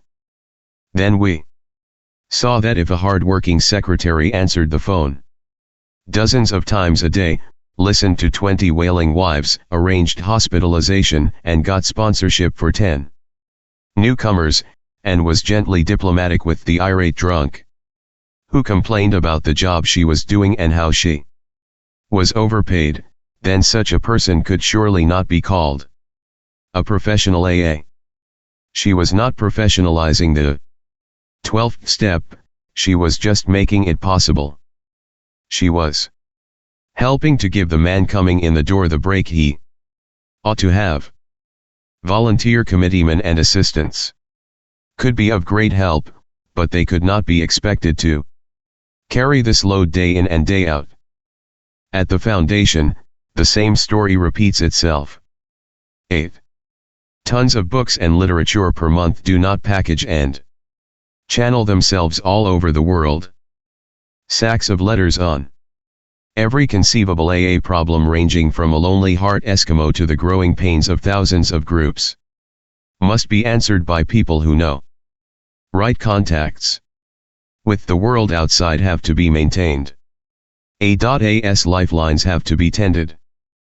So we hire AA staff members. We pay them well, and they earn what they get. They are professional secretaries *, but they certainly are not professional A.A.s. Perhaps the fear will always lurk in every AA heart that one day our name will be exploited by somebody for real cash. Even the suggestion of such a thing never fails to whip up a hurricane, and we have discovered that hurricanes have a way of mauling with equal severity both the just and the unjust. They are always unreasonable. No individuals have been more buffeted by such emotional gusts than those A.A.s bold enough to accept employment with outside agencies dealing with the alcohol problem. A university wanted an AA member to educate the public on alcoholism. A corporation wanted a personnel man familiar with the subject. A state drunk farm wanted a manager who could really handle inebriates. A city wanted an experienced social worker who understood what alcohol could do to a family. A state alcohol commission wanted a paid researcher. These are only a few of the jobs which AA members as individuals have been asked to fill. Now and then, AA members have bought farms or rest homes where badly beat-up topers could find needed care. The question was, and sometimes still is, are such activities to be branded as professionalism under AA tradition? We think the answer is no. Members who select such full-time careers do not professionalize A.A.'s 12th step. The road to this conclusion was long and rocky. At first, we couldn't see the real issue involved. In former days, the moment an AA hired out to such enterprises, he was immediately tempted to use the name Alcoholics Anonymous for publicity or money-raising purposes.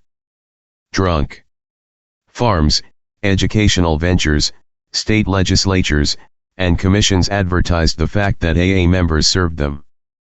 Unthinkingly, A.A.S. so employed recklessly broke anonymity to thump the tub for their pet enterprise. For this reason, some very good causes and all connected with them suffered unjust criticism from AA groups. More often than not, these onslaughts were spearheaded by the cry professionalism. That guy is making money out of A.A. Yet not a single one of them had been hired to do A.A.'s 12th step work. The violation in these instances was not professionalism at all, it was breaking anonymity. A.A.'s sole purpose was being compromised, and the name of Alcoholics Anonymous was being misused. It is significant, now that almost no AA in our fellowship breaks anonymity at the public level, that nearly all these fears have subsided. We see that we have no right or need to discourage A.A.s who wish to work as individuals in these wider fields. It would be actually antisocial were we to forbid them. We cannot declare AA such a closed corporation that we keep our knowledge and experience top secret. If an AA member acting as a citizen can become a better researcher, educator, personnel officer, then why not? Everybody gains and we have lost nothing. True, some of the projects to which A.A.s have attached themselves have been ill-conceived, but that makes not the slightest difference with the principle involved. This is the exciting welter of events which has finally cast up A.A.s tradition of non-professionalism. Our 12th step is never to be paid for, but those who labor in service for us are worthy of their hire. Tradition 9. A.A., as such, ought never be organized. But we may create service boards or committees directly responsible to those they serve. When Tradition 9 was first written, it said that Alcoholics Anonymous needs the least possible organization. In years since then, we have changed our minds about that. Today, we are able to say with assurance that Alcoholics Anonymous A.A. as a whole should never be organized at all. Then, in seeming contradiction, we proceed to create special service boards and committees which in themselves are organized. How, then, can we have an unorganized movement which can and does create a service organization for itself? Scanning this puzzler, people say, what do they mean, no organization? Well, let's see. Did anyone ever hear of a nation, a church, a political party, even a benevolent association that had no membership rules? Did anyone ever hear of a society which couldn't somehow discipline its members and enforce obedience to necessary rules and regulations? Doesn't nearly every society on earth give authority to some of its members to impose obedience upon the rest and to punish or expel offenders? Therefore, every nation, in fact every form of society, has to be a government administered by human beings. Power to direct or govern is the essence of organization everywhere. Yet Alcoholics Anonymous is an exception. It does not conform to this pattern. Neither its General Service Conference, its Foundation Board, nor the humblest group committee can issue a single directive to an AA member and make it stick, let alone mete out any punishment. We've tried it lots of times, but utter failure is always the result. Groups have tried to expel members, but the banished have come back to sit in the meeting place, saying, "This is life. For us, you can't keep us out." Committees have instructed many an AA to stop working on a chronic backslider, only to be told, How I do my 12th step work is my business. Who are you to judge? This doesn't mean an AA won't take advice or suggestions from more experienced members, but he surely won't take orders. Who is more unpopular than the old-time AA, full of wisdom, who moves to another area and tries to tell the group there how to run its business? He and all like him who view with alarm for the good of A meet the most stubborn resistance or, worse still, laughter. You might think A.'s headquarters in New York would be an exception. Surely, the people there would have to have some authority. But long ago, trustees and staff members alike found they could do no more than make suggestions, and very mild ones at that. They even had to coin a couple of sentences which still go into half the letters they write. Of course, you are at perfect liberty to handle this matter any way you please. But the majority experience *. In 1954, the name of the Alcoholic Foundation Incorporated was changed to the General Service Board of Alcoholics Anonymous Incorporated, and the foundation office is now the General Service Office. In AA does seem to suggest now that attitude is far removed from central government, isn't it? We recognize that alcoholics can't be dictated to individually or collectively. At this juncture, we can hear a churchman exclaim, "They are making disobedience a virtue." He is joined by a psychiatrist who says, "Defiant brats. They won't grow up and conform to social usage." The man in the street says, "I don't understand it. They must be nuts." But all these observers have overlooked something unique in Alcoholics Anonymous. Unless each AA member follows to the best of his ability our suggested 12 steps to recovery, he almost certainly signs his own death warrant. His drunkenness and dissolution are not penalties inflicted by people in authority, they result from his personal disobedience to spiritual principles. The same stern threat applies to the group itself. Unless there is approximate conformity to A.'s 12 traditions, the group, too, can deteriorate and die. So we of AA do obey spiritual principles, first because we must, and ultimately because we love the kind of life such obedience brings. Great suffering and great love are A.'s disciplinarians, we need no others.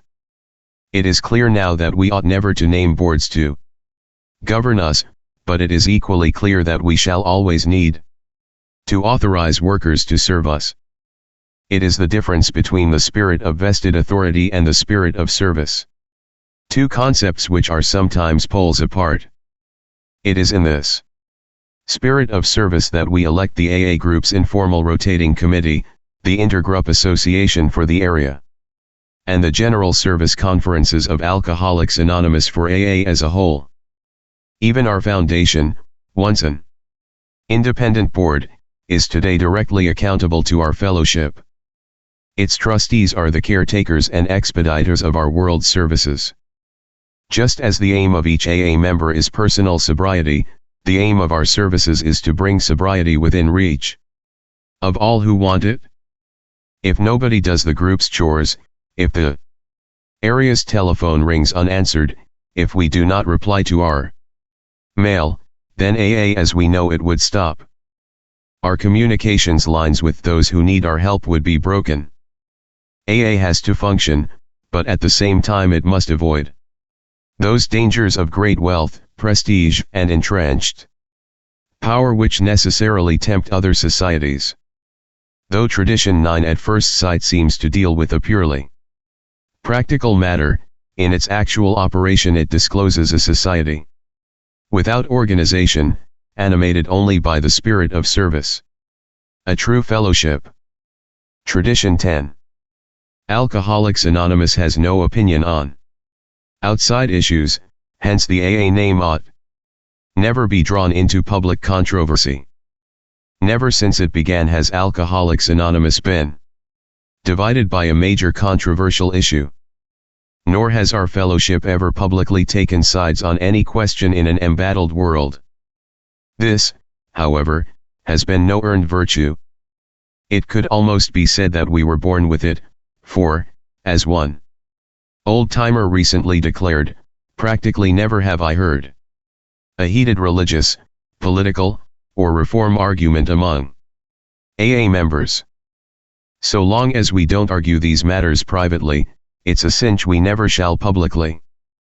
As by some deep instinct, we A.as have known from the very beginning that we must never, no matter what the provocation, publicly take sides in any fight, even a worthy one. All history affords us the spectacle of striving nations and groups finally torn asunder because they were designed for, or tempted into, controversy. Others fell apart because of sheer self-righteousness while trying to enforce upon the rest of mankind some millennium of their own specification. In our own times, we have seen millions die in political and economic wars often spurred by religious and racial difference. We live in the imminent possibility of a fresh Holocaust to determine how men shall be governed and how the products of nature and toil shall be divided among them. That is the spiritual climate in which AA was born, and by God's grace has nevertheless flourished. Let us re-emphasize that this reluctance to fight one another or anybody else is not counted as some special virtue which makes us feel superior to other people. Nor does it mean that the members of Alcoholics Anonymous, now restored as citizens of the world, are going to back away from their individual responsibilities to act as they see the right upon issues of our time. But when it comes to AA as a whole, that's quite a different matter. In this respect, we do not enter into public controversy, because we know that our society will perish if it does. We conceive the survival and spread of Alcoholics Anonymous to be something of far greater importance than the weight we could collectively throw back of any other cause. Since recovery from alcoholism is life itself to us, it is imperative that we preserve in full strength our means of survival. Maybe this sounds as though the alcoholics in AA had suddenly gone peaceable, and become one great big happy family. Of course, this isn't so at all. Human beings that we are, we squabble. Before we leveled off a bit, AA looked more like one prodigious squabble than anything else, at least on the surface.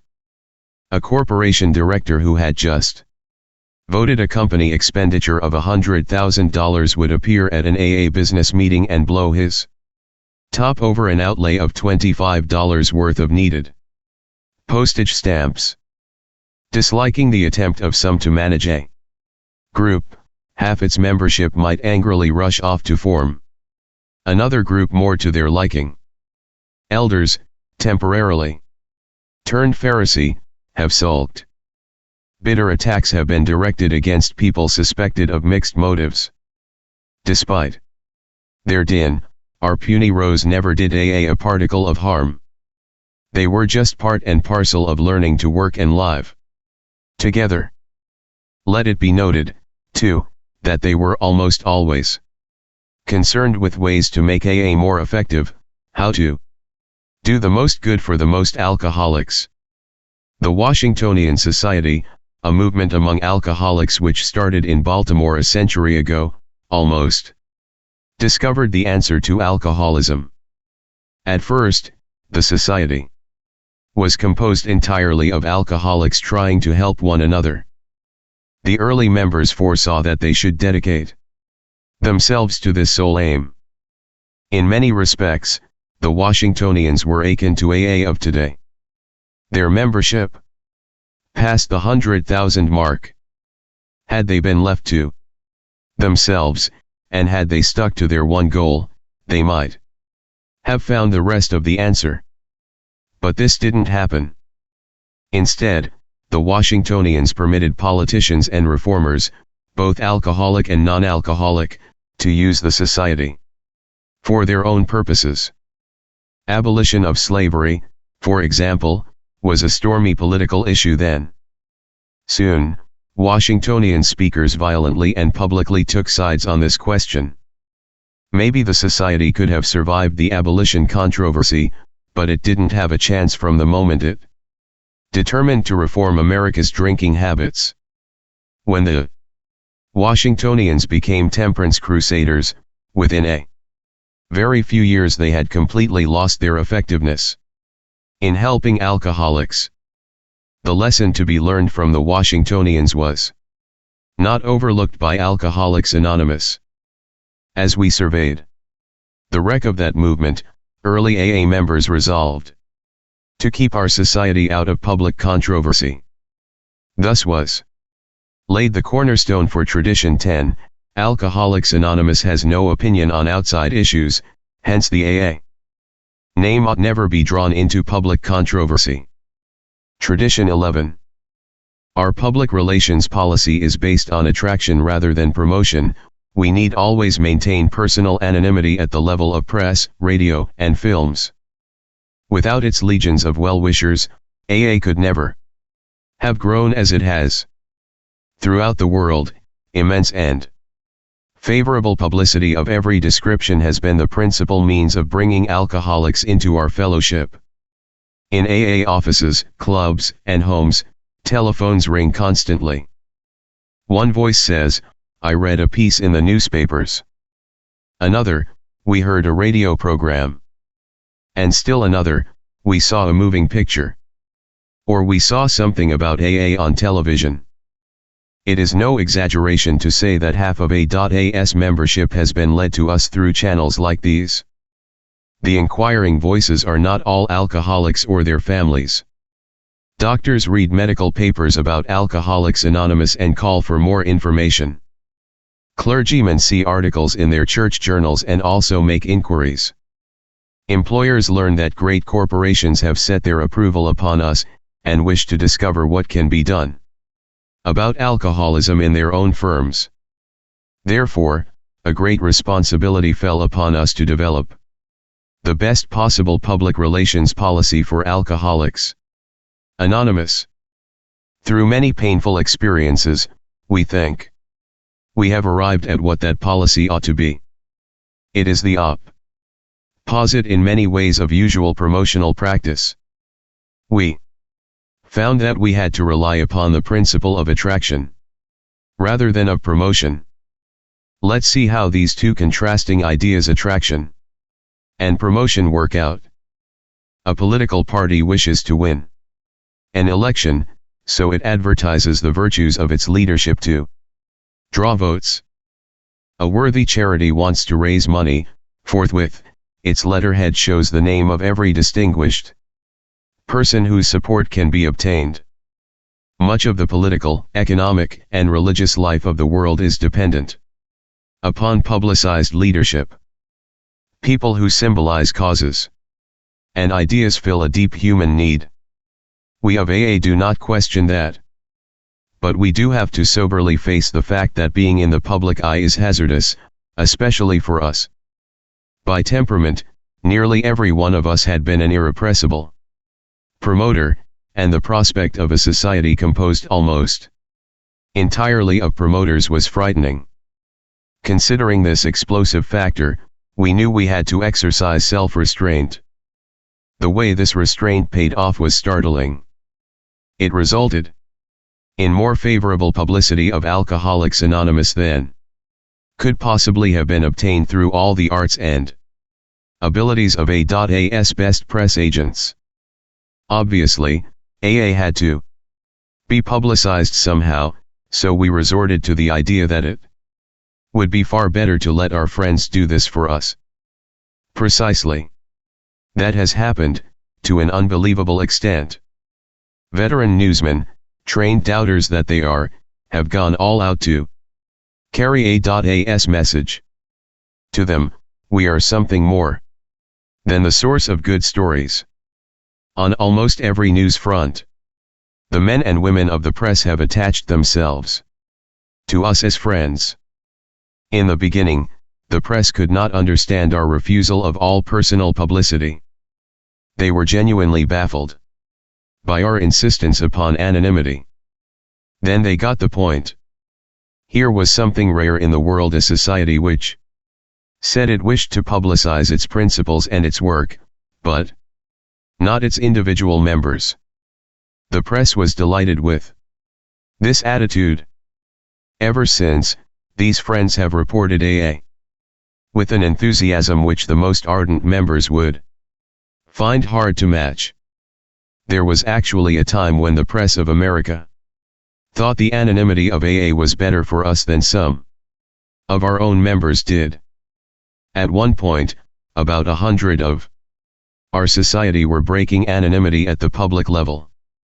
With perfectly good intent, these folks declared that the principle of anonymity was horse and buggy stuff, something appropriate to AA's pioneering days. They were sure that AA could go faster and farther if it availed itself of modern publicity methods. AA, they pointed out, included many persons of local, national, or international fame. Provided they were willing, and many were, why shouldn't their membership be publicized, thereby encouraging others to join us? These were plausible arguments, but happily our friends of the writing profession disagreed with them. The Foundation * wrote letters to practically every news outlet in North America, setting forth our public relations policy of attraction rather than promotion, and emphasizing. Since that time, editors and rewrite men have repeatedly deleted names and pictures of members from AA copy. Frequently, they have reminded ambitious individuals of AA's anonymity policy. They have even sacrificed good stories to this end. The force of their cooperation has certainly helped. Only a few AA members are left who deliberately break anonymity at the public level. This, in brief, is the process by which AA's tradition 11 was constructed. To us, however, it represents far more than a sound public relations policy. It is more than a denial of self-seeking. This tradition is a constant and practical reminder that personal ambition has no place in AA. In it, each member becomes an active guardian of our fellowship. Tradition 12. Anonymity is the spiritual foundation of all our traditions, ever reminding us to place principles before personalities. The spiritual substance of anonymity is sacrifice. Because AA's 12 traditions repeatedly ask us to give up personal desires for the common good, we realize that the sacrificial spirit, well symbolized by anonymity, is the foundation of them all.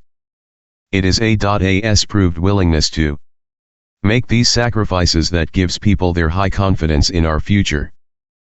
But in the beginning, anonymity was not born of confidence, it was the child of our early fears. Our first nameless groups of alcoholics were secret societies. New prospects could find us only through a few trusted friends. The bare hint of publicity, even for our work, shocked us. Though ex-drinkers, we still thought we had to hide from public distrust and contempt. When the Big Book appeared in 1939, we called it Alcoholics Anonymous. Its foreword made this revealing statement: "It is important that we remain anonymous because we are too few, at present, to handle the overwhelming number of personal appeals which may result from this publication. Being mostly business or professional folk, we could not well carry on our occupations in such an event." Between these lines, it is easy to read our fear that large numbers of incoming people might break our anonymity wide open. As the AA groups multiplied, so did anonymity problems. Enthusiastic over the spectacular recovery of a brother alcoholic, we'd sometimes discuss those intimate and harrowing aspects of his case meant for his sponsors' ear alone. The aggrieved victim would then tightly declare that his trust had been broken. When such stories got into circulation outside of AA, the loss of confidence in our anonymity promise was severe. It frequently turned people From us. Clearly, every AA member's name and story. 2 had to be confidential, if he wished. This was our first lesson in the practical application of anonymity. With characteristic intemperance, however, some of our newcomers cared not at all for secrecy.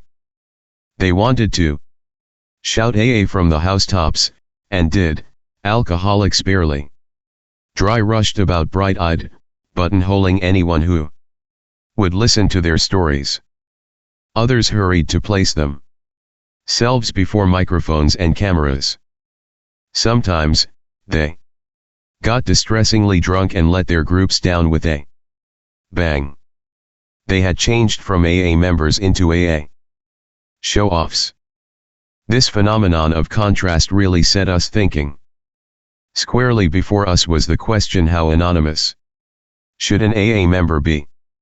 Our growth made it plain that we couldn't be a secret society, but it was equally plain that we couldn't be a vaudeville circuit, either.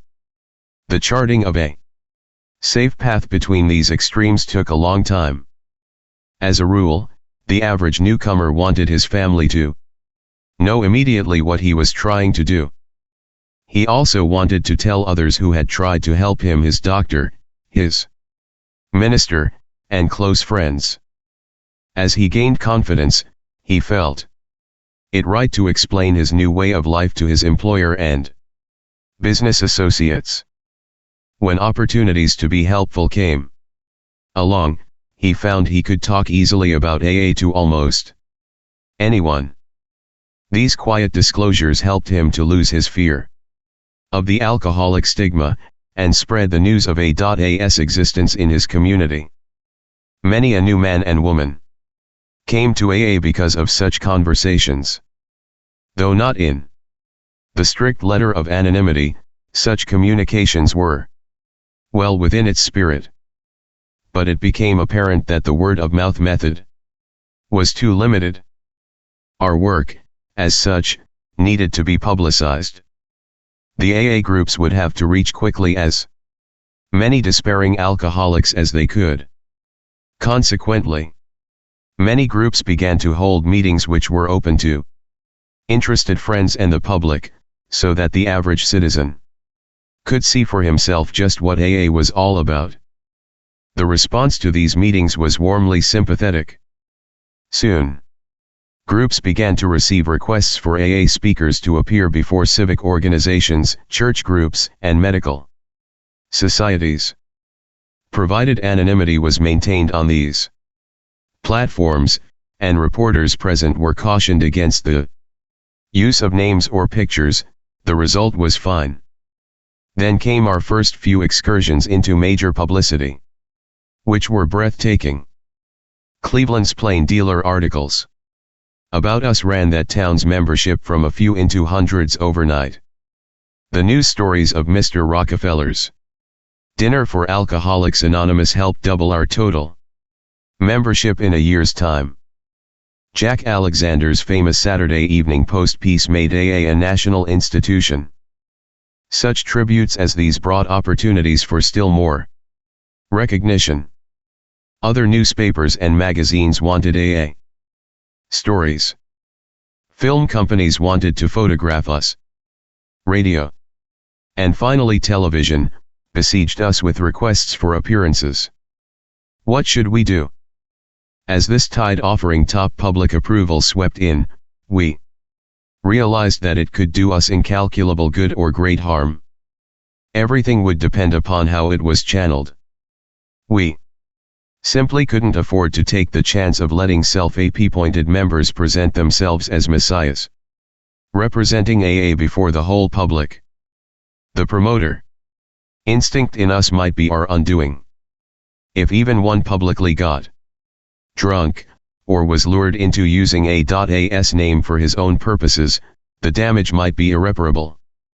At this altitude, press, radio, films, and television, anonymity, 100% anonymity, was the only possible answer. Here, principles would have to come before personalities, without exception. These experiences taught us that anonymity is real humility at work. It is an all-pervading spiritual quality which today keynotes AA life everywhere. Moved by the spirit of anonymity, we try to give up our natural desires for personal distinction as AA members, both among fellow alcoholics and before the general public. As we lay aside these very human aspirations, we believe that each of us takes part in the weaving of a protective mantle which covers our whole society and under which we may grow and work in unity. We are sure that humility, expressed by anonymity, is the greatest safeguard that Alcoholics Anonymous can ever have. Traditions long form. Our AA experience has taught us that each member of Alcoholics Anonymous is but a small part of a great whole. AA must continue to live, or most of us will surely die. Hence our common welfare comes first, but individual welfare follows close afterward. 2. For our group purpose there is but one ultimate authority, a loving God, as he may express himself in our group conscience. 3. Our membership ought to include all who suffer from alcoholism. Hence we may refuse none who wish to recover. Nor ought AA membership ever depend on money or conformity. Any 2 or 3 alcoholics gathered together for sobriety may call themselves an AA group, provided that, as a group, they have no other affiliation. For with respect to its own affairs, each AA group should be responsible to no other authority other than its own conscience. But when its plans concern the welfare of neighboring groups also, those groups ought to be consulted. And no group, regional committee, or individual should ever take any action that might greatly affect AA as a whole without conferring with the trustees of the General Service Board. On such issues our common welfare is paramount. 5. Each Alcoholics Anonymous group ought to be a spiritual entity having but one primary purpose, that of carrying its message to the alcoholic who still suffers. 6. Problems of money, property, and authority may easily divert us from our primary spiritual aim. We think, therefore, that any considerable property of genuine use to AA should be separately incorporated and managed, thus dividing the material from the spiritual.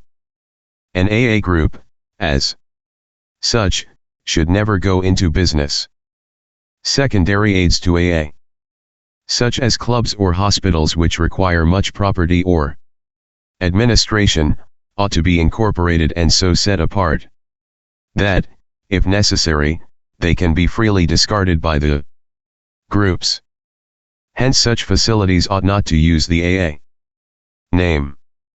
Their management should be the sole responsibility of those people who financially support them. For clubs, AA managers are usually preferred. But hospitals, as well as other places of recuperation, ought to be well outside A and medically supervised. While an AA group may cooperate with anyone, such cooperation ought never to go so far as affiliation or endorsement, actual or implied. An AA group can bind itself to no one. 7. The AA groups themselves ought to be fully supported by the voluntary contributions of their own members. We think that each group should soon achieve this ideal, that any public solicitation of funds using the name of Alcoholics Anonymous is highly dangerous. Whether by groups, clubs, hospitals, or other outside agencies, that acceptance of large gifts from any source, or of contributions carrying any obligation whatever, is unwise. Then, too, we view with much concern those AA treasuries which continue, beyond prudent reserves, to accumulate funds for no stated AA purpose. Experience has often warned us that nothing can so surely destroy our spiritual heritage as feudal disputes over property, money, and authority. 8. Alcoholics Anonymous should remain forever Non-professional. We define professionalism as the occupation of counseling alcoholics for fees or hire. But we may employ alcoholics where they are going to perform those services for which we might otherwise have to engage non-alcoholics. Such special services may be well recompensed. But our usual AA 12-step work is never to be paid for. 9. Each AA group needs the least possible organization. Rotating leadership is the best. The small group may elect its secretary, the large group its rotating committee, and the groups of a large metropolitan area their central or intergroup committee, which often employs a full-time secretary. The trustees of the General Service Board are, in effect, our AA General Service Committee. They are the custodians of our AA tradition and the receivers of voluntary AA contributions by which we maintain our AA General Service Office in New York.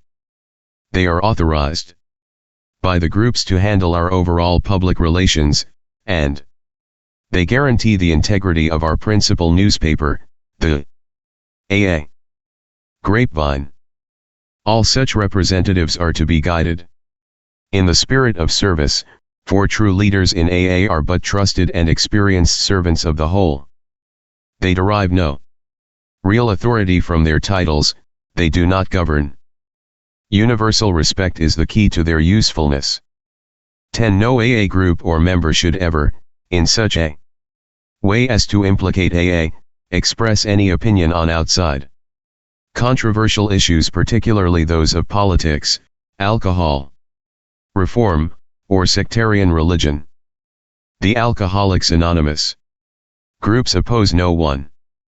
Concerning such matters they can express no views whatsoever. 11. Our relations with the general public should be characterized by personal anonymity.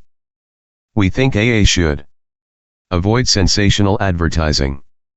Our names and pictures as AA members ought not be broadcast, filmed, or publicly printed.